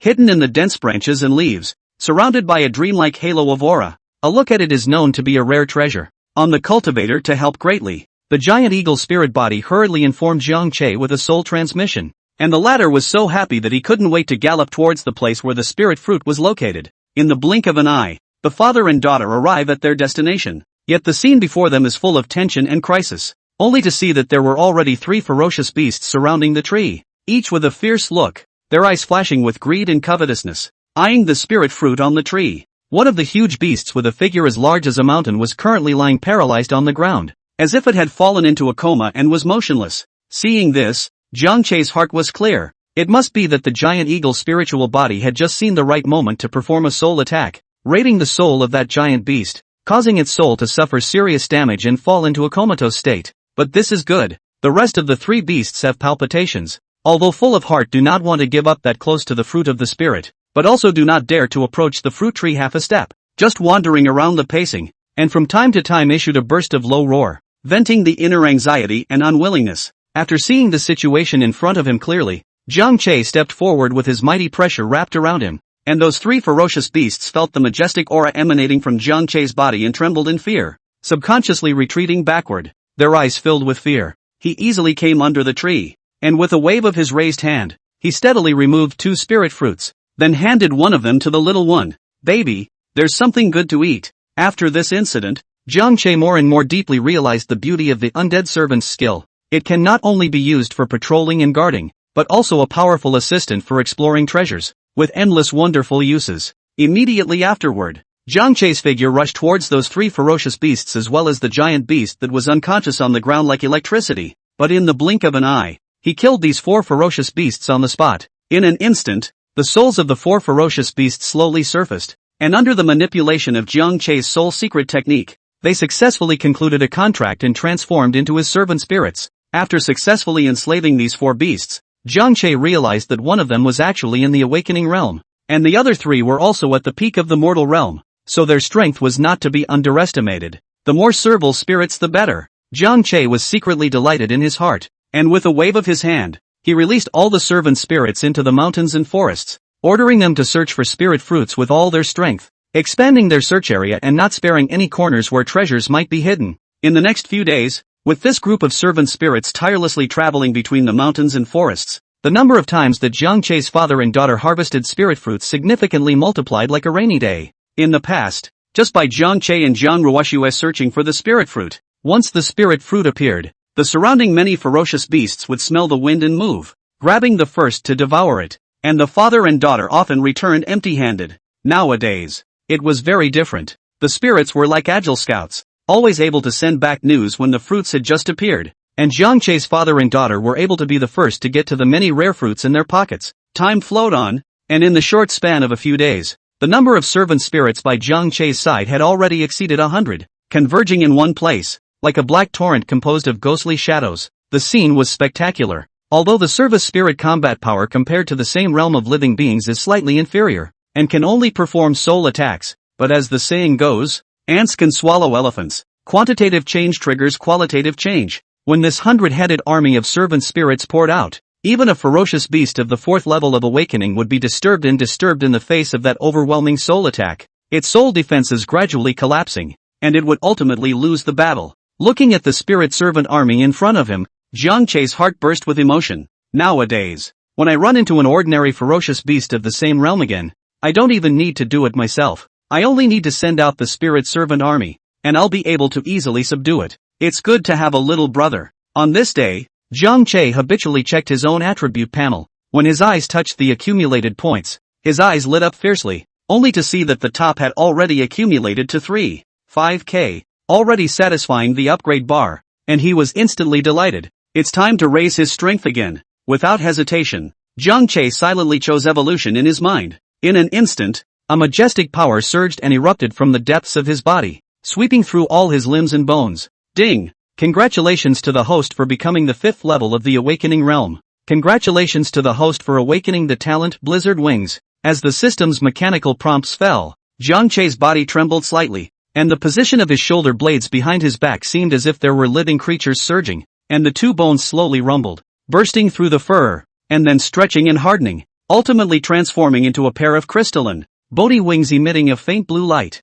Feeling all of this, Jiang Che was inwardly incomparably surprised. Does this mean I can fly? Poopy, on your back, there seems to be something more. On the side, Jiang Ruoxue blinked her big eyes, staring curiously at the changes behind Jiang Che's back as her small hand reached out, wanting to touch but not being able to reach. Surprise and novelty were written all over his face. Chapter 37, Jiang Ruoshua's excitement after picking up her cell phone. These are wings. Puppy can fly. After feeling the changes on his back stabilize, Jiang Che communicated with Jiang Ruoshua in a heartfelt voice. As the words fell, a pair of huge wings that were not far from his fur color stretched out from his broad and sturdy back. Each feather on that wing was like a spiritual silk, flickering with mysterious astral aura, and when it gently trembled, it induced the surrounding aura to surge like a whirlpool. In an instant, Jiang Che's muscles tensed up and he violently stomped on the ground, and along with the splashing of earth and rocks, his body rose up, breaking through the layers of dense foliage and branches,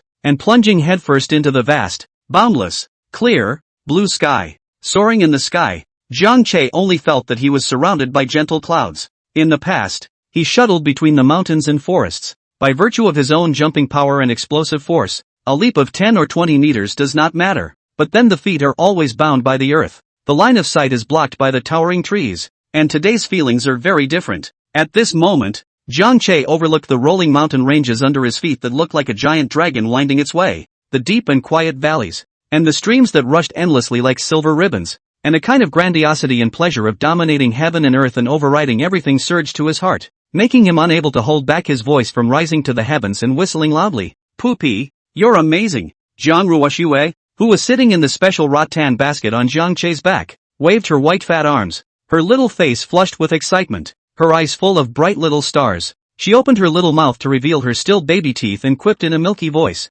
Jiang Ruoshue also did not expect that in this life. The aura recovery has not yet been full for a month. Papa Xiong has already transformed his body and evolved such a powerful flying ability. She blinked her big witty eyes slightly, secretly pondering, now that Papa Xiong has this divine skill, if he embarks on the search for those chances in the depths of his memory in the future, he will certainly act as fast as lightning, and his efficiency will be beyond imagination. Luckily, it was Papa Bear who found me and adopted me in the first place. As she pondered, Jiang Che continued to climb up in altitude, and his large and highly recognizable figure naturally drew sideways glances from the crowd of beasts below. They looked at the giant bear in the sky that was like a god descending into the world. An instinctive fear spread wildly in their hearts, as if they had witnessed the laws of nature being completely subverted. Time passes slowly, and 2 days pass in a flash. On the extreme eastern edge of the Qinling Mountains, a shiny black leopard was hiding behind a thorny bush, its bloody mouth about to tear open the throat of its prey. Suddenly, a flash of intense panic flashed through its eyes,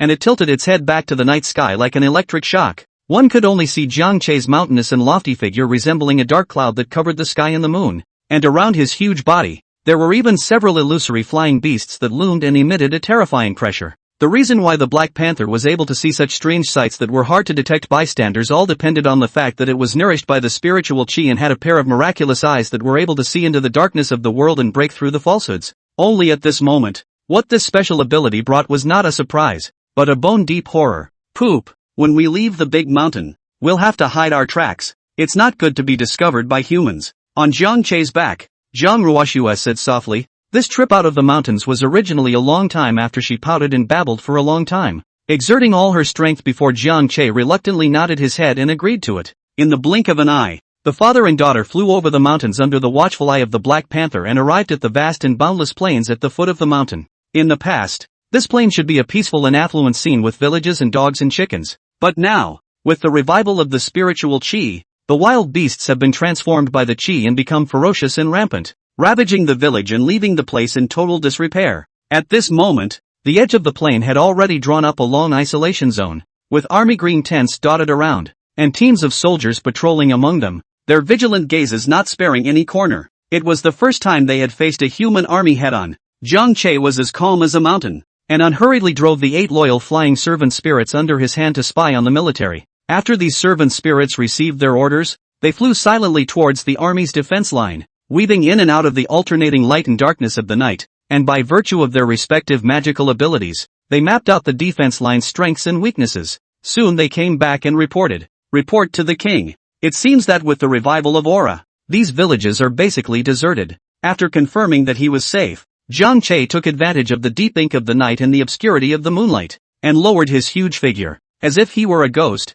and quickly flew over the seemingly strict but already known line of defense. Along the way, the wind is calm, occasionally passing a few deserted and dilapidated villages, only to see the house tables and chairs overturned, pots and pans scattered all over the place. The fields are overgrown with weeds, crops have long been trampled by the beasts out of shape. The closer you get to the city, the more wildly different the scenery becomes. Outside the great city loomed a high wall, although the current wall is only 3 or 4 meters high, but above the wall, the master workers are busy. Day and night they were raising and widening, building a steel wall against unknown fears and raging beasts. Jiang Che flew along the wide and vast, sparkling great river, seeing giant fish flopping and jumping in the river from time to time, splashing up a splash. On the way, there was no shortage of huge and fierce beasts, but they only glanced up at Jiang Che's passing, and after a moment of confusion and fear, they continued to live peacefully on their own. Occasionally, Jiang Che would stop and catch prey to feast on after stretching his muscles and bones to replenish his physical strength,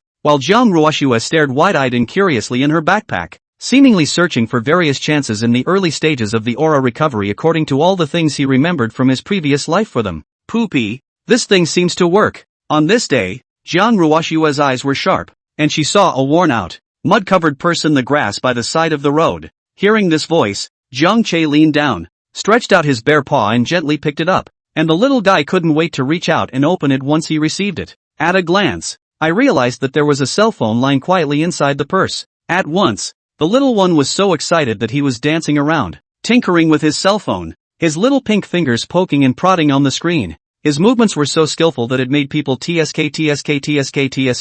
Poop. With this, we won't be running around. We can save time on the road. Do you want to see it, Poopy? You take it and play with it. Sensing his baby girl's excitement, Jiang Che simply urged her not to get too engrossed, and then continued to lift his wings and fly. He naturally knew what it was. Poop. Looking at the map on this phone, we are now in the eastern part of the Great Yan Empire. Shortly after, Jiang Ruoxue stared at the cell phone screen and said crisply, "That city in front of us. It's Zhenghai City." Her big eyes flashed with a spiritual and intelligent light, as if she knew a lot of hidden secrets. There's another big mountain next to it, called Taishu Mountain. Let's go over there and take a look. With a cell phone, Jiang Ruoxue could finally say what she knew in name only. Aha! Hearing this, Jiang Che didn't hesitate in the slightest, slightly adjusting the direction of his flight, carrying Jiang Ruoxue, and lifting his wings towards the cloudy, misty, fairyland-like location of Taishu Mountain. Chapter 38 Jiang Ruoxue, feelings you guys are here to save me.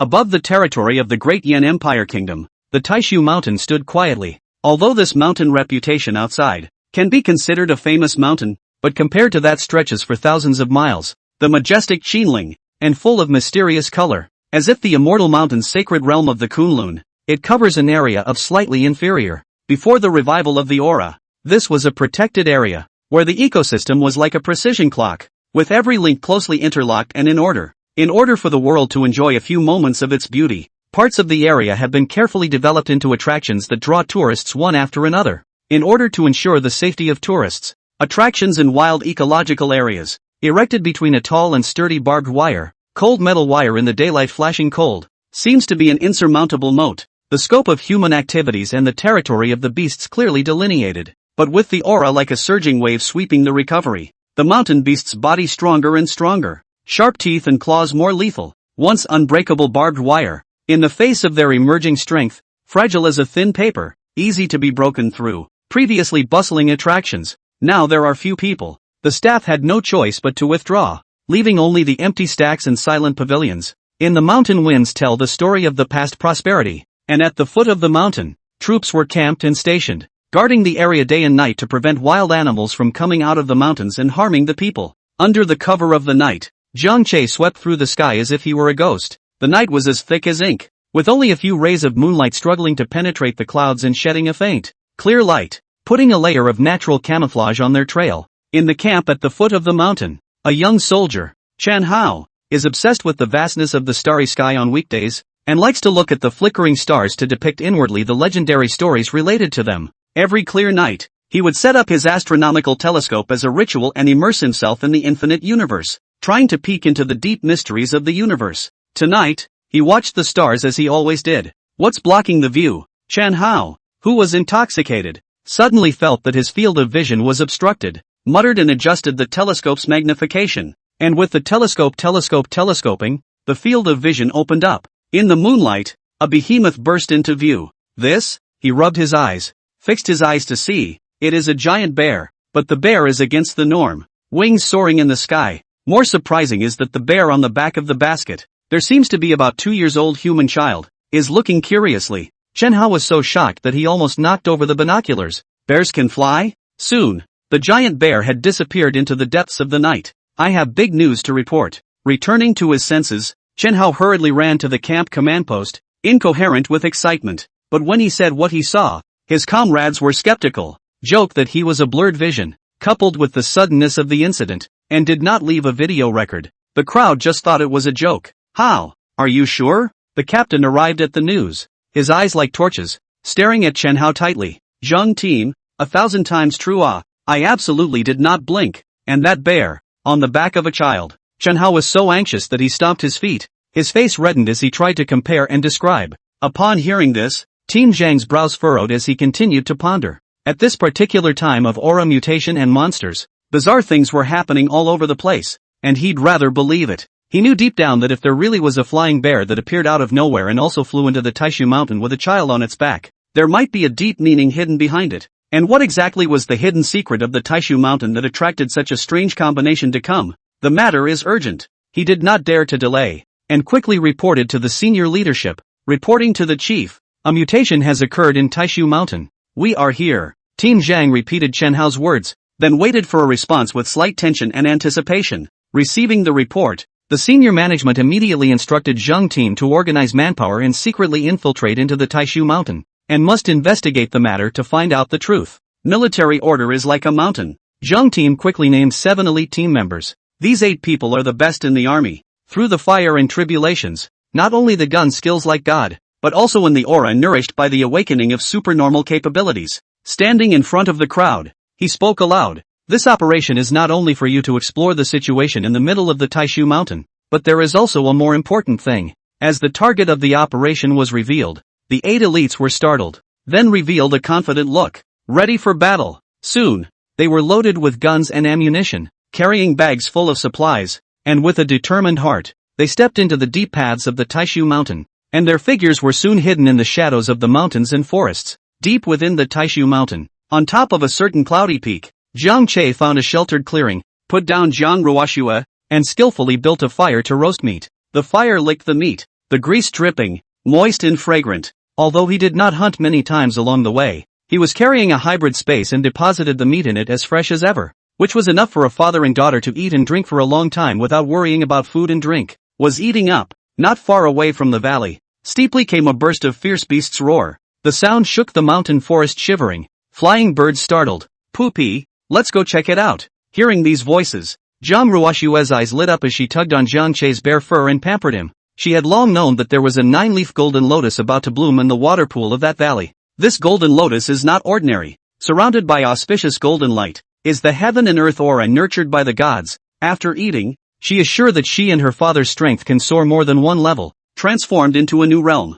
Jiang Ruoxue knew that the timing was rare, so she intentionally led Jiang Che there. And at this moment, 10 miles away behind Jiang Che's father and daughter, the human alien ability expedition team led by Team Zhang followed the roar in the mountains and tracked their way here. They were light on their feet, their eyes alert, weaving through the thorn bushes and ancient trees, not missing any traces. These humans are here too. Looks like we need to make this quick. In the open space sheltered from the wind, Jiang Che's hearing was sharp, detecting the movement behind him and secretly pondering. He turned to look at Jiang Ruoxue and communicated with his heart voice, casting the secret stealth technique. Then duck, over there to hide. Poopy will be back to get you as soon as he figures out the situation. Saying that, Jiang Che pointed to a messy pile of rocks not far away, which was big enough for the little guy to hide. He even left behind 10 loyal servant spirits to guard him. After all, according to the report from the giant eagle spirit body, there seemed to be a group of not-so-weak ferocious beasts over there, and it would be too dangerous for him to go forward with the little one. Arrangements made, Jiang Che took a deep breath. His body's mane stood on end and his muscles were taut. Then he took a big, steady step and ran towards the source of that roar in the depths of the valley. After Jiang Che left, the expedition team quietly arrived at the place where the father and daughter had stopped earlier. At this point, Team Zhang, sensing an impending conflict, turned toward his team and barked, "Remember, there's a child on that giant bear. Free the child if you have the chance. Everyone be careful when you strike." Yes, Jiang Ruoxue hid in the dark, heard their conversation, and was filled with shock, emotion. I and Papa Xiong have been discovered, and these people are here to save themselves. Chapter 39, Dead Toad. Dare to steal under my nose. Not long after, Jiang Che arrived at the place where the beast's roar had erupted. This huge valley surrounded by towering, sky-high peaks should have been planned according to the urban area of Jianhai and would have become a popular scenic spot for tourists in the future. However, an aura revival that no one had anticipated completely shattered this calm and expectation.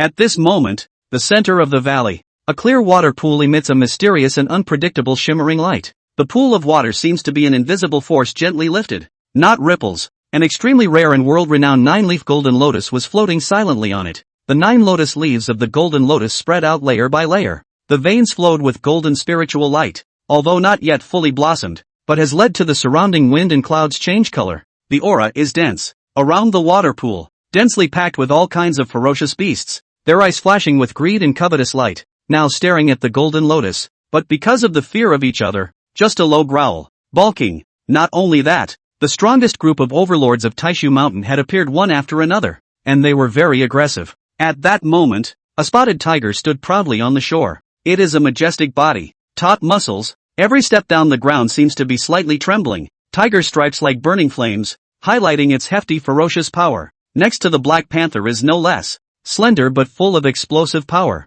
The green eyes are like 2 points of ghost fire. Through the cold killing intent, the two confronted each other. And the atmosphere was so tense that the surrounding ferocious beasts all cowered and retreated, giving way to an open space. The air was all tense to the point of suffocating solemnity. But this stalemate was instantly broken with the entrance of a hedgehog. Hedgehogs are covered with spikes, such as steel needles, cold light flashes, and each of the spikes seems to be attached to a bizarre black pattern. Although its size is not as large as the tiger and leopard, it exudes a pressure that sends chills down the spine of both. Roar! Just as the situation was on the verge of breaking out, a whistling wind sound suddenly came from the sky, and then a scene that made all the ferocious beasts feel fear appeared, only to see a brown bear actually fly over from the sky. In their perception, how could a bear be a being capable of flight? And the appearance of this brown bear made even that hedgehog look scornful, not daring to act rashly. This brown bear is Jiang Che. Roar! Seeing the scene below, Jiang Che roared angrily, his voice filled with the power and dominance that all the ferocious beasts were shocked by.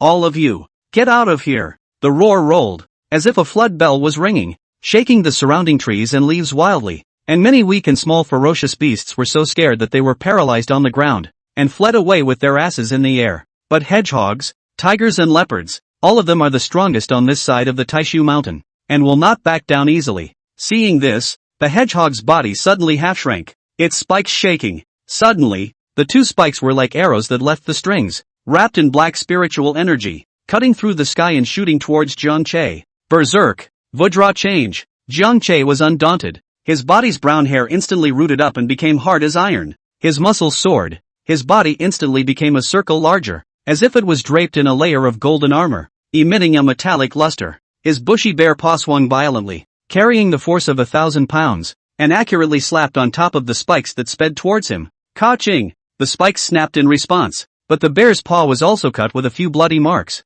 Blood dripped down and drifted into a bloody mist in the air. But this was only a minor injury for Jiang Che. The hedgehog could not help but freeze, seemingly unable to believe that his surefire strike was blocked like this, while the tiger and leopard also showed shocked colors. A hint of timidity flashed in their eyes. In the next second, Jiang Che's figure was like electricity, wrapped in a strong wind and pounced directly on the hedgehog. The hedgehog panicked and curled his body into a ball. His spikes tightly closed around his body like a giant thistle. As he swooped down, Jiang Che was fearless, only to see his body around the thunder flashes. Crackling sound, condensed into a bowl-thick column of thunder, ruthlessly smashed to the hedgehog. Every thunder column that fell exploded the sand and rocks by the water pool. The water splashed into the sky. The hedgehogs were wrapped in the thunderstorm, letting out gurgling screams, and their spikes were roasted by the thunder fire and scorched black and broken. Die for me! Jiang Che let out another bellow in his heart, and his bare paw slapped down heavily with endless pressure, causing the hedgehog to instantly lose its movement and collapse to the ground.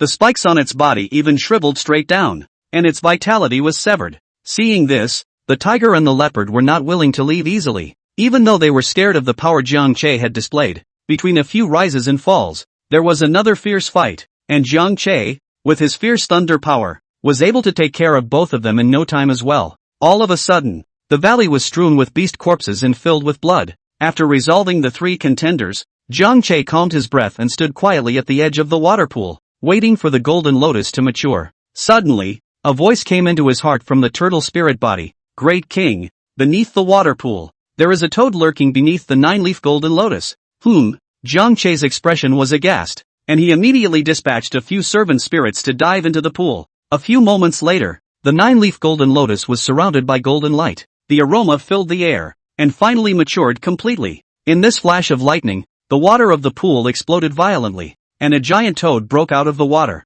Its figure was the size of a house. Its dark green skin was slimy and slippery, covered with pimples, and its eyes were like copper bells, flashing with the light of resentment and unwillingness. At this moment, the giant toad saw the opportunity to ripen the golden lotus, opened its bloody mouth, wanting to swallow the golden lotus in one gulp, but his head suddenly had a sharp pain. It was the servant spirit that Jiang Che had sent out that launched a soul attack, stirring up shocking waves in the depths of its mind. In pain, the giant toad's attack stalled. Jiang Che then followed the trend and with a wave of his hand, he pocketed the 9-leaf golden lotus. Seeing this, the giant toad's eyes widened angrily before locking onto Jiang Che, his eyes filled with ferocity. At this time, it had not yet detected any sign of the servant spirit, but it also knew that Jiang Che must be the culprit. To knowing Jiang Ruoshua's previous life, this giant toad is the real overlord of the Taishu mountain, when the madness is infinite. And now, although it has not really grown up but also cannot afford to be so provocative, and this time, the 9-leaf golden lotus was taken by Jiang Che, so there would be nothing for this toad to do in the future. Only to see the giant toad's neck stretching out, his tongue popping out as swiftly as a black lightning bolt, instantly stretching to several hundred meters. The tongue was like steel forged, indestructible, with dark green mucus flowing on its surface, emitting a pungent corrosive odor, and after shooting out, it snaked and twisted in the air, pushing straight towards Jiang Che, seemingly trying to roll him away. Seeing this, Jiang Che didn't panic. His body's thunder aura once again stormed, forming 2 thunderballs with a bright, zippy light. At his roar, the thunderball shot up into the sky, transforming into 2 pillars of thunder that met the toad's tongue. Ray, go! Zip, zip, zip. The moment the thunder pillar collided with the tongue, electricity overflowed, and the slime was vaporized by the high temperature, causing rolling smoke to rise. The giant toad ate the pain and busily retracted his tongue back quickly. The tip of the tongue had been burned by the lightning fire and was scorched black. Chapter 40 Breakthrough. Water Elf. Poop is too good to me. Under the pain, the giant toad knows that the only way to go on fighting is to die, and at that moment also do not care about a lot. The huge body in the water pool violently flipped, stirring up 1,000 layers of water. Puff! With a loud bang, the toad, wrapped in a body full of hurt and resentment, dived sharply into the depths of the pool, nurturing the 9 leaves of the golden lotus. Water pool surface look but unusual size. Ripples are not shocking, but inside is a hidden mystery, a different world. Underneath the bottom is connected to a vast and sprawling underground dark lake. The dark lake is as deep as an endless abyss, with intricate caves and waterways crisscrossing the lake, and no one knows where the dark lake actually stretches to, and how many unknown dangers and secrets lurk in it. Looking at the water that rippled and gradually regained its calmness, Jiang Che's brows were locked and his face was filled with helplessness. With the 2 talents of berserking and Vajra transformation, he can instantly make his body as solid as a rock and increase his strength several times. And after he unleashes the power of thunder, he is even more like the god of thunder. After utilizing the power of thunder, he is like the god of thunder descending into the world. And when he raises his hands and throws his feet, the electricity is rampant, and the ordinary beasts will flee in the wind. His ability to fly allows him to travel freely between mountains, forests and valleys, giving him an advantage in the air. But now, facing the giant toad diving into this unfathomable pool of water, Jiang Che was really out of ideas. Water combat, for him, just like a bird caught in the quagmire, everywhere constraints. A body proud of the skill is difficult to exercise. Several talents in this deep water world completely useless. In the midst of hesitation, the flying servant spirit delivered an urgent message. Great King, that group of human mountain exploration team is not far away. Learning of this news, Jiang Che thought to himself, now in this situation, the giant toad is hidden and hard to find, and the humans are coming one after another. If we get caught in a 2-sided attack, not to mention protecting the golden lotus in his arms, I'm afraid that even his own safety and that of his precious daughter would be difficult to protect. Forget it, go first. On balance, he decisively decided to withdraw first. Jiang Che tilted his head back to look at the towering, steep and treacherous mountain peaks on the side of the valley, took a deep breath, and his brown hair around his body danced with the wind. Between the surges of spiritual energy, he tapped his feet, and then his figure rose up, cutting through the night sky like a bolt of brown lightning, instantly flying past the mountaintop. In just a few moments, the group of human mountain exploration teams swarmed into the valley. The crowd looked around, only to see that the place was in a mess. No trace of the beasts, only the messy traces of the battle. Crimson stinging blood dried up in the grass and rocks. The ground was scorched by the lightning strikes on the scorched black marks. What's going on? Team Zhang looked at the scene in front of him and subconsciously frowned. There are obviously traces of a battle. Why didn't they leave any clues? They rushed fast enough, but it seemed to pounce. The crowd is full of doubts. According to common sense, after this kind of tragic killings, should be strewn with corpses. But right now, the valley was empty. Not a single ferocious beast corpse in sight. And even the ferocious beasts in the valley had all run away. Unbeknownst to them, Jiang Che was able to collect all of those ferocious beast corpses in it by virtue of the hybrid space, leaving not a single trace of flesh and blood behind. All be careful. The ferocious beasts are likely to return. After a moment of silence, Team Zhang sounded out a reminder with a wary face. Yes. When the crowd heard this, they all tensed their nerves, gripped the weapons in their hands, or knives or swords, or bows or crossbows, and carefully dispersed in the valley. And some even directly stimulated their own supernormal abilities, ready to deal with the possible drastic changes. But as the search goes deeper, they realize more and more. They are afraid to come a step too late. This place treasures are afraid that has already been taken first. For a while, the crowd was filled with chagrin and regret. It's a pity that I didn't catch this chance. On the other hand, Jiang Che was flying low under the cover of the night, quickly rushing towards where Jiang Ruoxue was. Not long after, he saw that small figure huddled in a pile of rocks. The little guy with these huge stones, hide themselves, but also not found by the other beasts in the mountain. But even if she found out, she would be protected by servant spirits around her, and safety would not be an issue. Seeing Jiang Che's return, Jiang Ruoxue waved her little arms, her face showing excitement, and hurriedly communicated with Jiang Che's heart. "POA, did you get it? Nah, that's what the ferocious beasts are fighting over." Jiang Che's face was filled with favor as he carefully pulled out that 9-leaf golden lotus. Once the golden lotus came out, the golden aura blossomed, instantly illuminating the surrounding area, and a fragrant aroma filled the air, refreshing the heart. It was even bigger than Jiang Ruoxue, with layers of lotus leaves spreading out like jade carvings, and golden spirit patterns flowing on it as if it was a living creature roaming around, mysterious and gorgeous. Seeing this, Jiang Ruoxue's eyes glazed over and her small mouth slightly opened. "POA, let's hurry up and eat." With that said, she reached out her small hand and laboriously broke off a small petal of golden lotus and took a bite, her small mouth squirming. Jiang Ruoxue ate extremely slowly because she was too small, her cheeks bulging. Her appearance was very cute. Looking at his daughter in this manner, Jiang Che's heart was filled with tenderness, and at that moment, he also broke off the petals and swallowed them in a big mouthful. Every time he ate a slice, a majestic heat flow surged up in his body, turning into rolling evolution points that accumulated at a rapid pace. 5 petals down, Jiang Che opened the system panel in passing, and found that the evolution points had already accumulated to as much as 5,000, and with the 2,000 or so points stored before, it instantly broke through the 7,000 mark, and breaking through to the 6th level of the awakening realm merely required 6,000 evolution points. Then, upgrade. Seeing this information, Jiang Che chose the upgrade option without hesitation. In an instant, he only felt a tremor in his body, and the energy in his body was like a raging tide, surging and stirring, crazily washing his meridians and bones. Jiang Che's body trembled uncontrollably, his muscles swelled, his bones clattered,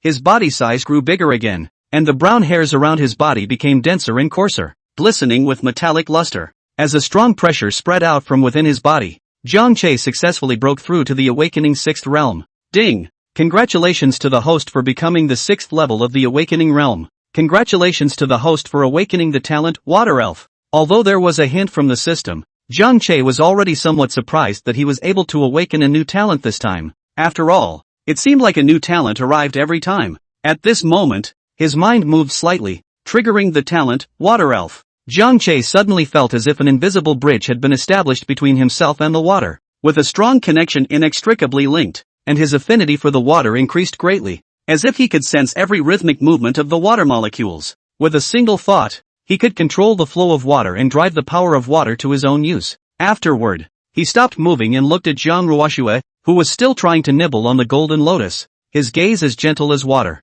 "Puppy is so nice." Seeing Papa Bear stop after eating only 5 petals, Jiang Ruoxue only felt warmth in her heart. She ate it with the utmost care, her little mouth full of the juice of the golden lotus, and hanging a drop on her chin, shaking. So good, and Puppy left it for me too. At this moment, Jiang Ruoxue's small face was filled with a happy smile as she continued to chew unsteadily. When Jiang Ruoxue finished all the golden lotus in her hand, she only felt a warm flame slowly burning in her abdomen, and her spiritual energy was running amok in her limbs and bones, urgently needing to be combed and tamed. She sat up obediently and entered the cultivation state after closing her eyes and concentrating. Zhang Che guarded the side, staring at his daughter without looking away, his eyes full of expectation and concern. Time passed slowly. The cave was quiet and silent. The only sounds were Jiang Ruoxue's slight breathing and the subtle humming of the flow of spiritual energy. For a long time, Zhang Che was keenly aware of the changes in his daughter's breath. The originally tender and soft breath had now become majestic and thick for a few points,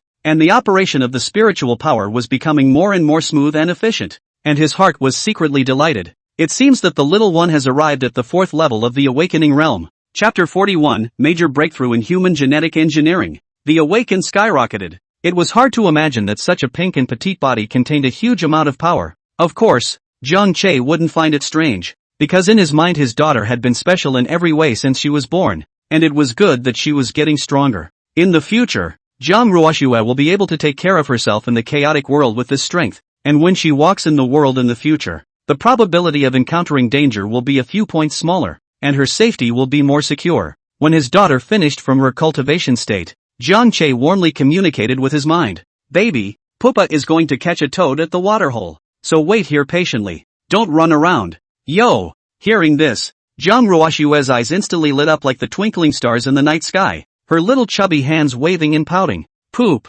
going to the waterhole? I want to go too. In fact, in her heart, she already knew what the toad in the water pool said by the bear dad is what the gods, that is the later generations of the mighty and famous, can swallow the sky and the earth swallowing toad, the legend that it opened its mouth, as if it can swallow all the mountains and rivers, the sun and the moon. This time, Jiang Ruoxue was so calm precisely because she knew clearly that Papa Xiong had many spiritual servants following him to protect him, and she was sure that the toad did not dare to act recklessly and cut off the golden lotus. However, she was still a bit curious. Right now, Papa Bear has not yet broken through to the shackle realm, with this bulky bear body into the water, tossing and turning in that deep pool.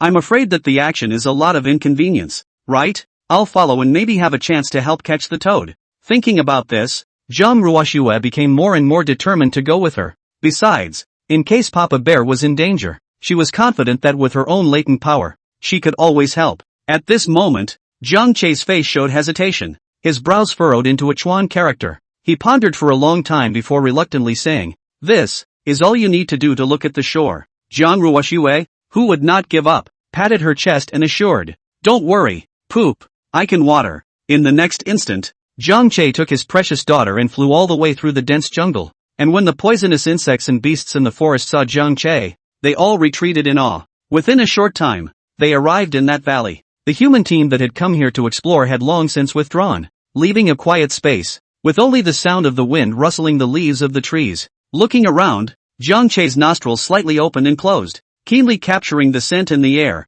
His expression was still full of worry, but he really couldn't argue with Jiang Ruoxue's softly coaxing and expectant eyes. "Okay, you can get in the water." Puff! With the sound of two heavy objects falling into the water, father and daughter entered the water successively. Zhang Che had just looked at the little one beside him with worry, ready to protect him at all times, when he looked over in shock, just see Jiang Ruoxue swimming happily in the water, small arms and legs swinging flexibly, just like the agile water elves. Light posture. Everywhere they passed, the water splashes seemed to carry a cheerful rhythm. Seeing his daughter will water, Zhang Che's high-hanging heart instantly fell to the ground. After secretly sighing a few words of emotion, shaking his spirit, and swam towards the bottom of the water pool. Previously, Zhang Che had dispatched the servant spirit in the water to go deeper into the maze of the pool to track down the giant toad, and at this moment, following the spiritual imprints left behind by the servant spirit, the target was already close at hand. The atmosphere was steeply tense as dark currents surged in the depths of the pool,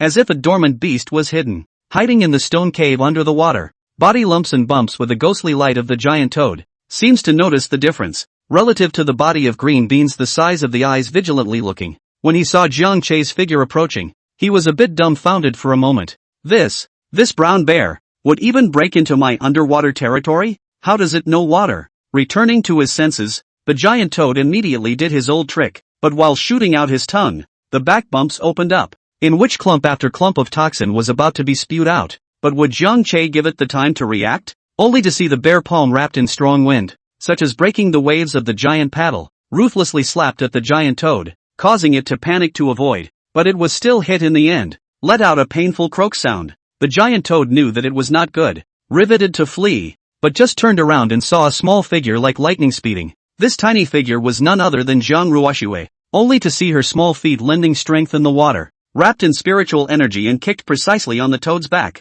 The toad's huge body was uncontrollable and was kicked straight to the bottom of the water, splashing a large area of turbid dark current. This picture looks really sudden. Such a small body, but seems to contain 1,000 pounds of force, will be several times the size of their own toad easily kicked away. The toad that was kicked away was even more confused. How could not figure out? Today was planted in the hands of this little bit. Roasted toads for dinner later. Looking at the wretched toad, Jiang Che's eyes were filled with smiles, and then he resolved the battle with only 3 or 2 blows, successfully harvesting the toad's spirit body. This toad was an awakened 5th level spirit. Its strength should not be underestimated. After incorporating them into his command, he instantly became a capable general under Jiang Che. The next thing you know, father and daughter are settling peacefully in the valley. Jiang Che sent many servant spirits to lurk around, patrolling and sentrying, ensuring that he could control the changes around him at any time. In this way, there is no fear of being discovered, even if you are in a place where there is a lot of human activity. Meanwhile, in the middle of the Great Yan imperial capital, a heavily guarded and mysterious scientific research base is quietly hidden deep within the city. The interior of the base housed many corpses of ferocious beasts, and the laboratory was filled with shelves of bottles and jars containing colorful, gurgling, and exotic potions. In a laboratory, 4 cold metal beds stood side by side, 4 human beings were lying quietly on them. Their bodies were filled with conduits of varying thicknesses, and ghostly blue potions were slowly injected into their bodies along the conduits. In an instant, the 4 people's faces twisted and their bodies trembled violently as they let out hisses of pain. They were cold and sweating like rain, soaking underneath. After a long time, the trembling gradually stopped, and 3 of them slowly opened their eyes, and there was a strange light flashing in the depths of their eyes, and they succeeded in awakening their supernormal abilities. One of them, surrounded by flames, raised his hands and feet with flames jumping, able to scorch the air to crackle. The second person's skin can be instantly petrified. With a bronze luster in the body there are muscles taut and bulging. A fist swing seems to be able to shatter boulders. The last person was surrounded by a clear wind, his hair fluttering, and he was able to use his strength to take to the air with just a tap of his foot. This person has awakened the power of the wind element and can manipulate wind blades to cut iron like mud. Ha ha, Dr. Chen, we finally made it. An old man dressed in plain clothes, full of wrinkles but hard to hide his grandeur, excitedly laughed loudly to the side wearing a white lab coat. It's not in vain that everyone has put in so much effort. Both of them have a significant position in this base. One of them controls the deployment of military resources and coordinates the strategy of combining psychic ability and military, and the other one is rooted in the frontier of scientific research and studies the mystery of pharmaceutical formula. They are the core promoters of the Alien Awakening program. Dr. Chen pushed his glasses, unable to hide the fervor and anticipation in his eyes. Right now, the success rate of this agent has reached 75%, and when it's over 95%, it can be promoted. By then, most of the country will have awakened their powers. This is a great honor for the country. Chapter 42. The northeastern tiger's mouth spits out human words. Human panic. In the middle of the Taishu mountain valley, Jiang Che and Jiang Ruoshua's father and daughter often spent 4 or 5 slightly peaceful days without realizing it, with one of them lying down next to the other and napping, suppressing or handling food, and the other one concentrating on cultivating or fiddling with their cell phones. Between the valleys, daylight poured through the dappled foliage. The light wavered, and there were gusts of breeze, just in time. Every day, Jiang Che didn't slack off on his hunting, and with his keen sense of smell and strong strength, he harvested a lot. At the same time, the servant spirit that he drove was also busy shuttling between the mountains and forests, searching for spirit fruits among the branches and bushes, and those spirit fruits that contained abundant energy were excellent for accumulating evolution points. The evolution points have accumulated to 6,000, which is quite fast. At this moment, Jiang Che was lying on top of a piece of soft grass in the valley. Beside him were piles of prey and spirit fruits, and his body was emitting a kind of aura that was ready to grow stronger and stronger. He was staring at the system panel in front of him that only he could see and murmured secretly, only 3,000 short of breaking through the 7th level of the awakening realm. This next period of time, it's better to catch more prey. There's plenty inside the Taishu mountain anyway. Poop. I can't. My phone is dead again. Charge it for me again. Just as Jiang Che was secretly pondering, Jiang Ruoshua's soft and childish voice resounded within him, breaking the momentary tranquility. She waved her fleshy little arms, holding the cell phone tightly in her hands, and her big watery eyes were full of anxiety and anticipation as she looked at Jiang Che. Seeing this, Jiang Che moved his huge body to Jiang Ruoshua's side, and under the slightest movement of his mind, his forepaw converged with a silk current, and there was a crackling flash of electric sparks. He then precisely plugged these electric sparks into the charging port of his cell phone. Within moments, the cell phone screen lit up again. It was something he had done several times and was now practiced and skilled. Poop is awesome. Looking at the rebooted cell phone, Jiang Ruoshua's eyes instantly curved into a crescent moon, so excited that she danced with her hands. Her little face flushed. Thank you, Poopy. Immediately after that, she skillfully opened the video software, and between her fingers tapping, a hot search video violently popped up, with a strikingly alarming title, Explosion. The Great Northern Mountains are now giant tigers, whose face to the army is actually a mouth-spitting human speech. The video opens, the picture of a giant tiger into the eyes. The tiger body is more than 2 people high, fur colorful and gorgeous, but through the cold and murderous atmosphere, each tiger lines are like engraved with majesty. Mighty tiger running in the mountains, tense muscles, sharp claws like knives. Under the feet of the dead branches and leaves were crushed into powder. Confronting them were columns of sternly waiting soldiers. They were dressed in camouflage uniforms, loaded with bullets, and looked grave and resolute. But even so, in front of the giant tiger, the situation became more and more bizarre. Roar! At the beginning of the battle, the giant tiger did not rush to pounce, but just headlong whistle, sound shaking the mountains and forests. After the tiger's roar erupted, many soldiers were inexplicably dizzy and their bodies shook. Immediately afterward, one by one, they fainted and fell to the ground for no reason, and the scene's formation was in great disarray. At the time of the crowd's astonishment, the giant tiger even spat out human words. His voice was low and majestic, with a few points of innate dominance and disdain. If forced, this king does not mind a killing spree. Humans, behave yourselves. The video ended abruptly, but the shock left behind reverberated in the hearts of Jiang Che and Jiang Ruoshua for a long time. Spit in the mouth? For a moment, Jiang Che's eyes rounded. His face filled with shock as he muttered, "How is this possible? Beasts can actually speak like humans. This has to be cultivated to such a high level. How strong is that tiger that it can break through this layer of natural shackles?" He actually tried to mouth the words, but after a few tries he simply couldn't succeed. Knowing that Jiang Che had been a human in his previous life, one could imagine what kind of mood he would be in nowadays when he saw a tiger spitting out human words one step ahead of him. On the side, Jiang Ruoshue, on the other hand, had her mind zoned into the comment section, her small hand quickly sliding the screen, her small face expression becoming more and more grave because of the comments. The comments section of the video was full of panic talk, clamoring like a pot of fire. Geez, this Tiger King can talk. Wouldn't he be an elf? In the future, we humans will still be treated like ants.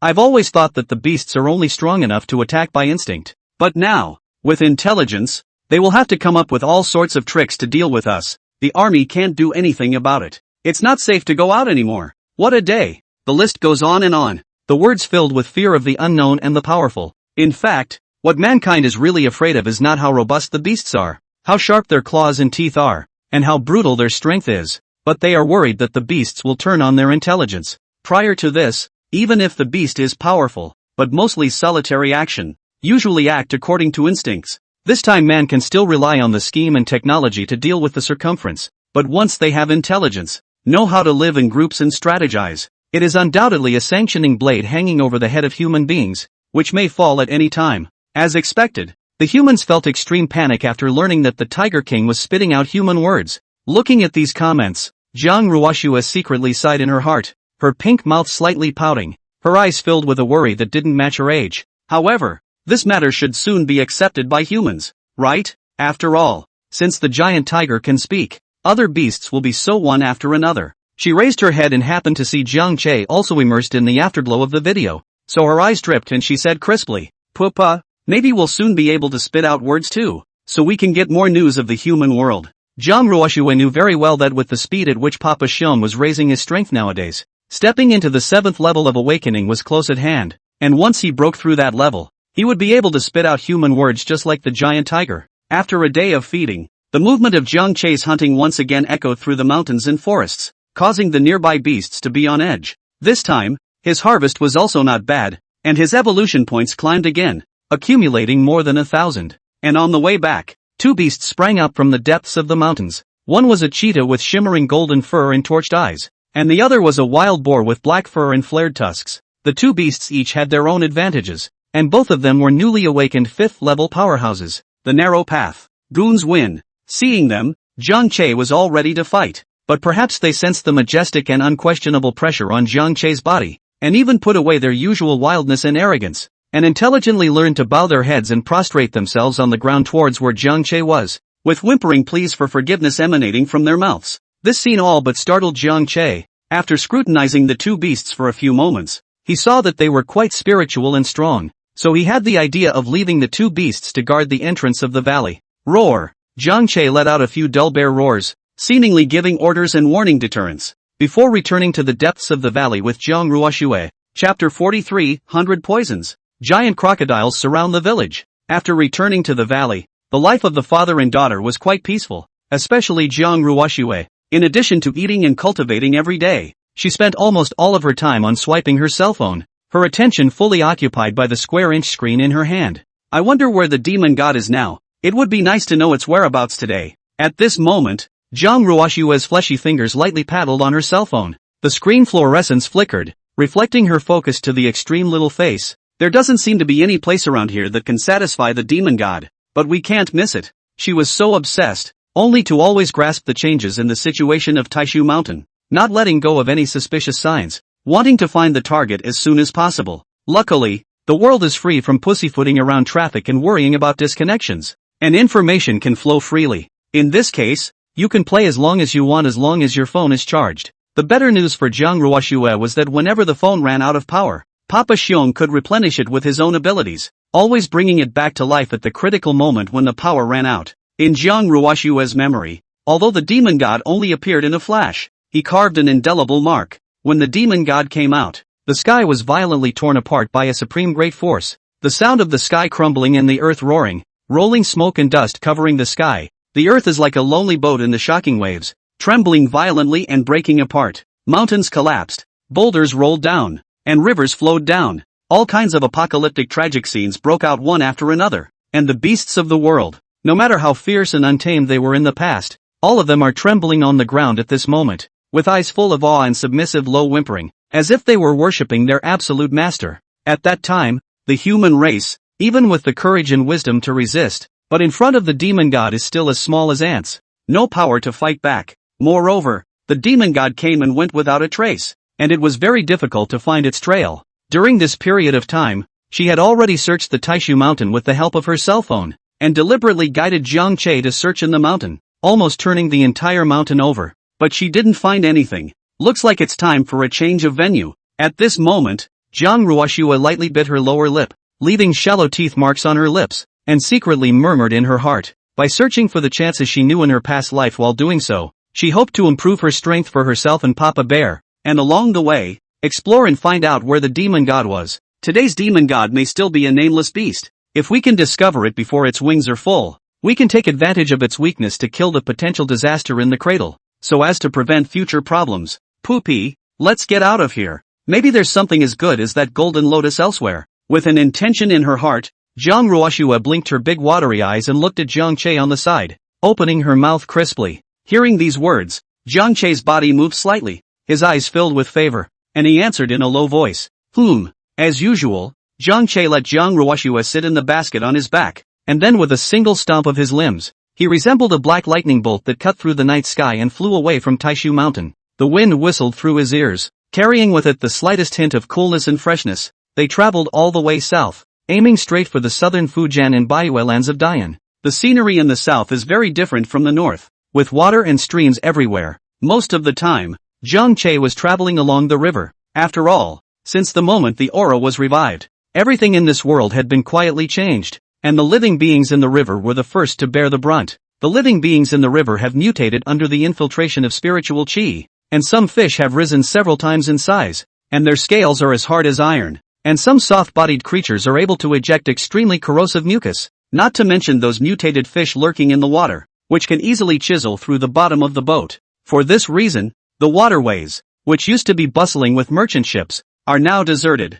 Only the occasional boat stranded on the shore speaks of the old days. During the 2 days of traveling south, Jiang Che hunted while rushing, and finally managed to accumulate 9,000 evolution points. Taking advantage of the break, he directly chose upgrade. In an instant, prompted by the cold mechanical sound, Jiang Che only felt a sudden majestic power descend within his body. Under this force, every ounce of spiritual energy was able to merge with the flesh and blood. As the energy continued to compress and condense, Jiang Che's body began to emanate an endless amount of pressure, constantly impacting the layer of invisible shackles that seemed to be impenetrable. Ka-ching! A subtle but thunderous sound rang out in Jiang Che's mind as cracks began to appear in the shackles. Jiang Che's eyes snapped open, his eyes bursting with essence, and he let out a furious roar up to the sky, the sound waves shaking and startling the forest birds around him. In an instant, the spiritual energy was like a collapsing flood, surging around in his body before finally returning to calm. Ding! Congratulations to the host for becoming the 7th level of the awakening realm.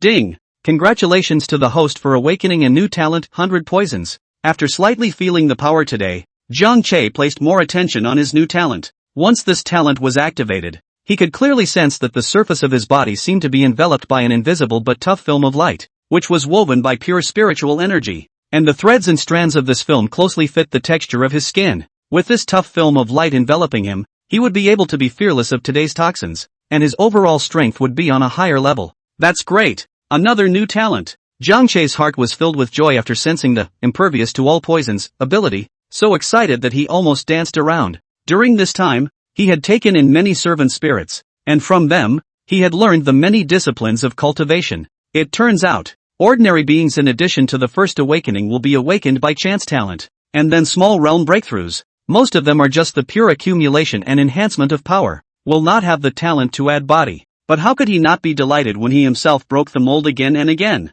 What surprised him even more was that after breaking through the 7th realm, as if a shackle that had imprisoned his throat for a long time had been opened, he was actually able to speak. Baby! After holding back his words for a long time, Jiang Che blurted out, his voice with the rawness of the first opening, but full of deep feelings. At those words, Jiang Ruoxue was first stunned, then her small face was filled with surprise and excitement. The next moment, she responded in a milky voice. Poop! The soft and childish voice was filled with endless intimacy. She was originally a human being. There was no need to be like Jiang Che, who needed to reach a certain stage to be able to spit out human words. Not to mention that just mind communication was already enough earlier. Not long after, Jiang Che received an urgent transmission from the giant eagle spirit body. Your Majesty, a tragic fight is being staged some 20 miles ahead. I saw a group of crocodiles attack a quiet village. Ouch! Those crocodiles are so strong, the humans can barely hold them back. Hearing this news, Jiang Che froze for a moment. After all, this kind of large-scale beasts besieging human action, in the current situation which seemed to be calm, but was actually surging with dark currents, it was really relatively rare. Chapter 44, Artillery Bombardment. Tyrant of Blood Rage. In today's age, stirred up by the resurgence of Reiki, the landscape of the world is undergoing a dramatic reshaping. Most of the formerly peaceful villages have been emptied to escape the growing threat of ferocious beasts. The villagers were properly placed on the outskirts of the city, finding a relatively safe haven between the barriers made of steel and concrete. However, southern Minnesota is different. It is crisscrossed with waterways that nourish this fertile land, and the terrain is as flat as spreading silk that stretches into the distance. If there are no lofty mountains standing around, the traces of beasts will be scarce. As if this land naturally has an invisible barrier to keep out the ferocious beasts on land, the villagers have lived by the water for generations, thriving on the gifts of the river. In their cognition, even if the water lurks in the aura of mutation and the birth of the beasts, the vast waves of the water is an impenetrable moat.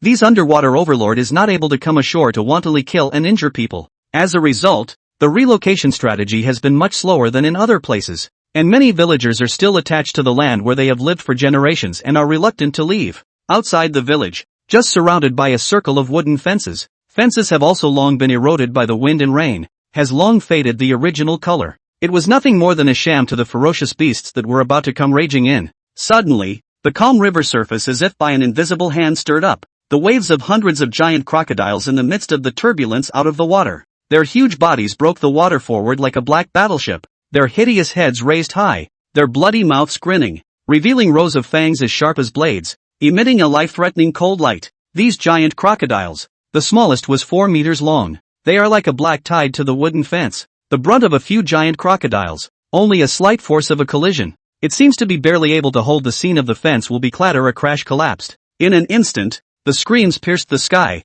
tearing apart the village's original tranquility and peace. Ah! Cries of terror rose from the villagers as despair and fear spread quickly through the air. The giant crocodiles rushed into the village as if they were hungry wolves pouncing into a flock of sheep. Blood and brutality instantly filling every inch of space. A huge crocodile. A fierce lunge. A huge body with a strong wind. Instantly will be several villagers who could not dodge in time to cage under it. Sharp fangs mercilessly tear open their flesh and blood. Blood mist spattered. And several fresh lives passed away in an instant, leaving only broken limbs and arms scattered all over the ground. The aura of blood grew stronger, filling the air over the entire village. The few human awakened in the village, as well as the security team members who were tasked with guarding it, did not flinch in the slightest. They stepped forward, although there is fear in the eyes, but more through the determination, unhesitatingly blocked the villagers at the forefront, building a line of defense of flesh and blood. Are we all going to die? A young villager cried out in a trembling voice, his voice full of despair and helplessness. Don't be afraid. The support will be here soon. When the time comes, we have to skin this group of damn people, and all of them will be stewed and eaten. The other awakened roared in response, trying to dispel the gloom of fear in his companions' hearts with bold words, but the slightly trembling voice still gave away his inner tension. Heart-wrenching cries of couples were intertwined in the crowd. Wife, hold Dale and hide in the back. A strong man was full of anxiety, pushed his wife and young children back, and he himself gripped his long knife and stood at the front of the blocking team, as if he wanted to fight with the incoming giant crocodile with his life. Honey, be careful. The wife looked back with tears in her eyes and a sobbing voice, but she could only comply with her husband's arrangement and hide in the back in relative safety with her child in her arms. For a while, the whole scene was as tragic as a battlefield under the setting sun, where blood and tears, life and death collided fiercely. Incoming helicopters. Jiang Che's side had just received a transmission. He hadn't intended to get involved in this mess, and had only wanted to take Zhang Ruoxue with him to quietly make a detour.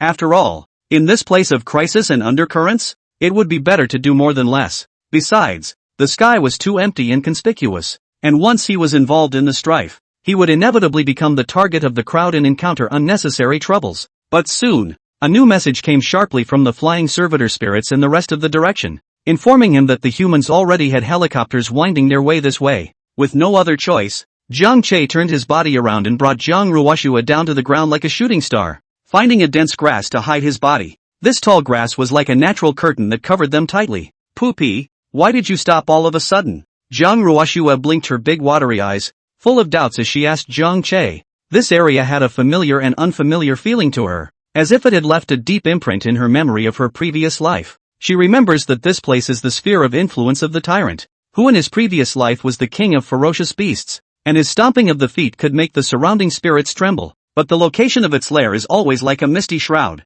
difficult to peer into. To land so close to the river would be to step into a dangerous minefield, where the tyrant's fatal attack could come at any time. Thinking about this, Zhang Ruoxue's heart couldn't help but surge with a trace of uneasiness. There are humans coming. Let's hide. Jiang Che responded in a low voice, his huge body slowly sinking into the water, leaving only his eyes above the surface of the water, vigilantly watching the surrounding movements. The little guy understood. His small hands tightly gripped Jiang Che's fur, quietly crouched on his back, together into the water, and quietly swam in the direction of the village. The water ripples lightly, without the slightest ripple, father and daughter as if they were underwater ghosts. Soon, several helicopters whizzed by in the sky, their propellers spinning at high speeds, cutting through the air with a deafening roar, instantly attracting attention. Seeing this, it dawned on Zhang Ruoxue, it seems that it's Poop's spirit body slaves that play a role in patrolling and warning us early, which allows us to hide in advance and avoid unnecessary trouble. Poopy is so attentive. Under the cover of the river, Jiang Che slowly approached the village. His form was submerged underwater, only peeking his head out, his eyes locked on the battle on the shore, full of curiosity as to how the humans would respond to the ferocious invaders. Boom! Suddenly, there was a deafening roar in the distance, like a thunderclap, the angry roar of heavy artillery. The outskirts of the village were instantly engulfed in flames and smoke. Blazing waves of air swept around, the soil was blown over, and the giant crocodiles were as fragile as ants in this storm of intertwined steel and gunpowder. They were instantly skinned, blood splattered, and screaming. After all, most of these giant crocodiles are only at the peak of the mortal realm. Although their bodies are nourished by aura and have some brute force, they are still powerless in the face of the ferocious firepower of modern hot weapons. Only a few giant crocodiles that had reached the awakening realm were still barely able to struggle, but they were also in a sorry state and hiding under this overwhelming artillery fire. Below the 5th level of the awakening realm, one couldn't defend against heavy firepower guns,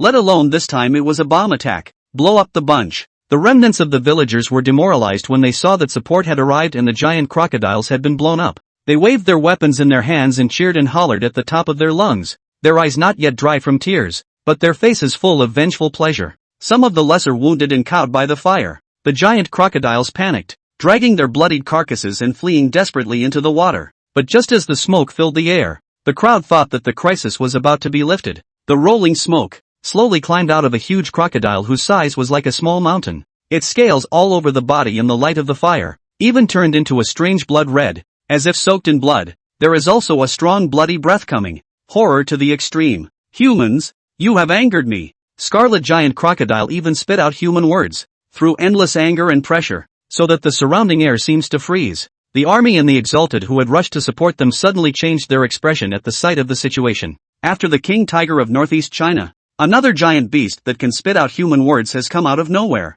The crowd didn't have the time to think too much and quickly adjusted their strategy, focusing their fire on the scarlet giant crocodile in an attempt to wipe it out in one fell swoop. In an instant, shells poured down like rain, with fire and smoke rolling into the sky, completely enveloping the blood-colored giant crocodile. But just when the crowd thought that it would be buried in the fire, the giant crocodile even stormed out of the smoke. Although its body is scarred and blood is gurgling out, it gives people a sense that it is getting stronger. As if under the baptism of cannon fire, the blood-colored giant crocodile drew on some kind of mysterious power. And not only was it not weakened, but its strength skyrocketed. Every time it took a step, the ground seemed to tremble, emitting a sense of oppression like a raging tide, a wave stronger than a wave, causing the breath of the people present to stutter. Isn't it just? There are so many of us. We still can't kill it? A young and energetic alien roared with red eyes, his words full of resignation and disbelief. Seeing that the cannon fire was exhausted and the situation was getting more and more critical, the human psychics no longer hesitated, and all of them exerted all their strength, intending to use their own psychic abilities to fight with the bloody giant crocodile. 7 or 8 inhumans each displaying their powers. Someone's palm gathered spiritual energy and turned into a blazing flame, as if it could burn everything. Some people surrounded by cold, waving ice, seems to freeze the giant crocodile. There are also people in ghostly form, shuttle transient, trying to find the giant crocodile vitals, give a fatal blow. However, their attacks landed on the scarlet giant crocodile, only stirring up a piece of scale armor collision sparks, actually unable to break its defense in the slightest. The giant crocodile was like an enraged god of war, opening its bloody mouth and spewing out a blood-red mist. Wherever the mist went, the ground was instantly corroded with a deep pit, and the pungent odor spread out, forcing the crowd to retreat in disarray. I can't believe it's really a tyrant. Jiang Ruoxue dived in the water, using the water shadow to see the blood-colored giant crocodile on the shore. Her small face was filled with shock and gravity, turning her head to Jiang Che and whispering, "POA, do you feel that this crocodile is a bit strange?" In fact, she knew the capabilities of the scarlet giant crocodile very well, and at this moment, she was deliberately guiding Jiang Che to think about the changes and abnormalities in it. Jiang Che nodded his head in response, his gaze locked on the tyrant, and he said in a deep voice, "It is strange." He was keenly aware that this giant crocodile seemed to be able to use the blood chi permeating the air around him, as well as his own raging anger, to turn it into a constant stream of power and enhance his own strength. Every injury and every bit of anger becomes the fuel for it to break through and become stronger. Chapter 45 Cruise Missile Coverage. The Wrath of Mankind. Humph. Human. You're such a small sculpted skill. You also dare to show off your skills in front of this king. Don't you mind embarrassing yourselves? After encountering the fire attack, the giant blood crocodile that was drenched in blood and looked like it had climbed out of the hellish abyss proudly raised its head, its scarlet pupils filled with contempt and disdain. It was as loud as a bell, and each word seemed to be wrapped in the force of 1,000 pounds, exploding over the smoke-filled, war-torn village. On top of the battlefield, a group of class-awakened people were filled with gravity. Beads of sweat rolled down from their foreheads, mixing with the blood and soaking their clothes. The crowd gritted their teeth and each of them used their special abilities. The weapons in their hands flashed with cold light, either chopping or stabbing at the tyrant. However, the tyrant just casually flicked its huge tail that was like an iron whip, and one awakened person was unable to dodge, and was directly sent flying, and then ruthlessly smashed into the wreckage. spitting out blood and collapsing. Seeing this, a soldier who had been through 100 battles, with reddened eyes, hissed, "This sinful animal is too ferocious. It's simply heaven-defying. Quickly request reinforcements. If this continues, the defense will be broken, and the consequences will be unimaginable." The communication soldier next to him was full of anxiety, his fingers tapping rapidly on the communicator, shouting at the top of his voice, "Urgent contact has been made with the higher-ups. Such vicious and arrogant ferocious beasts must not be tolerated." He seemed to want to vent all his anger. "The upper management has already made a decision. Immediately deploy missiles to attack. We must give it a taste of its own medicine." Immediately afterward, the leading officer's figure was like electricity, unsheathing his sword and pointing it directly at the various parts of the village, and he loudly passed on the order. "Listen to the order. First escort the villagers to evacuate safely without fail, and make sure that none of them will be left behind." Under the military's swift action, more than 90% of the villagers rolled and crawled and were escorted to the helicopters amidst the rain of bullets and smoke. The propellers whirred, stirring up dust and pungent smoke, and the helicopter shuddered and slowly lifted off, carrying the hope of life after the disaster, and drifting away. At this moment, the tyrant seemed like a black whirlwind of death, charging all the way across the road, and had already attacked the core of the village. "Artillery at your service. Open fire, pour out all the shells, and give me a severe suppression of this sinful animal." The officer drew his sword and pointed it angrily at the tyrant, and his voice resounded like thunder across the battlefield. In an instant, the roar of the cannon was deafening, and the shells poured thickly toward the tyrant, but the tyrant was pleased, only to see it around the body of the blood chi surging. Cannonballs smashed in it, but only stirred up a series of fleeting sparks, issued a crackling crunch, cannot shake it in the slightest. Even so, this ferocious firepower slowed down the Tyranids. With each step forward, it broke through layers of artillery barriers, allowing the soldiers to buy critical time for the final evacuation of the villagers. As an amphibious overlord, Tyrant can flatten villages on land and stir up waves in the water, but he is not capable of soaring into the sky. Those villagers who boarded the helicopter, looking at the dangerous place under their feet gradually far away, a hanging heart only slightly put down, all aboard for rapid evacuation. Low-altitude cruise missiles are locked on target and about to be launched. Don't delay. As the last of the group managed to board, the helicopter pulled up and sped off into the distance at full speed. Roar! Below, the tyrant, seeing this, was furious, tilting his head and letting out an earth-shattering roar. "You griffins, you think you can do anything to me just like that? Today's insult, this king will remember it. Sons, look, the humans are nothing but weaklings, and no one is to be afraid of them anymore." The voice was like a majestic military order. The giant crocodiles that had been frightened by the artillery fire and fled into the river in a sorry state, heard this voice, as if they had been beaten with chicken blood, and climbed up the bank again, as if they were waving the flag and shouting for their king. "Your Majesty, there is danger." 20 miles away, a servant spirit sent a message that there was an unusual celestial phenomenon, and it seemed that something life-threatening was whistling past. At this moment, Jiang Che was lurking underwater, paying attention to the battle situation, when he suddenly received 100,000 urgent summons from the servant spirit. With a scowl, he told the little one to hold on to the basket, then his legs stomped violently, shooting towards the depths of the water like an arrow off the string. Boom! A few moments later, in the direction of the village where the tyrant and the group of giant crocodiles were entrenched, an earth-shattering roar came violently, as if the sky was collapsing and the earth was shaking. In an instant, flames filled the sky, and the blazing airwaves were like a flooding beast, rushing and raging. Wherever they went, huge trees on the shore were uprooted, earth and rocks tumbled, smoke rolled out and covered the sky, and the pungent odor filled dozens of miles. Vaguely, the giant crocodiles' miserable screams rose and fell. Earlier they were still flaunting their strength. How could they have expected that the human beings still had this kind of long-range and horrifyingly powerful killing moves? At this moment, under this sudden bombardment, the giant crocodiles were blown to a bloody pulp, and their misery was unimaginable. The tyrant was also stunned, and for the first time, a flash of trepidation flashed across those unrivaled eyes. It never expected that human beings could launch such a fatal blow without showing up from such a long distance. Seeing the clan crocodiles in the flames of ashes and smoke, it was jealous and furious, roaring up to the sky. "Humans, how dare you make this kind of sinister tactics? This king and you will not be able to stand on the same terms." After saying that, its body shape turned, close to hide into a huge hole that was blown out. Huge body curled up in a ball, trying to use this humble cover to avoid the front. Underwater, although Jiang Che was in deep water, he was still shocked by the dull explosion that made his eardrums ache, and his heart set off shocking waves. He secretly thought to himself, with such an overwhelmingly powerful firearm. If I were to deal with it straight on, would I be able to retreat in one piece? Thinking about this, Jiang Che couldn't help but be drenched in cold sweat, secretly thankful that there was a giant crocodile as the head of the pack,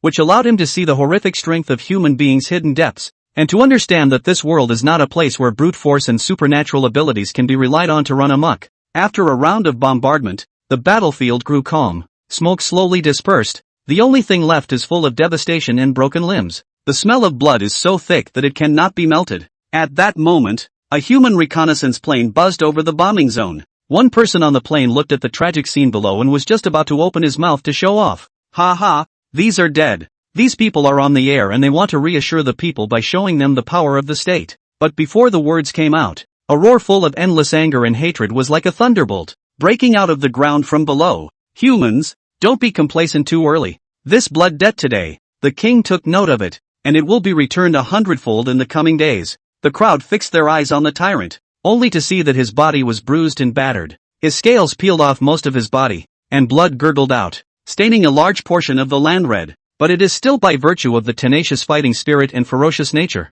such as the ghost of the wild run out, head into the river. Action as fast as lightning. By the time the humans reacted and tried to launch another missile attack, they had already missed their chance. The video, when aired, instantly caused a furor in the human community. The people are worried. Looking at the screen that has undergone intensive bombing but still survived the escape of the beast, the bottom of their hearts are full of fear and confusion. This fierce firepower, but cannot help it, in the end, to make what means. In order to be able to cut off the roots of this evil animal, is it possible that we really have to use such a world-destroying weapon as a nuclear bomb to remove this great danger from our hearts? Plus, the next time it comes back, if it comes back, where will it extend its clutches and who will be the next victim? After this disaster, those villagers who had stubbornly stuck to their villages in southern Fujian and turned a deaf ear to the relocation policy have now changed their attitudes, and will surely respond to the call to move into resettlement areas on the fringes of big cities without hesitation. After all, compared to the unknown and deadly threat of ferocious beasts, the unfamiliar city life, on the contrary, became a tantalizing haven. Your Majesty, look out, that guy's coming this way. Under the water, Jiang Che's gaze was like a torch, staring dead ahead through the murky river water. It was only because the tyrant, wrapped in sky-high fury, was running towards their direction in a life-threatening frenzy. Chapter 46, Dare to hit my daughter. You already have a way to die. A bear that knows water? A hiss filled with surprise and hostility cut through the stillness, spreading quickly through the water. There's another human cub? Immediately afterward, the voice with cold killing intent sounded again. Just in time. Eat this little thing first to vent your anger. The cruelty and tyranny in the tone was as if it could freeze through the air, calling out to people to chill. The giant crocodile tyrant's huge body swam rapidly under the murky water, stirring up layers of murky water, each swing highlighting its strong power as the king of the waters. Not a moment later, the rampaging tyrant, wrapped in muddy water and murderous aura, broke through the waves. Its copper bell-like vertical pupils instantly locked onto Jiang Ruoxue, who was not far away. The giant crocodile tyrant stared at her. The tragic situation of the small crocodiles that had just been broken in the fight with the human race replayed in its mind. Its eyes showed a fierce light, and it became murderous, thinking that taking this weak human first would be considered to avenge its clan. Since we can't find any other humans for a while, we'll take you for a spin first. You're a human anyway. However, this malicious move of its completely angered Jiang Che, who was on the side. To him, Jiang Ruoxue was his scales, and the little one had been carefully cared for in the palm of his hand and treated as a treasure from the moment he found her. The tyrant had even attempted to move her, and in Jiang Che's eyes, this was simply asking for death. Seek death. In the next instant, Jiang Che let out a furious roar that shook the surrounding water currents, forming one dark current after another, only to see him raise his huge and powerful bare paw, wrapped in the sound of whistling wind, slapping at the giant crocodile tyrant like a titanic pressure. The giant crocodile was also not willing to show weakness, and its thick tail swept violently, bringing up a large amount of water, as if it was a steel whip made of water, and met Jiang Che's bare paw. Pop! A loud sound, as if a flood bell was ringing. The sound waves shook the water ripples. Both sides were shaken back a few steps at the same time. Jiang Che's paws plowed deep grooves under the water, while Tyrant churned up turbid waves of mud in the water. After this intense clash, the giant crocodile tyrant's anger dissipated a lot due to his blood churning. It gradually returned to its usual calm and peaceful state. Unlike before when it was faced with the humans who had massacred the pack, when it was filled with indignation and its power surged enraged. coupled with the old injuries sustained during the previous fight. At this moment, this fierce fight, pulling the wounds, the slightest hidden pain came, making its actions slightly stagnant. Interesting, the giant crocodile tyrant let out a grim voice, his breath surging around him, and his strength had even slightly increased again. Between its scales, dark auras seemed to flow, strengthening its defense. Its muscles tightened, and its strength surged even more in its blood veins. Poop, you have to fight quickly. You can't fight him slowly or the blood will come up. On the side, Jiang Ruoxue crisply opened her mouth to remind, her milky voice full of anxiety. Although she was young, she was clear about how horrible the tyrant's blood rage power was, and once that power was fully stimulated, it could increase its power by up to 2 times, and the thicker the blood gas and the greater the rage, the strength would reach its peak. At that time, even if one was as strong as Zhang Che, they might still fall in the gutter. Berserking, Vajra transformation. Zhang Che understood and cast his natural ability without hesitation. In an instant, the muscles of his body soared, his brown hairs stood upright as if they were steel needles, and his body exuded a layer of ancient and thick golden light, just like he was clad in a layer of golden battle armor. Immediately after, he gathered around the strength of his body, palm lightning flashes, there was an arc of electricity jumping, crackling sound. With the magical talent of Water Elf, even when Zhang Che was in the water, his combat power showed no signs of decline, and his actions were still as agile as electricity, with every palm strike and pounce carrying the momentum of cracking mountains and rocks. Rumble! In an instant, a terrifying thunder rushed towards the giant crocodile tyrant, the intense current flowing faster and with more power in the water. As a thunder sentinel, Zhang Che had his own way of avoiding being struck by thunder in the water, and wouldn't let himself and his precious daughter get hurt. On the contrary, the tyrant, in addition to that scary blood rage power, was clearly equipped with other defensive talents. It has thick skin and thick flesh, and its scales are stronger than gold and stone, so an ordinary attack on it is just like scratching an itch. However, in front of Zhang Che, whose strength had soared after going berserk and whose attacks were like a storm, its seemingly impeccable defense still gradually appeared fragile. After several intense exchanges, Zhang Che's bare paw wrapped in lightning, smashing heavily on the tyrant's body. Each strike caused the tyrant's huge body to quake, scales to crumble, and blood to gurgle out. Even though the current was swift, it was instantly dyed red, and the foul odor of blood filled the water. It was also this rich blood aura that drifted away, making the tyrant feel the threat of death. It was jealous, its heart welling up with intense unwillingness. I can't die. The desire to survive spawns a frantic backlash before death. The giant crocodile tyrant hissed up to the sky, and the power of blood fury erupted unreservedly, instantly causing his body to expand by a circle, and the increase in power had already more than doubled, and every attack carried the power of a landslide. Even the berserk Zhang Che was momentarily unable to fight back, and was forced back by this sudden surge of power. But Zhang Che's gaze was resolute, undaunted, and he responded calmly. Fortunately, the tyrant was only returning to the light this time, and after striking as hard as he could, he took the opportunity of Zhang Che's temporary avoidance to turn and flee, drilling into the deep waters and disappearing. It's just a flashback, let it run first. Zhang Che didn't immediately recklessly chase after him. A moment later, a toad spirit that came and went freely in the water leaped out, croaked twice, and chased after the tyrant in the direction he fled. He knew that when the tyrant's anger subsided, its heavy injuries slowed down its movements, and the effect of the increase in the power of blood fury disappeared. That was when it would be killed. At this moment, Zhang Che stood still on the shore, waiting patiently.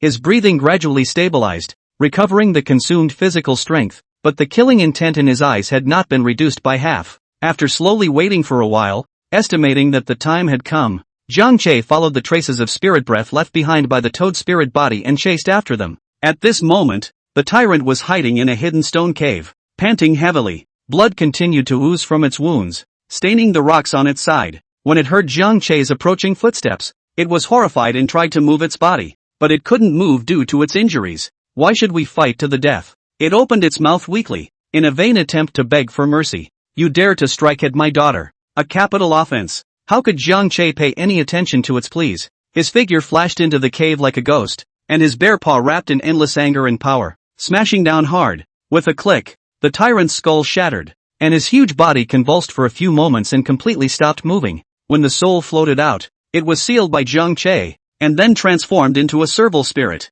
Even tyrants who were mighty in their former lives died so young. Jiang Ruoxue watched the tyrant die, clapping her little hands and smiling with joy. This tyrant had done a lot of evil in his previous life, I don't know how many living beings he had mutilated, and he had done great harm. Now that it's dead, this wetland may see a period of peace. At the same time, her tiny mind deeply felt Jiang Chei's fatherly love that was as deep as a mountain and as vast as the sea. Just because of the tyrant's sentence that he wanted to eat himself, Papa Bear chased after him regardless of the danger and at any cost. Even in the future, in this crisis-ridden wilderness, where Papa Bear is the safest harbor. Chapter 47 Exposed. Humans shocked. Amphibious bears? In the depths of the water, the great battle between Jiang Chei and the giant crocodile tyrant just now had caused the surrounding river water to be as if it had been poured with vermilion sand, a blinding scarlet-red color. And the river water was difficult to calm down for a long time. The mud and sand raised by the battle and the agitation of the water made the underwater vision muddy, but Jiang Chei's movements remained nimble. He probed his bear's paw and stowed the tyrant's huge and heavy corpse steadily into the hybrid space. Go, it's not a good place to stay. After doing this, Jiang Chei's voice echoed underwater. Then he let the little one return to the carrier on his back and leave the waters. Although the little one was happy that Papa Bear had killed the tyrant, he witnessed the humans' attack on the tyrant just now and realized that if their whereabouts were discovered, he was afraid that they would end up exactly like the tyrant. So without saying a word, she directly plopped down behind Papa Bear, her small hands tightly gripping Jiang Chei's fur, poised to strike. In the next instant, Jiang Chei broke through the water, bringing up layers of splashes as he quickly ran off into the distance. Although this battle was done underwater, the river water was already dyed red, and the commotion just now was too great, and there were human scouts in the vicinity, so it was not unlikely that they would be discovered by the humans later on. Soon the father and daughter were hurrying along the bank of the river, the wind whistling through the river and messing up their fur and hair. From time to time, Jiang Chei vigilantly looked back at the waters, his ears perked up to catch any hint of movement, and just as they were fading away, it wasn't long before a human reconnaissance plane arrived in a hurry, wrapped in a sharp whine. Over those waters, complex and sophisticated instruments on the fuselage of the reconnaissance plane were scanning the movement below in all directions, and there were even observers who searched inch by inch with binoculars to avoid the instruments missing certain places. It seems that there are huge ferocious beasts fighting under the water, or an extraordinarily fierce battle. Inside the reconnaissance plane, a young observer stared intently at the screen with a grave expression. It's just a pity that we didn't capture it before, or else we could have definitely found out what was going on here ahead of time. The large reddish area of the river on the screen looked shocking even from a high altitude. I wonder if it's that giant crocodiles. Collect some blood and go back. Dr. Useful. The partner next to him nodded in agreement and maneuvered the sampling device out of the body, precisely drawing a tube of blood and water saturated with the scent of the ferocious beasts, sealing it properly before the scout turned its direction and sped towards the land of Manan. In a heavily guarded laboratory in southern Fujian, full of precision instruments and the pungent smell of potion, the atmosphere is so heavy that it seems to be able to clench out water. White lab coats are busy, various data analysis instruments are humming, and lights are flashing. The lab results are in. An assistant rushed into the main lab with a face full of eagerness, waving a report sheet in his hand. This blood, it is indeed that giant crocodile's. Losing such a huge amount of blood means that the giant crocodile is very seriously injured. Who is its opponent? The gazes of the crowd gathered together, filled with doubt and awe. The doctor leading the experiment pushed up his glasses as he carefully compared the blood sample with the tyrant's blood he had previously collected from the scene of the village tragedy, and after confirming it again and again, he said in a deep voice, "That's right, this is tyrant's blood." The words landed on the ground. The laboratory was instantly enveloped by an invisible scorn. Everyone looked at each other with the same concern welling up in their hearts. There is still a ferocious beast stronger than the tyrant hiding in the shadows. If someday it shows its fangs to the public,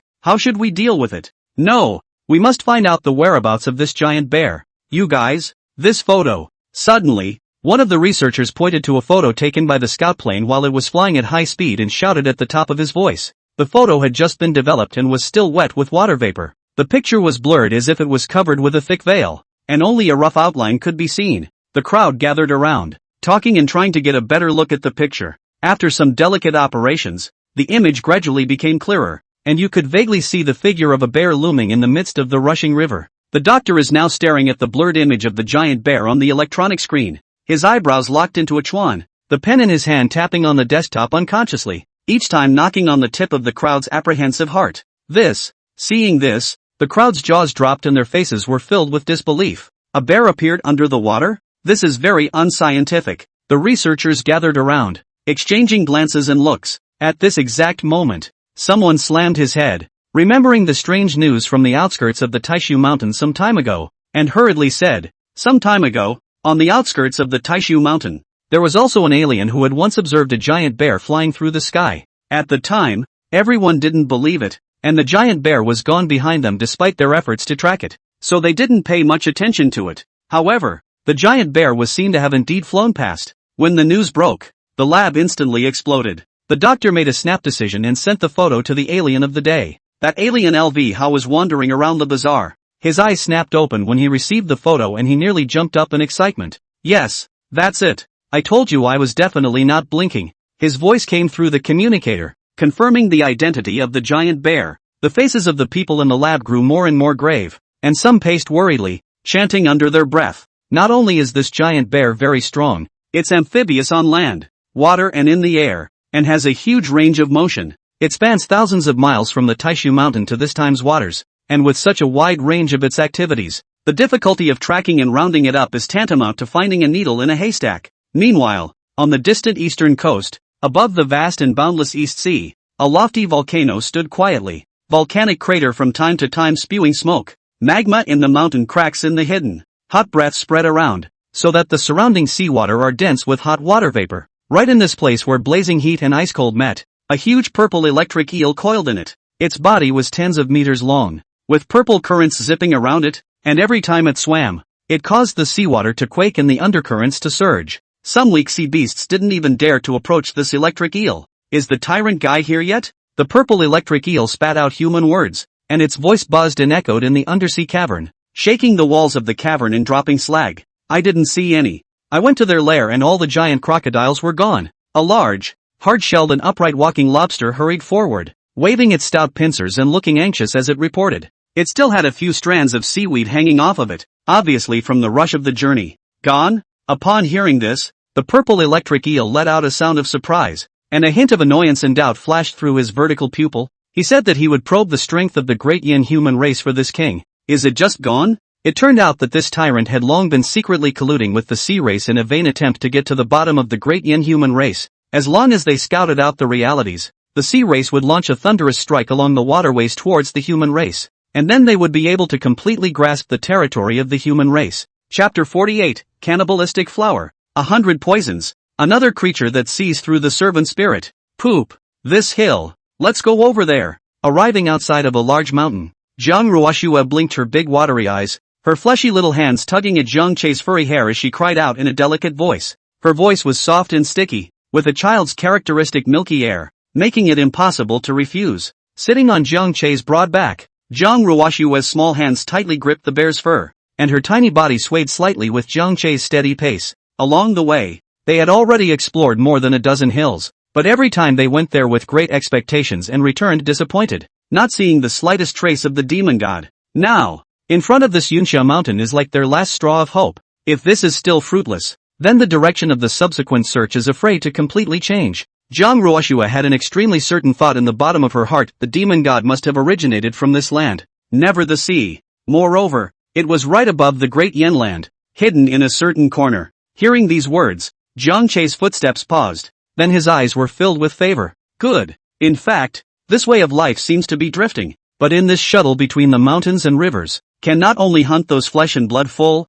containing majestic energy quality blood food, to meet the needs of a full stomach, but also in the depths of the mountains and forests can occasionally get some energy great spiritual fruit, on their own cultivation help a lot. To him, this was real life, so much better than the social animal experiences of his previous life. Yunsha Mountain. The most mysterious thing is the lane demon with hallucinogenic ability. While walking, Jiang Ruoshua seemed to be talking to herself as she stared at the large mountain ahead, murmuring in her heart, I wonder if the demon god will stay on Yunsha Mountain to develop at this time. In the next instant, they had already risen up in the air, Zhang Che's wide body flickering with the sound of whistling winds, carrying Jiang Ruoshua as he flew steadily into Yunsha Mountain. Just after entering the mountain, Zhang Che, as usual, waved his hand and released a number of servant spirits with different appearances and emitting faint spiritual power fluctuations, letting them scatter in all directions, weaving in and out of the mountain forests and grasses, carefully searching for the surrounding movements while the father and daughter searched for an open place. He skillfully pulled out a few pieces of freshly hunted beast meat from his hybrid space and set it on the fire to roast it.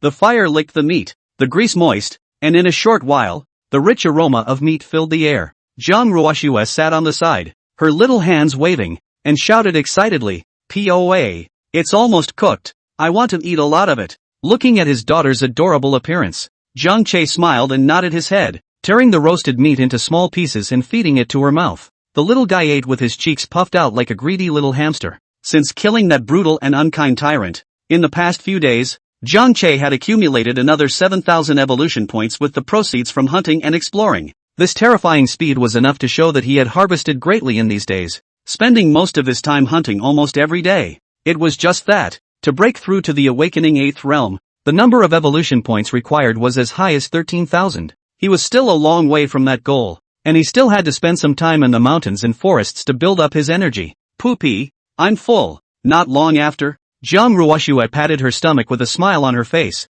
We're moving on, right? Aha. After nodding, Zhang Che immediately received the messages coming back from the servant spirits, and then picked out a portion of them to determine the direction of advancement. Let's go. There should be something to gain if we head in this direction. Hold on tight, don't fall off. Good. Walking, a mountain road in front of us was gradually shrouded in fog. At first only thin as a veil, but the more dense and heavy fog, nearly out of reach. This strange situation caused the father and daughter to immediately stop and look around with a wary face. When he didn't find anything unusual, Zhang Che's nose inhaled violently, but his keen sense of smell instantly captured that strange scent in the air. Ding! Toxin detected. 100 poisons, in effect, immune to toxins. At the same time, the system in his head coldly issued an alert. Hearing this hint, Zhang Che's eyes stared, realizing that this place was unusual and that he would have to be a bit more careful next. The good thing is that he has already been invulnerable to all kinds of poison. Ordinary toxins in his case,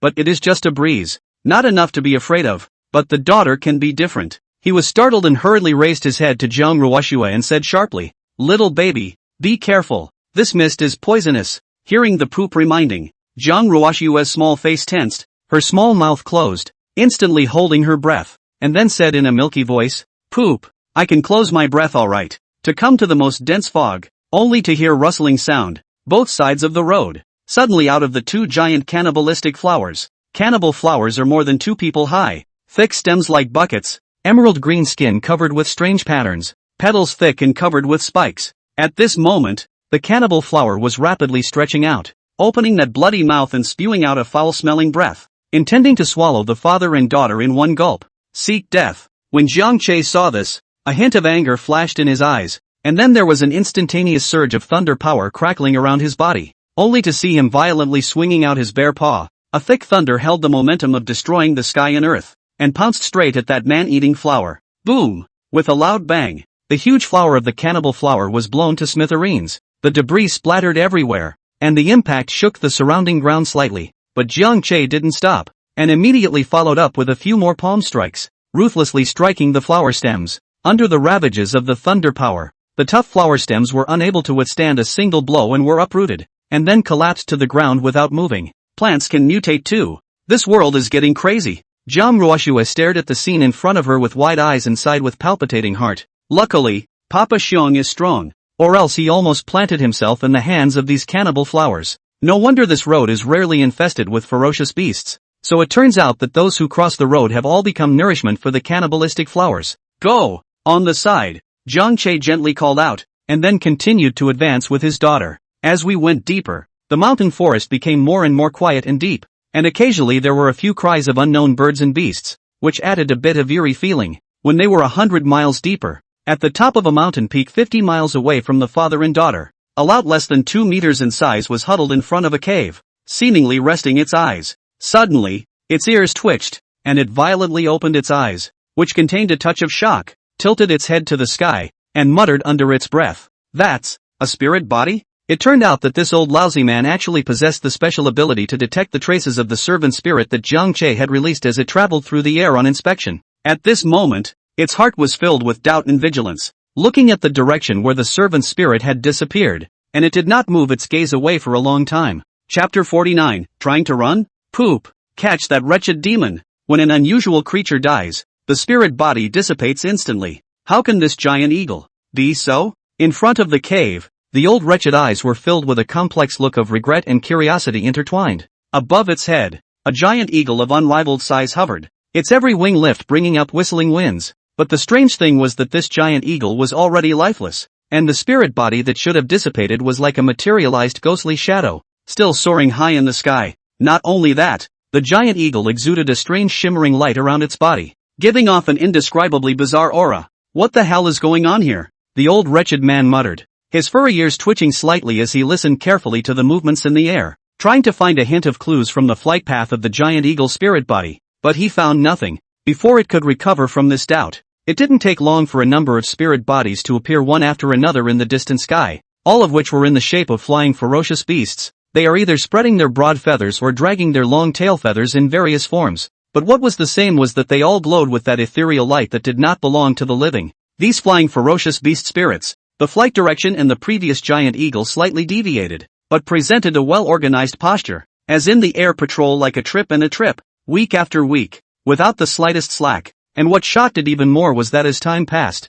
the spirit bodies of many walking beasts even gradually emerged on the ground as well. For a while, the mountains and forests were filled with a gloomy atmosphere, and the silence was chilling. How come? The old looked around and realized that it was already heavily surrounded by spirits, causing its body to subconsciously cower. Even though it was an awakened 6th-level beast king, and was considered a dominant party in this cloud mountain, and was usually powerful, it could not help but be flooded with nervousness in its heart in the face of this bizarre spirit body tide that was beyond common sense. Luckily, for now, these patrolling spirits didn't pay attention to its such a petite body and just wandered around. At this stage, I'm afraid that any random boar of the first level of awakening would attract the attention of the spirits and become a target more easily than it, the beast king of the 6th level of awakening. If all of these spirit bodies are controlled by a certain strong person, that would be too terrifying. A vague yet incredibly powerful figure surfaced in the old lug's mind, and just imagining it made its hairs stand on end. In Yunxiao Mountain, in the past,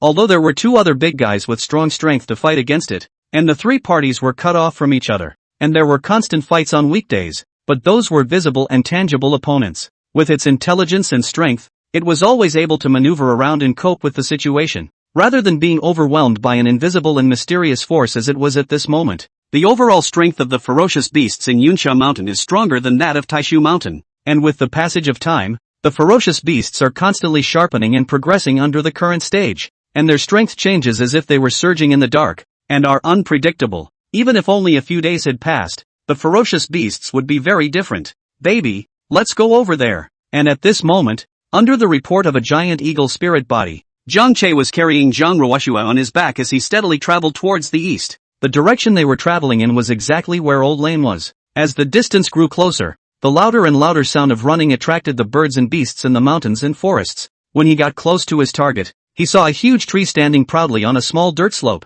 The giant tree seemed to be rooted on top of the spiritual veins of heaven and earth, with a thick trunk and flourishing branches, and each leaf flashed with a strange luster. And in the layers of branches and leaves, a fruit is hidden. The fruit body exudes colorful light, fragrant fruit aroma floating overflowing. At this moment, the many giant beasts around them gathered around. The old lupus was hidden behind a nearby bush, and it poked out half of its head, its eyes staring intently in the direction of the giant tree. If it were usual, with its temperament, in the face of this kind of rare spiritual fruit has long been unable to hold back, by virtue of flexible body shape and tricky means, waiting for the opportunity to snatch. But today, it was as if it had been fixed, staying in place and not moving. It was only because that giant tree was surrounded by a dozen or so ferocious beast spirits. A reckless beast, relying on its thick skin and strength, took the lead and charged towards the giant tree. But before it could get close, those guardian spirits instantly moved, pouncing towards it with swiftness and ferocity. For a time, the ghostly light flickered and the miserable screams echoed. The huge beast fainted in the blink of an eye under the spiritual body's siege, startling the rest of the ferocious beasts that surrounded them to retreat, their eyes filled with fear. Old Lame's heart was in his throat as he watched the scene. Although it was not afraid of these spirits, but cautious as it was, it would never venture into danger, especially when the blood-colored crocodile spirit embodied itself. It was so nervous that its hair stood on end. In its estimation, the scarlet crocodile was clearly awakened sevenfold in its lifetime, and its massive body still transmitted a chilling sense of oppression even when it transformed into a spirit body. This black hand behind the scenes, what kind of god is it that can manipulate such a powerful spirit body? Old Lament pondered darkly, a cold sweat dripping from his forehead. Under the successive attacks of these spiritual bodies, one after another giant beast with a fluke, trying to get close to the fruit, but without exception, for no reason in the close fainted and fell to the ground. Life and death do not know. Gradually, although the behemoths gathered around were reluctant to part with the tantalizing spirit fruit,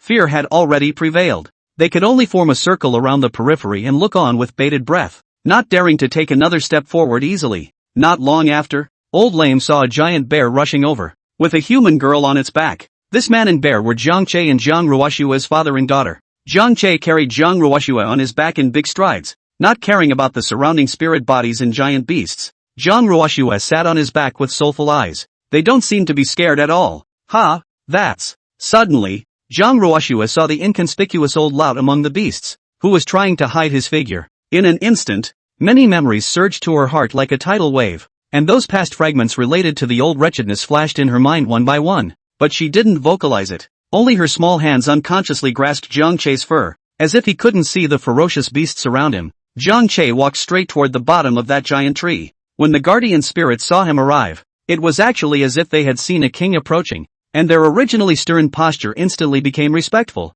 and they all made way. That blood-colored crocodile spirit body also lowered its lofty head, and its huge body slowly retreated to the side. Afterwards, he lifted his hand to easily pick the spirit fruit and turned around to hand it to Jiang Ruoshua. Little baby, taste the flavor. Old Lame witnessed the entire scene and was stunned, especially when it saw the attitudes of those spirit bodies towards Jiang Che. It caused shockwaves to rise in its heart. That little guy, it seems like he's looking at me. The unnaturalness of Jiang Ruoshua's gaze was instantly captured by the old lousy. It immediately felt that something bad was going to happen. A sense of crisis of being seen through and being in danger arose, and at that moment the intention to leave was born. The figure quietly moved back, ready to vanish into the depths of the mountain forest. Poop, get that old mess. Chapter 50. Death is the most loyal. When Jiang Ruoshua said this, the old lousy scalp instantly numb, as if there were countless steel needles ruthlessly stabbed down, and the cold hairs on his body exploded. Immediately, the four hoofs panicked and pawed a few times,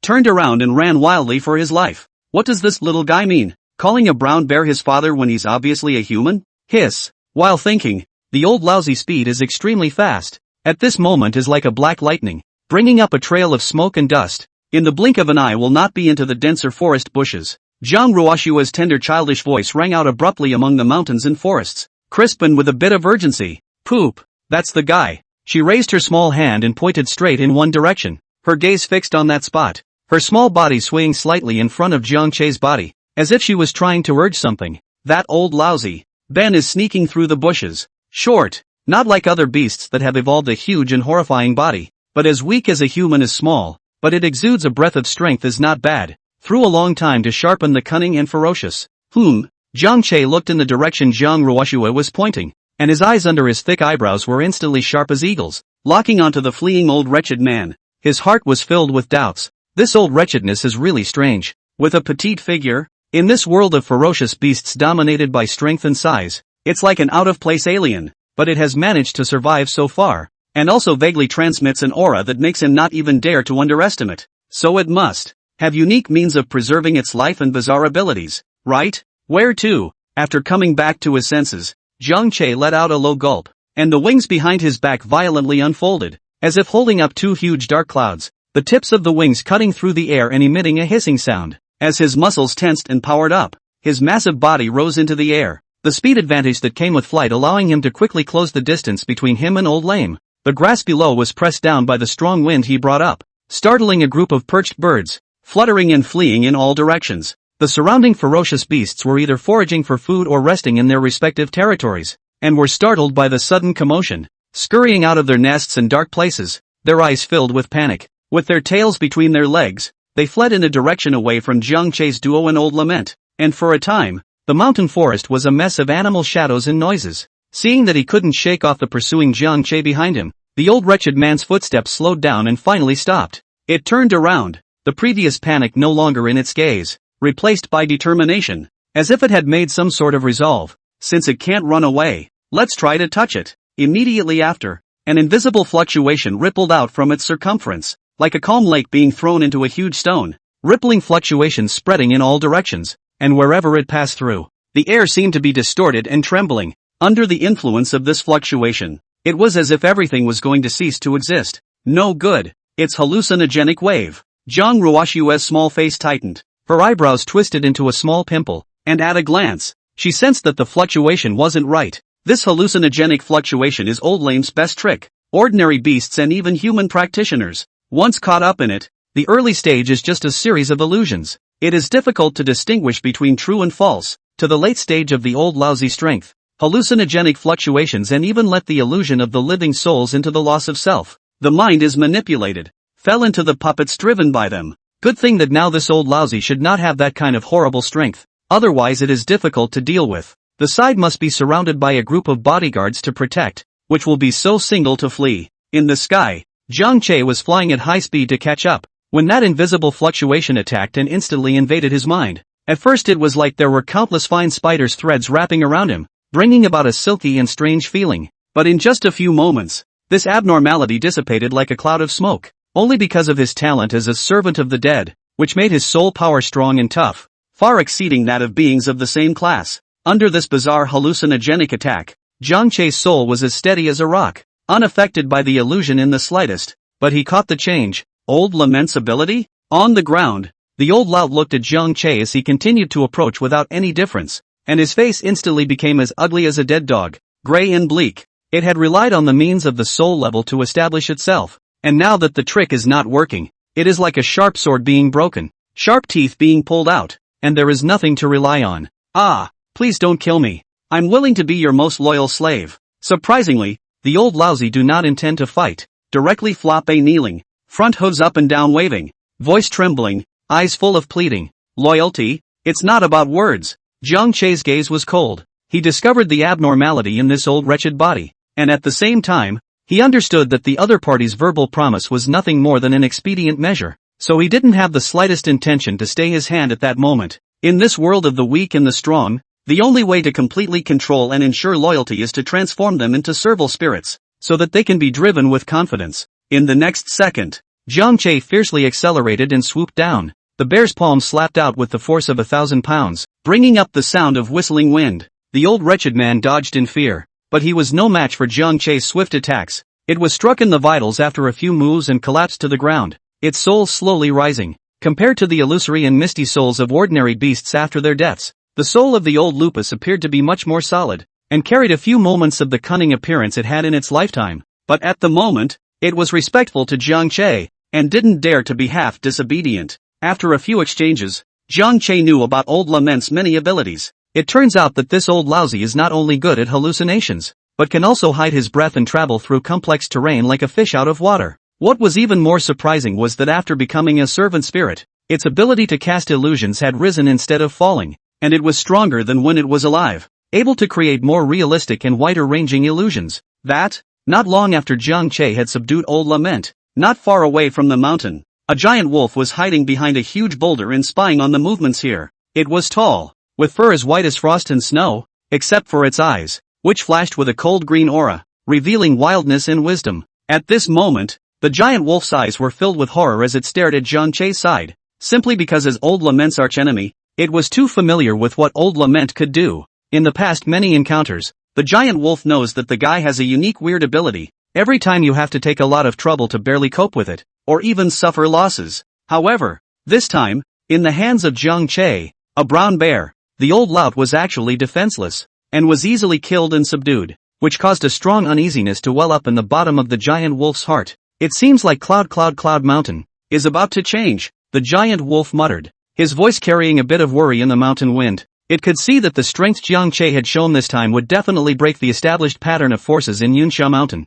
and the subsequent disputes would be inevitable. Gotta talk to that pangolin. A moment later, the giant wolf's gaze flickered as it turned around and left the mountain, dashing wildly towards the extreme west of Yunsha Mountain, raising dust all the way. Because of this pursuit, Jiang Che did not send out his servant spirit to patrol his surroundings as usual, focusing on the matter of the old Lament, and thus had not yet realized that the giant wolf had quietly snooped around and left. Chapter 51, Pangolin, so much strength, and you're telling me this is a baby? In the Yunxia Mountain to the extreme east, there is like the mouth of a huge beast as deep, wide giant cave. Cold wind in the hole scrambled, issued a whimpering strange sound. The cave wall flashes with strange phosphorescence, reflecting the cave two different shapes of the ferocious beasts. A pangolin armor was covered with scales as hard as iron, glowing with a cold and chilling light under the shimmering light. and each scale seemed like a well-polished shield. At the moment it was sitting on the ground, its thick tail sweeping from time to time, raising a piece of dust. Hearing the news brought by the giant wolf,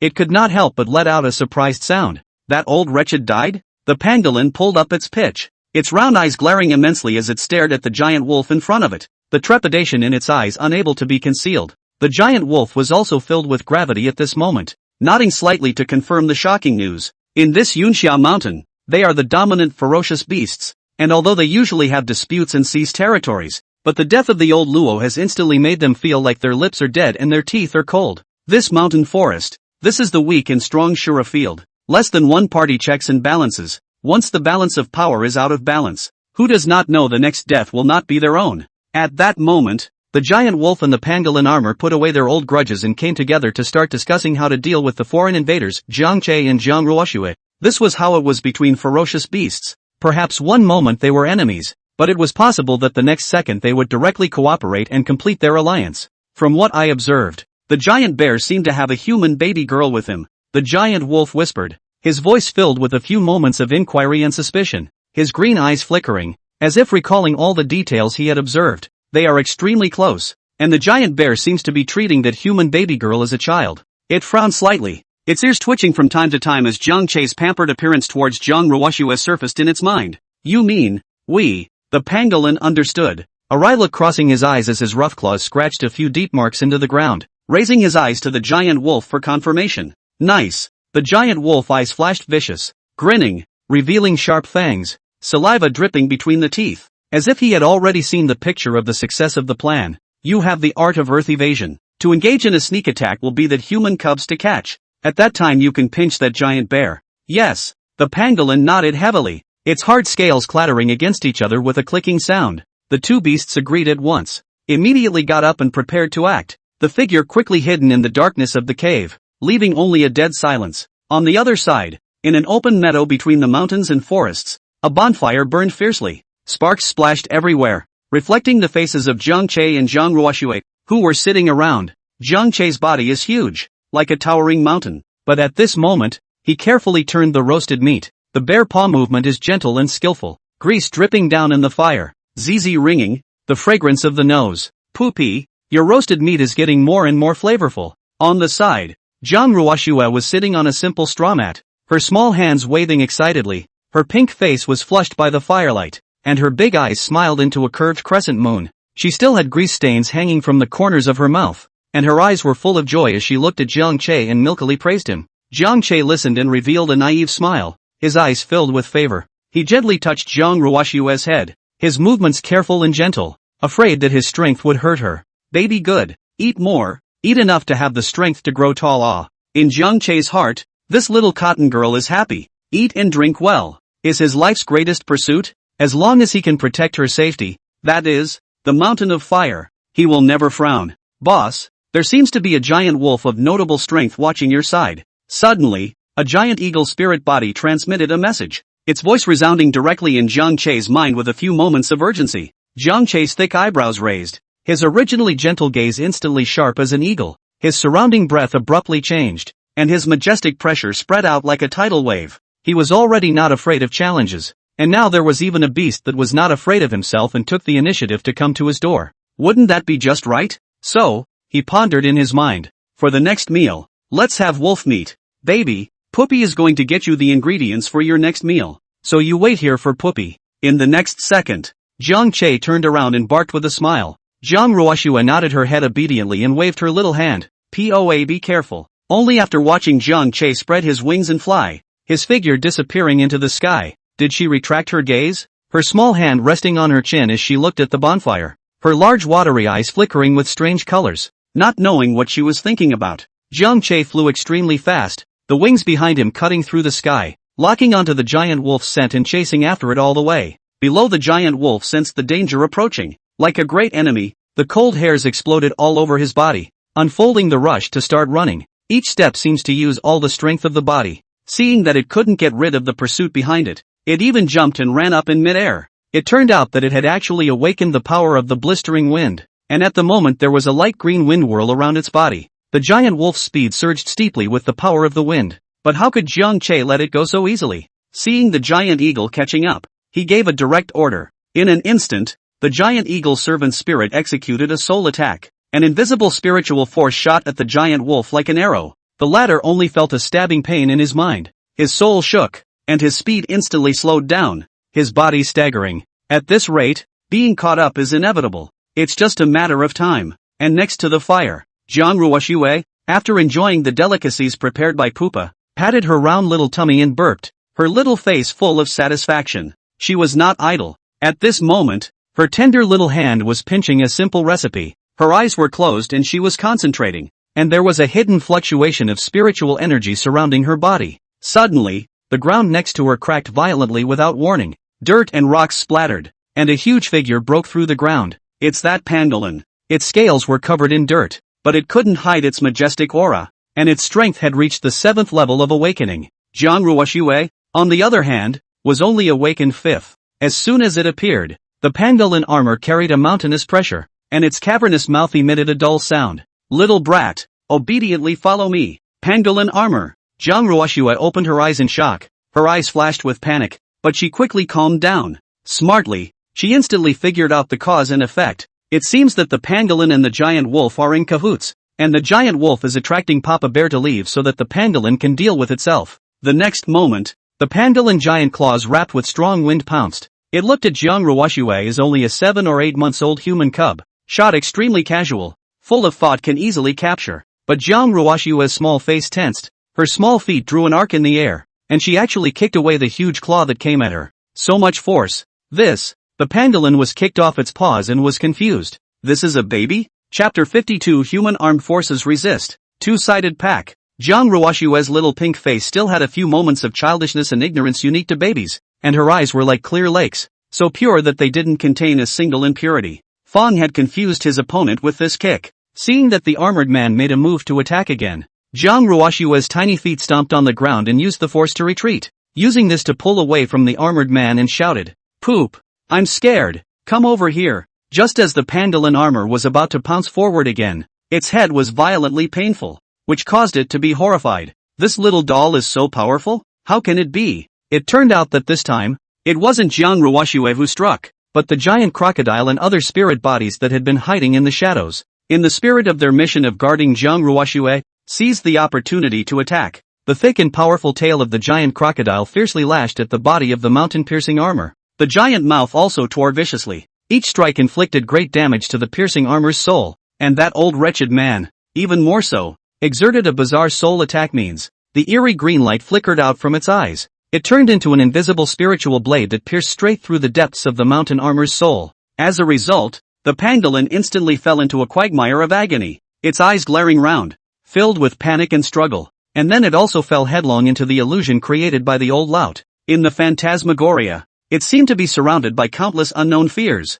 at times frantically pawing the air with his claws, at other times letting out a furious roar at the emptiness, his demeanor maniacal in the extreme. At this moment, Zhang Che learned of the perilous situation on Jiang Ruoxue's side. His heart was instantly filled with anger when he heard that his precious daughter was in danger, and the burning rage almost engulfed his sanity. How dare you? How dare you strike at my daughter? A pangolin! Ha! You're about done. No one can stop me if I say so. As soon as he thought of the little guy's appearance, Zhang Che gritted his teeth and decisively gave up his pursuit of the giant wolf, his huge body violently turning around and running wildly towards Jiang Ruoxue's direction, with only one thought in his mind: to tear apart the mountain-piercing armor that dared to harm Jiang Ruoxue.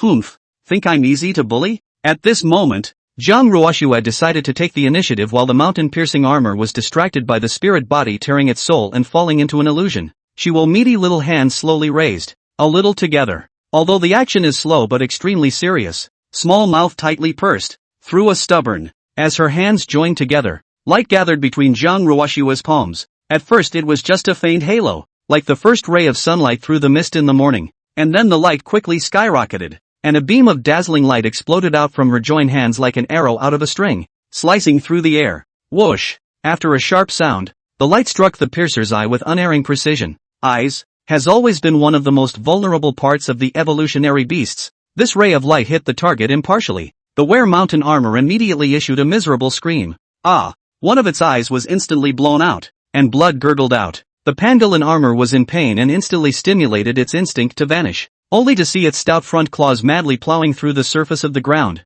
The hard soil was as soft as tofu under its claws. In the blink of an eye, a hole in the ground large enough to accommodate its massive body was plowed out, and its massive body quickly disappeared into the hole, vanishing in an instant, leaving behind only a field of broken earth and dust that filled the air. Jiang Che rushed back in a hurry, knocking off quite a few low branches along the way. Returning to the original place, seeing Jiang Ruoxue unharmed, he still anxiously inquired, "Baby, you're not hurt, are you? Where did that pangolin armor go?" "Poopy, I'm fine." Jiang Ruoxue blinked and pointed to a pit not far away and said, "It just drilled straight into the ground and ran away," not knowing where it went. Hearing these words, Jiang Che's high-hanging heart finally fell to the ground, and his tense muscles relaxed a little, but immediately afterward, a strong killing intent surged like a raging tide. It only took a few moments of simple reflection to realize that this sudden attack today had obviously been calculated. The giant wolf and the mountain-piercing armor had become his targets for certain death. Go! Full search!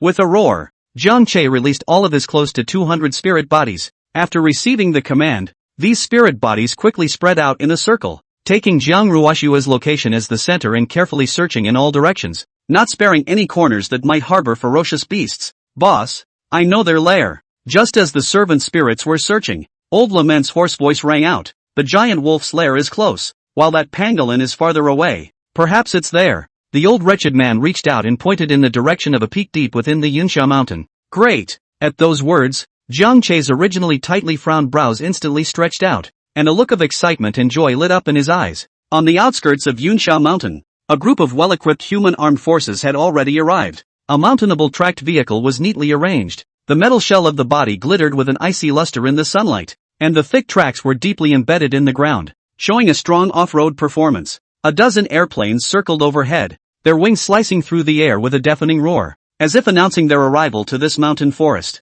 The foreign beasts are raging. For the sake of the safety and security of this area, we will first take Yunsha Mountain today. The commander at the head of the group held a walkie-talkie and had a steely look in his eyes. This time they came, obviously fully prepared. Not only have strong equipment support, but also take advantage of the Yunsha mountain surrounded by water on many sides, like a small island. Geographical advantages. They knew that if the beasts wanted to leave the mountain, there were only a few roads that they had to pass through, and on those roads, heavy defenses had already been set up, with barbed wire, traps, and sensor alarm devices. Even if this operation failed, they had full confidence in blocking the Fey beasts' counterattack. March! With the commander's order, the vast procession was like a steel torrent, steadily advancing towards the interior of Yunsha Mountain. "It's just ahead. The center of that mountain peak is where the pangolin's nest is," old Lament said to Jiang Che while running, "but that guy can vanish. Even if he finds it, he'll be able to vanish and escape. You two are capable of going into the ground." Jiang Che's gaze condensed, and he ordered on the spot for all servant spirits that could enter the ground to dive underground. Upon receiving the order, these servant spirits cast out their divine abilities, transforming into an illusory shadow of light and disappearing into the mud, only waiting for the mountain armor to show up, and then immediately launching in interception. He knew that as long as he could hold back the mountain-piercing armor for a moment, with his own strength, he would have complete certainty that he could kill it in one fell swoop. "If you dare to make a move against my precious daughter, no one will want to live." Chapter 53, Killing the Mountain-Wearing Armor. Humans surround Yunsha Mountain. In the center of the mountain peak, there was a hidden cave, its entrance half hidden by stray vines and low-hanging rocks, giving off an aura of danger. The pangolin armor and the giant wolf, the two beasts were converging here at the moment. A tense and depressing atmosphere filled the cave, and in the dim light, only their slightly distressed figures could be seen. The pangolin armor's scales, which were originally as hard as armor, were stained with spots of blood, and one of its eyes had gone blind. Wisps of blood still remained in the empty sockets, and the appearance was gruesome. It was huddled in a corner of the cave, its ragged breathing echoing inside the cave, each gasp accompanied by a slight tremor in its body. Obviously the previous encounter had left it greatly wounded. For his part, the giant wolf paced back and forth in the cave anxiously, his green eyes flashing with unease and doubt. "You said that you suffered a vision?" The giant wolf stopped and turned his head to look at the pangolin. The pangolin nodded weakly, his voice raspy. "Well, after the little human cub escaped, I got a sudden headache. Immediately after that, visions appeared before my eyes, and all kinds of horrible and absurd scenes came and went. And then after that," its voice came to an abrupt end, as if it still had palpitations at the memory of that terrible scene. The giant wolf frowned and murmured in a low voice, "Isn't this the ability of Old Lame? The two beasts glanced at each other, layers of doubt flooding their hearts. They couldn't figure out why Old Lame would intervene in this matter. At this moment, they were still completely unaware that Jiang Che was already on his way here. On the outskirts of the mountain peak, the spirit bodies under Jiang Che's command scattered like ghosts, and with their current state of being, they penetrated into the earth and rocks, quietly weaving an invisible encirclement. Boss, I found them. On the outer side of the mountain peak, Jiang Che received the message from the summoning spirit, and immediately slapped his thick bare paw hard on the tree trunk beside him. All hands on alert. Don't let them slip away. I'm going to take care of them myself. He adjusted his stance and prepared to charge straight into the hole. Rumble. However, just at this moment, a loud rumbling sound suddenly came from the sky not far away. These loud bangs were clearly the sound of artillery fire. Jiang Che's gaze condensed as he looked in the direction the voice came from, his heart screaming, I didn't expect the human forces to attack at this time. The giant wolf and the mountain armor that were in the middle of the mountain peaks also similarly felt the violent vibrations of the ground. The impact went straight up from the soles of their feet and emboldened them. The two guys didn't dare to have the slightest delay, and quickly scurried out of the cave entrance in a vain attempt to escape from this dangerous place. But as soon as they showed their heads, they were greeted by Jiang Che's palm wrapped in anger and power. At this moment, Jiang Che leapt high into the air, his huge body arcing through the air like a small mountain pressing down on it, his bare paw taking the lead with the sound of whistling winds to slam into the mountain wearing armor. Bang! The Pandalin armor was unable to dodge and was hit heavily by this palm, instantly cracking its scales and splattering blood. It let out a hiss of pain, and its body rolled over on the ground several times before it could barely stabilize itself. Seeing this, the giant wolf was keenly aware that something was wrong, and its figure flickered into a black lightning bolt as it turned around and skipped. Roar! How could Jiang Che let them go so easily? Only to hear him roar and pounce on the Pandalin. He had long since turned on his berserking and Vajra transformation, and now his muscles were soaring, and a layer of hard horny layer emerged on the surface of his skin, as if he had put on a layer of golden battle armor, exuding a chilling pressure. At this moment, Jiang Che waved his bare paws that were as sharp as knives, and every palm that fell left a deep wound on the wearer's body. Although the latter struggled desperately, he was unable to withstand this crazy attack from Jiang Che, and soon his breath was dying and he was defeated. It tried to escape, but as soon as it performed the art of hiding, the spirits lurking underground swarmed up, either pulling its limbs, or interfering with its manipulation of the soil, hard interrupting its means of escape. Rumble! The roar of the airplane in the sky became more and more ear-piercing, seemingly issuing a warning to Jiang Che, but at this moment, he had already killed his eyes. Full of the obsession of revenge, how could he care about so much, and continued to fight fiercely with the Pandalin in the smoke. The reconnaissance aircraft hovered high in the sky, its lens firmly locked onto the battlefield below, recording the bloody scene of Jiang Che fighting the mountain armor in its entirety. This is a ferocious beast fight? The human commander sat in his command vehicle, staring intently at the giant bear on the screen that had killed the Pandalin, a flash of surprise and determination in his eyes. This is a good opportunity. Fire! As it turned out, through their previous intelligence analysis, they guessed that this giant bear could possibly be the one that had fought with the giant crocodile before, and knew its power well, and now that they saw it show up, they wanted to take advantage of this good opportunity to eliminate it in one fell swoop. Soon, several cannonballs wrapped in smoke and fire, whistling towards Jiang Che. Noticing the approaching danger, Jiang Che was not panicked, as he directly put the body of the Pandalin armor into the mixed space. At the same time, the Pandalin's spirit body floated out from its shell with a few moments of ignorance and unwillingness, and before it could react, it was enslaved by Jiang Che, who then obediently followed behind him. With a flash of his body, Jiang Che used the surrounding trees and rocks as cover and began to escape from this place at high speed. But the humans would not let him go easily, and behind him two airplanes were in hot pursuit, with machine guns under their wings spitting fire from time to time, and bullets showering the ground like rain. Go! Seeing this, Jiang Che decisively ordered the servant spirit to attack. In the next instant, the servant spirits performed their respective magical abilities, either releasing bizarre spiritual energy to interfere with the plane's control system, or transforming into entities and rushing towards the pilot's cockpit. In the blink of an eye, the pilots of both airplanes were knocked unconscious. The plane instantly went out of control, spiraling through the air and eventually plunging headlong into the ground with a deafening explosion and flames shooting up into the sky. Jiang Che took advantage of this chaos and smoothly broke away from the humans, and in a patch of grass not far away, Jiang Ruoshua was stealthily hiding here. Her small body was enveloped by a faint layer of spiritual power halo. It was hard to notice without looking closely. Following the familiar scent, Jiang Che quickly rejoined the little one. he signaled the little one to rejoin the carrier on his back, and then with big strides, he ran towards the depths of the mountain forest, his figure gradually disappearing among the dense foliage. The giant bear has escaped. The human troops gathered around the foot of the mountain, looking at the smoky, wretched battlefield, filled with chagrin and helplessness. Several roads are all blocked and the skies are armored. A soldier frowned as he reported the situation,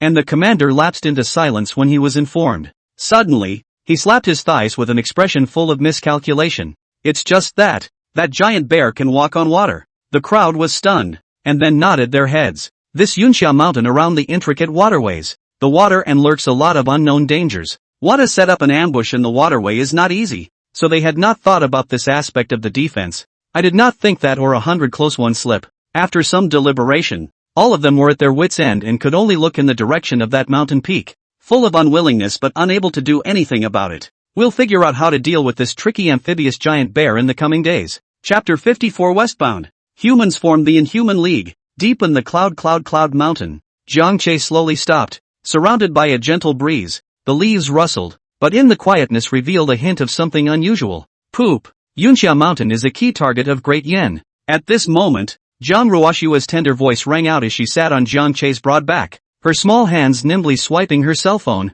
After this cleansing, some of the remaining ferocious beasts in Cloud Mountain are probably going to be relegated to being the provisioning stations for long-term experimental subjects. On the screen of his cell phone, the news screen was flashing. Suddenly, a video of the humans entering the mountain and blasting Jiang Che with artillery fire earlier came into view. In the video, Jiang Che caused the human helicopter to crash by himself, and also escaped calmly. Looks like we can't stay here for long. Hearing these words, Jiang Che secretly pondered in his heart. He had long been familiar with the terrain of Yunxia Mountain, and the layout of the multiple sides surrounded by water became a natural barrier for humans to encircle the ferocious beasts. However, Jiang Che was able to walk both in the water and on land, or fly briefly in the air, so he wasn't too worried. Soon, Jiang Che carried Zhang Ruoshue and pressed himself down to run towards the water's edge. He looked around warily and realized that, as he had expected, there were no humans defending the water's edge. Thus, Jiang Che slowly stepped into the water, and as the talent, Water Elf, unfolded, his huge body was like a fish in water, and he easily swam away from the range of Yunxia Mountain. Zhang Ruoshue guided the direction on Jiang Che's back and smiled as she opened her mouth. POA. On the southeast side, the control is stronger. It seems like we need to change places. Look at the map. Disembarking from the water, droplets of water slid down Jiang Che's fur, splashing a small splash on the ground. Subsequently he shook himself and responded calmly. The little guy gazed at the map in his cell phone, his eyes shining brightly, and with a hint of excitement, he said, I think, let's go to that Shu land first. The Shu land has rolling hills, steep and treacherous mountains, and in today's situation where the conflict between human beings and foreign beasts is becoming more and more acute, and the defense against foreign beasts is constantly being strengthened, it is still an area that is difficult for human beings to have full control over for the time being. It's a good place to be, she thought. Yes. Without thinking about it, Jiang Che directly agreed, and then the father and daughter sped towards the west. The Yunxia Mountain at this time, however, was in a state of chaos and smoke. A deafening roar continued to reverberate through the valley as a series of gunshots were fired. In the mountains and forests, the few land routes that could enter and exit Yunxia Mountain had been blocked by humans in a tight blockade. The ferocious beasts that had been living peacefully in the mountains were terrified by this sudden attack, and they ran in all directions with fear and confusion in their eyes. Some ferocious beasts broke through the blockade, but just as they reached the intersection, they were forced back by the intense bullets. Quick! Stop that giant wolf! A shout cut through the air. That giant wolf that had once managed to escape under Jiang Che's hands was currently trying to escape from the air. Its figure arced across the sky, moving as stealthily as it could, only to be detected at last by the humans' keen detection equipment. In an instant, countless artillery fire whistled toward it like rain. The giant wolf dodged left and right in the air. It was extremely fast, but the amount of artillery fire was too much. A shell exploded around it, and the powerful impact sent it tumbling through the air a few times, nearly falling. Immediately afterward, another batch of artillery fire followed. Not only that, but the humans had sent out a large number of altered beings. These exalts exerted their unique exotic abilities, releasing a stream of ice, vines, and even light, using this to block the giant wolf's footsteps. After a few encounters, the human discovered that this giant wolf's defense ability was far from that of the original giant crocodile. The giant crocodile's hard as iron outer skin could almost withstand most attacks, while the giant wolf was agile, but its fur was quickly torn apart under the dual attacks of the artillery and the shifters. Its body was injured in many places, blood continuously gushing out from the wounds, and its flight became increasingly difficult, staggering as if it would fall at any time. In the end, the giant wolf was exhausted by the heavy human siege. It still had a hint of stubbornness in its eyes, but its body could no longer support it. Alive! Such a giant wolf would be of infinite value if it could enter the research lab. As a result, the humans stopped their deadly attacks and turned to various control weapons and psychic powers. A huge energy net covered towards the giant wolf. The giant wolf struggled, but was wrapped tighter and tighter by the net, and there were also psychic control type of psychic abilities exerted by the alien, constantly weakening the giant wolf's will to resist. After a struggle, the giant wolf was finally knocked unconscious and captured alive, and was quickly transported to the secret lab. After analyzing and experimenting, they found a special genetic factor in the giant wolf. This genetic factor seems to have a close connection with aura revival, and it can stimulate the potential energy in living organisms. So, the research team started to try to refine this gene factor and blend it with some other precious herbal extracts and special minerals. Finally, after 2 days and 2 nights of unremitting efforts, a potion emitting a ghostly blue light was successfully refined. When this agent was injected into the experiment, a miracle happened. The experiment's originally ordinary body began to emit a powerful aura, its muscles rapidly expanding and its strength dramatically increasing in a short period of time. A group of white coats nervously guarded the outside of the reinforced glass, staring at the various data changes of the experimental subjects. When everything stabilized, an experimenter looked at the data and exclaimed,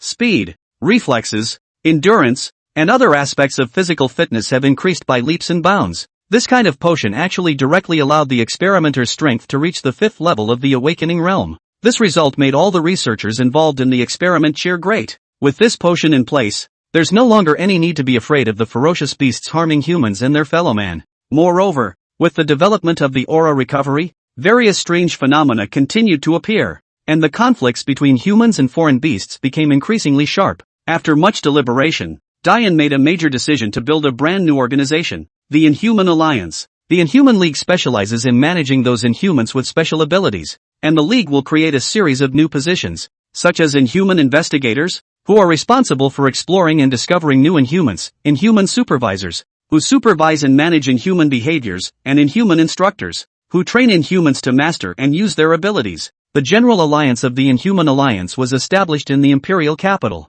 where the elite talents and powerful power resources of all parties would be gathered. In each region, sub-alliances will also be constructed according to the actual situation, forming a large and tight Inhuman management network to ensure the stability and security of human society. Poopy, it's here! Jiang Che and his father and daughter had traveled a long distance, finally crossing the land of the 100 Yu and arriving at the land of Shu in the southwestern corner of Great Yen. The mountains here are extremely complex, with towering peaks, deep and treacherous valleys, and cloudy mountains, as if a combination of fairyland and labyrinth. Human airplanes circled the sky, trying to penetrate the layers of clouds and fog to probe the mountains, but always to no avail. Demon God, I hope you're hiding in Shu. At this moment, Jiang Ruoxue clasped her hands together and prayed silently in her heart. Boss, there are some monkeys watching your side. Suddenly, Jiang Che received a servant spirit transmission. He raised his head alertly, only to see a few monkeys chattering on a branch not far away, their eyes darting around as if they were passing on some kind of message.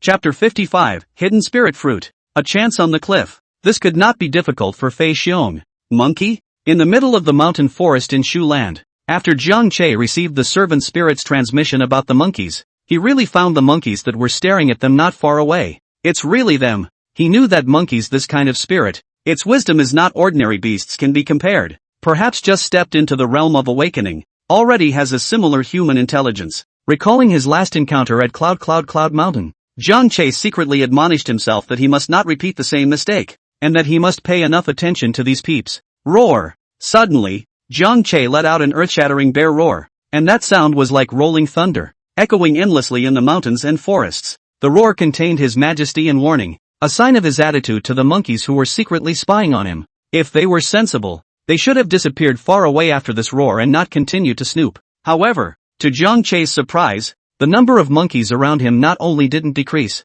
but instead, they came like a tidal wave, increasing more and more. The few monkeys that were originally only vaguely visible on the branches of the nearby trees, at this moment, they were actually appearing 100 meters away, and seemed to be even more boldly approaching towards Jiang Che's location. Seeing this scene, a trace of anger flashed through Jiang Che's eyes. The behavior of these monkeys was undoubtedly provoking his bottom line. It seems that you won't know what's great until you're given a little bit of bitterness to taste. He crouched down slightly, his muscles tensed, ready to attack at any moment. Just as Jiang Che was about to strike, a monkey that was clearly much larger than the others slowly appeared. This monkey's fur is glossy, and there is a wit and cunning in its eyes. It stood on a thick branch and locked eyes with Jiang Che, then spat out human words and asked, "You're from somewhere else, aren't you?" The giant bear has good strength, so it's no wonder the children have their eyes on you. Upon hearing this, Jiang Che slightly froze, then gently nodded. Not bad. He was not too surprised in his mind that this monkey was able to speak human language. After all, in this era of aura revival and mutation of all things, many extraordinary things had become commonplace. I remember you. You should be the giant bear that once appeared in many places in the Taishu Mountain and the Yunxia Mountain. On the opposite side, the Monkey King slowly spoke. You are a very powerful existence. Jiang Che secretly pondered in his heart. This monkey is so well informed. I think he must also have mastered communication tools belonging to humans. Otherwise, the transmission of information between ferocious beasts wouldn't be so swift. This Monkey King should be the famous Phantom Monkey King of Shu. Zhang Ruoxua sat on Jiang Che's back, her gaze fixed on the Monkey King as she murmured in a small voice. Deep in her memory, the Marsh Monkey King was a tragedy. The Monkey King of Shu, also known as the Phantom Monkey King, its strength was quite impressive, and its unique technique of splitting into different bodies had made it even more famous among the Fey Beasts groups in Shu. However, in order to shelter its own pack, it resolutely chose to fight hard against another powerful Beast King. Even though it exerted all its strength and dodged fatal attacks many times by virtue of its diversionary techniques, it ultimately fell unfortunately due to the gap in strength. If it wasn't for the sake of guarding the pack, with its ability, it shouldn't have been difficult to escape the pursuit. Bear King, we mean no harm. The attitude of the Monkey King was very sincere. It nodded slightly and explained to Jiang Che the reason why the monkeys were gathering. But this is the perennial residence of my tribe, and it is inevitable that an alien tribe will suddenly come so. Looking at the Monkey King, the anger in Jiang Che's heart gradually subsided. He slowly stood up, his massive frame making the surrounding trees seem much shorter. Don't worry, I have no appetite for humanoid creatures, either. It was indeed true of him. I believe you. The Monkey King looked at Jiang Che with a deep gaze, and there seemed to be a different kind of deep meaning in his eyes. Afterward, it turned to the monkeys and let out a sharp cry, and the monkeys quickly dispersed after hearing the Monkey King's command and disappeared into the surrounding woods, leaving behind only a clear and quiet place for Jiang Che's father and daughter. And Jiang Che didn't stay too much in the same place because the little one had her own plans. She wanted to go to the southwestern direction. Thus, Jiang Che carried Zhang Ruoxua on his back and slowly traveled in the southwest direction. An hour later, they finally broke away from the monkey's territory and entered another area. The time should be in time. After dark tonight, an innate spirit fruit will be born in Shu, and there will be a big fight at that time. Zhang Ruoxua secretly calculated in her heart. In the legends of Shu, there was once a beast king, the White Crane King, who relied on this innate spirit fruit to quickly rise to power and become an overlord. That innate spirit fruit, called the hidden spirit fruit, was extremely magical in its efficacy, and after taking it, it was able to allow creatures to enter a state of illusory invisibility at any time. It is extremely effective whether used to sneak up on an enemy or to escape in a moment of danger. Even, its effect was much more powerful than the effect of the secret stealth technique Zhang Ruoxua had mastered. At this time, it was getting late, and Jiang Che's father and daughter stopped at an open space, preparing to barbecue and eat in place to replenish their strength. He skillfully gathered some dried branches and leaves from the surrounding area, and with a light touch of his palm, the lightning blast created sparks and lit the campfire. Using the power of the Thunder Dollar fruit to make a fire seemed to work quite well. Before long, the aroma of food filled the air as father and daughter enjoyed this rare moment of peace. A strange and tantalizing aroma came slowly after dark. Instantly, Jiang Che became alert, knowing that this was the sign of a treasure appearing in the world. Servant spirit, go ahead and scout. After giving the order, he let Zhang Ruoxua climb onto his back, then spread his huge wings and flew towards the direction where the aroma came from. After flying for 100 miles, Jiang Che finally spotted an abnormality on a broken cliff face. Only on the steep cliff face, there was a horizontal tree with a winding trunk, as if it was a work of art specially created by nature. And on that tree, there was a fruit that was emitting an ethereal light. In this kind of treacherous terrain, ordinary beasts want to get close to it is as difficult as heaven. They can only stand at the top or bottom of the cliff and watch from afar. After all, if they miss a step, they will be shattered into pieces and fall into the endless abyss. However, Jiang Che had the ability to fly. which gave him an advantage in this fight. Jiang Che flew close and hovered in the air next to this broken cliff. At this time, he found that this area had already gathered many flying birds. These flying birds were in different forms. There were feathers of gorgeous and colorful genus. There were also guys with huge figures. Their eyes were flashing with greed and desire. Obviously, they were all competitors for this spirit fruit. Jiang Che's appearance caused a small commotion. Bears can fly? Suddenly, a white crane standing at the top of the cliff let out a surprised cry. And at this moment, when it saw the giant bear flying towards it, its eyes were filled with surprise and vigilance.